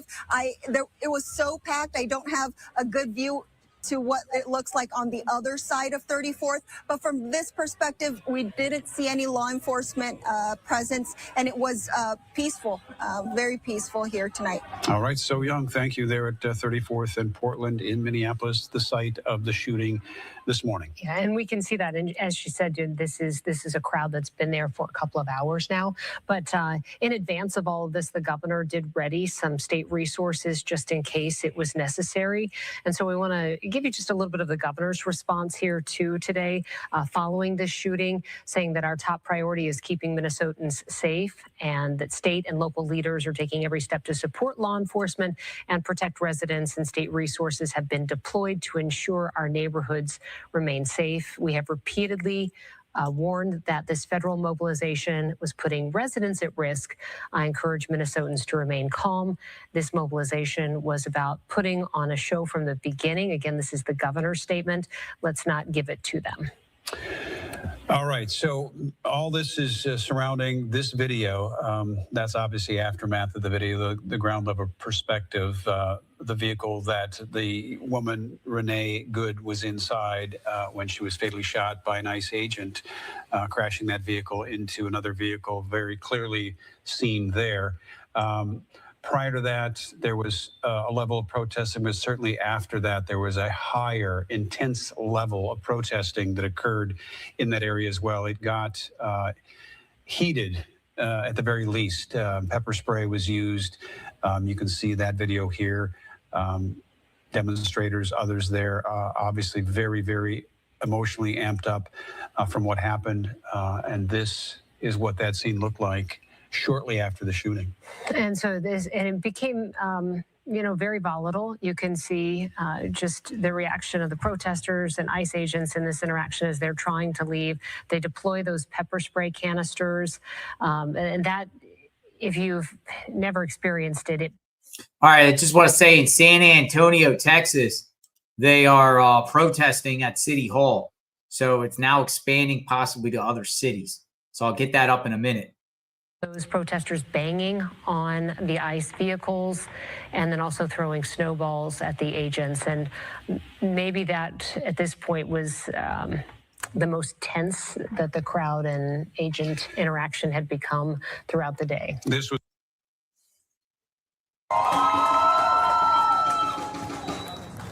Thank you, everyone. Next up, we have Jose. Hey, everyone. I just want to say a This couple is San words Antonio. about our sister that was here a little earlier that was calling for violence against the state. And I just want to say, where do we think change comes from, right? If we think about how we got DACA, right? If we think about the millions of people that took to the streets in 2006, a person standing on the coast with the waves coming at them is not going to do much, right? A wave is going to take over that person. But what we have to do is we have to be the wave. We have to be the storm, and we have to be the tsunami to take over this fascist state and demand better for our people.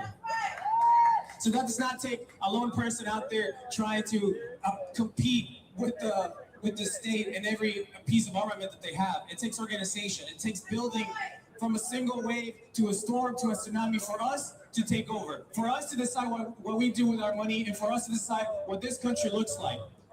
So let's keep that energy. Let's think about the sacrifice that our sister Renee made, because if we want to honor that, if we want to think about her, then we have to fight back just like she was fighting back. Thank you.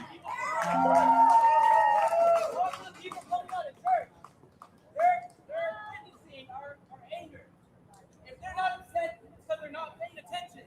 Stop preaching to the choir. Speak to them. Speak to the public. They have to hear us. El pueblo unido jamás será vencido. El pueblo unido jamás será vencido. El pueblo unido jamás será vencido. El pueblo unido jamás será vencido. El pueblo I turned it down some. So I also saw something possibly about a Chicago protest, though. I'm just going to turn it down and we're going to monitor, because this is a serious situation. We don't know if things are going to be flare-ups around the country. We don't know if they're going to be taking the streets elsewhere. So far I see Minneapolis. This is San Antonio. But what does San Antonio? What does this have to do with, like, I guess in their eyes, solidarity with the situation. Also going to sit here. I saw some people say Chicago. They're gonna be doing protesting in Chicago. So I'm just gonna monitor this too and see. I don't see anything popping up in Chicago right now that I see. Now there's different streamers that got like all types of different views of different places and stuff. But I don't know. Let me see if anything's jumping off in New York. Just paying attention to what's going on in reference to this topic. I'm going to turn it up some. When Democrats or progressive leaders do want to try and do something, they have, look, your constituents are saying that they want this, right? So, like, I know Cruz and Corden are still going to vote the wrong way every time. But you have to call them and tell them how they're voting the wrong way as your employees, okay? We pay for them. They literally work for us. They've forgotten they take money from people now, but that's not their job. Democracy can work. It has worked. That's the whole United States thing. But here we are with people who are empowered democratically, completely ignoring the way that democracy works. You cannot get there legally and then say, the law is nothing to me. So we need those who are still, Corden probably will listen. You tell, you see Trump, right? He's freaking out. He's backed into a corner. Epstein, Venezuela, Republicans are starting to flip. We have seen Republicans move to the Democratic Party saying, I'm a new, center Democrat. Whatever, that's good. That's good for anti-capitalism, bottom line. So, I get it, you're cynical. I went to law school. I am cynical. I worked to end death penalty.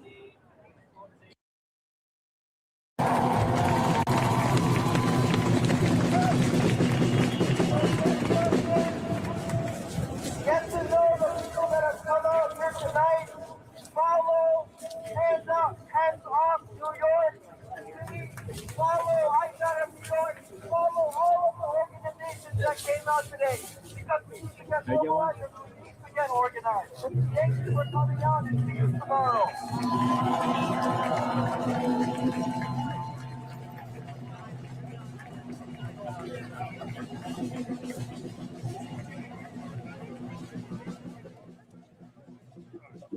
All right, so this could be Detroit, maybe,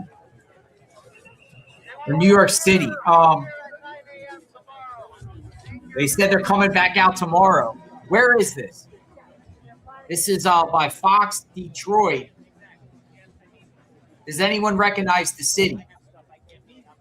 Because it doesn't identify which city this is from. So what it appears is these different events that are starting to pop up. It's Detroit. People are saying it's Detroit. So they took the streets of Detroit on this issue.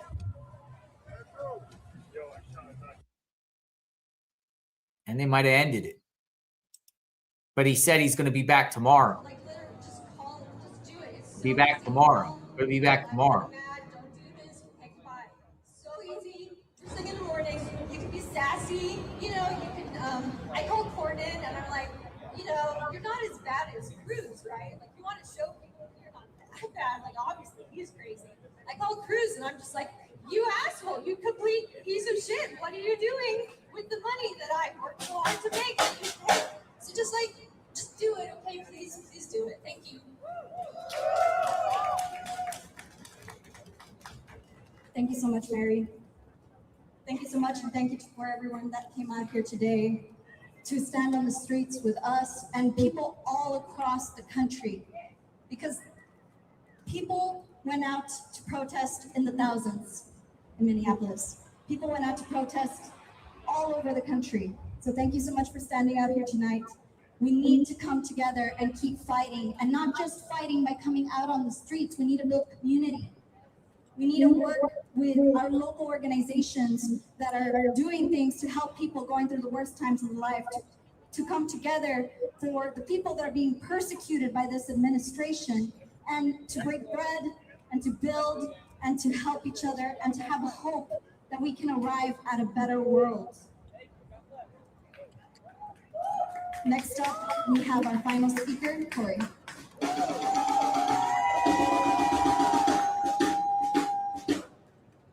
Say it once and say it twice. Say it once and say it twice. We will not put up with ICE. We will not put up with ICE. Say it once, say it twice. Say it once, say it twice. We will not put up with ICE. Say it once, say it twice. Say it once, say it twice. We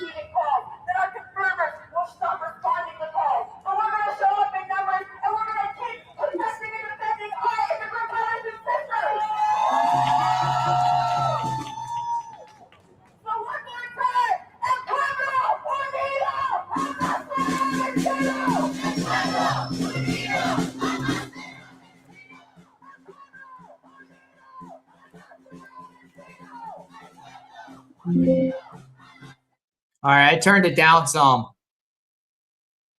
It looks like there's something going on in New York City also, just to keep everyone informed. Let's go here. Stand by.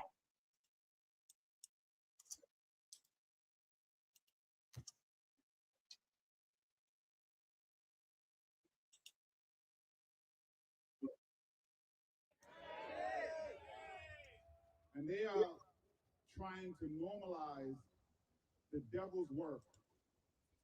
They are trying to normalize the things that we said were going to happen, and they said we were exaggerating. That's right. I think they called it Trump derangement syndrome. We were not going to we got deranged now.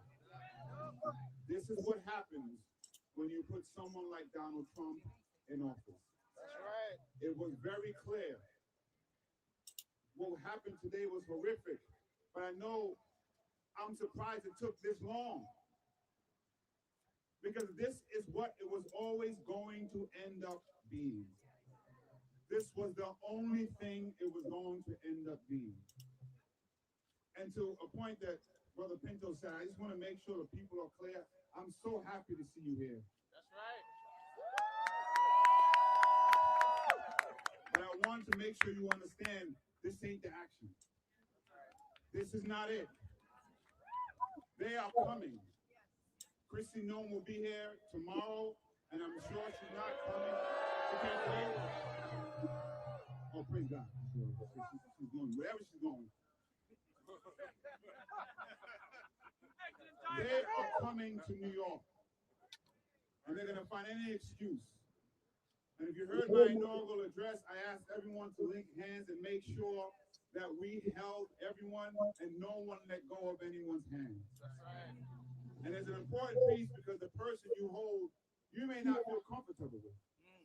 You may not like. You may think they're living the life that they shouldn't be living. But it's important to understand that the other person holding your hand might think that about you too. That's right. That's right.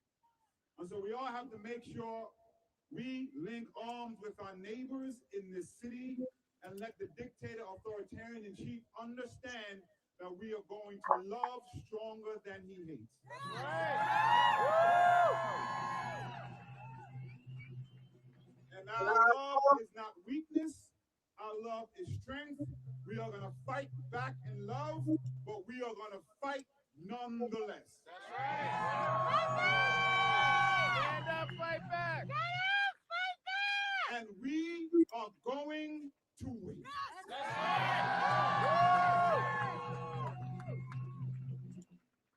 There has always, when people say this is not who we are, this is not America, fuck it, it is who we are, and it is America. That's right. That's right. But so are you. And y'all are the lightness, the light in this darkness. That's right. And I've always said, even the America that they want, there's always been those of us who have said, we are going to make sure this country lives up to what it says it is, not what it's doing. That's right. And we have an opportunity now to stand up, to show up. And I'm not going to lie, it's going to be difficult. That's right. It's going to be casualties. That's right. But we've looked back in history and wondered what we would do if we were there. That's right. Well, we are here. We are here now.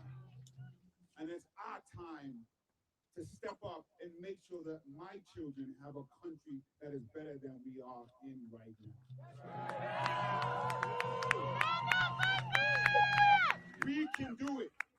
Moving in love is the way, but moving and fighting nonetheless. We have to and we must love greater than they hate. Please believe me, we can be victorious. Your light is brighter than their darkness. It truly, truly is. New York is a beacon of possibility. So let us show them how we do it. Please, people are counting on us. The people who aren't even born yet. are waiting for us to bring them a city and a country that is rooted in love, rooted in equity, rooted in all the things that we know this country can be. Are y'all with me with that? Yeah! So please, I'm asking everybody to do what they can, what they have, where they are. When Murad and others make the call, we need you to come out and be there. I've said before, there are people's names you read in history, but there are tens of thousands, even more, of people's names you will never read. That's right. But we would not have had the victories without them. There are those who said, I don't know what I can do, but I can pray. I don't know what I can do, but I can sing. I don't know what I can do, but I can be present. I can make some sandwiches. I can hold hands. I can witness. That is our job right now, to just show up and make sure we deliver a country that is better than where we are right now. We can all do that where we are with what we have, where we are. So repeat after me. I believe. I believe that. I believe that we will win. I believe that we will win. I believe that we will win. I believe that we will win. Please do nothing like you. Let's give it up for our brother Jumani Williams.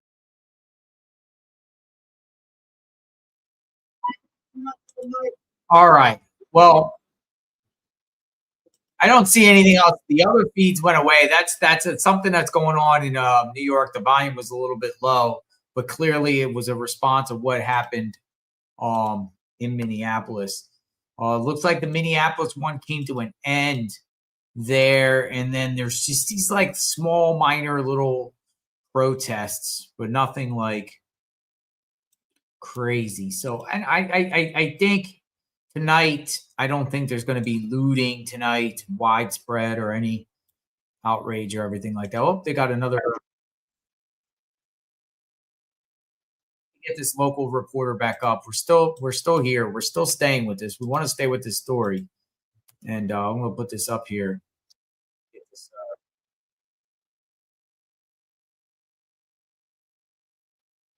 Within 30 seconds of me filming, the shots were fired, and this person died for what I believe was no reason other than a minor inconvenience and imagined fear. And as you just heard him, he was recording for 30 seconds before everything unfolded. Now, there's still people here tonight. There's a crowd behind me, but a lot of people have been here all day long. I've been here since noon myself. It's been a long day for many, many people. From the time when police were here to when police had left, and now the vigil happening tonight. So a lot of people here. It's been a long day for many of them here tonight, especially after what that witness had witnessed this morning. I saw him walking around earlier tonight, and it's just a long day for everyone. Tim? Yeah, a long day where emotions are getting more raw as the day goes on, too. Leon Purvis coming to us from the neighborhood there tonight. Now, crews have been on the scene all day as the protesters and law enforcement flooded the streets in South Minneapolis. Our Corin Hoggard walks us through the incident itself. And we know that video will be very important as we try to put together the most complete story of what happened out here. But we also know that agents from the FBI and the BCA were out here interviewing as many witnesses as they could, and we did the same. It's terrifying. I'm horrified that this happened directly outside of my house as I was making my breakfast. Emily Heller couldn't believe her eyes after the sound of whistles and car horns alerted her to the presence of ICE on Portland Avenue. She and several other neighbors told me they barely had time to breathe as the incident unfolded. I saw the car parked in the road, and then a bunch of ICE agents walking up, screaming at her to move. And then when she backed up and then started to turn away to move and to get out of their way, then one of the guys jumped in front of the car. Another guy tried to rip the door open, and then someone yelled stop, and then I heard gunshots. A statement from ICE said the shooting victim was one of several rioters who blocked officers. They said she tried to kill the officers by running them down, so an ICE agent opened fire in self-defense.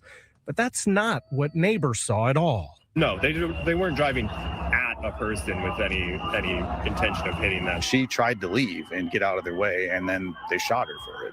Like there was no, he wasn't in danger of getting hit. His life wasn't threatened at all. He put himself in front of the vehicle. They all saw the woman's SUV veer off the road and crash. A couple minutes later, a doctor tried to get through the police line to render aid. He made it very clear, I want to help. Like, I'm just trying to check what's going on. And they were like, we don't care. Nope, back up. Shut up, we don't care, back up. They said it took at least 10 to 15 more minutes for an ambulance to arrive. And even then, the ambulance could not access the shooting victim because ICE vehicles were blocking the road. So eventually, they carried the woman's body out to the ambulance. And as we later learned, she passed away. In Minneapolis, Corin Hoggart, Fox 9. All right, Corin, and you're already starting to see the different narratives that are unfolding of what people saw out there, both witnesses at the scene and official narratives from the Department of Homeland Security as well. All right, we're going to take a short break here. You're watching Fox 9 Plus, streaming on Fox Local. All right. Come on in. JLR investigates. People are also saying ABC Chicago is going up in a few minutes, but I don't see anything like really going crazy. We're here to make sure everything is okay, and we're here to monitor what is happening around the nation. But I don't see anything. It's at 8:15, so it's also cold. It's winter time. Sun is down. I think a lot of people just probably want to go inside. So you'll probably be seeing a lot. What we're probably going to be seeing is a lot of fuming and people upset, mad, agitated. And then what we'll probably see is, organizations in the next couple of days and some protests break out over the weekend. I suspect that. With that being said, I think we're going to sound off here. Don't see anything else. Yeah, that's it. Y'all, anything else breaks, you'll hear it here on JLR Investigates. We'll stay on it. Thanks for entrusting us and being on for the last 8.5 hours. Crazy day in Minneapolis. We'll see what else breaks. But if anything else breaks like crazy tonight, we will be back for sure. So we cover breaking news, true crime, 24/7, 365. Thank you, everyone, for contributing. Y'all are the best in the chat. And let us know what you think. Everybody's opinion is welcome here on JLR Investigates. Just respect each other's opinion, right? We police ourselves. We're good, right? We don't censor, but we're good, man. Y'all keep it good, right? Even though everyone has different opinions, y'all keep it good, and I appreciate that. All right, we'll talk soon. Be safe out there. Minneapolis, JLR Investigates. We'll talk soon. Peace out.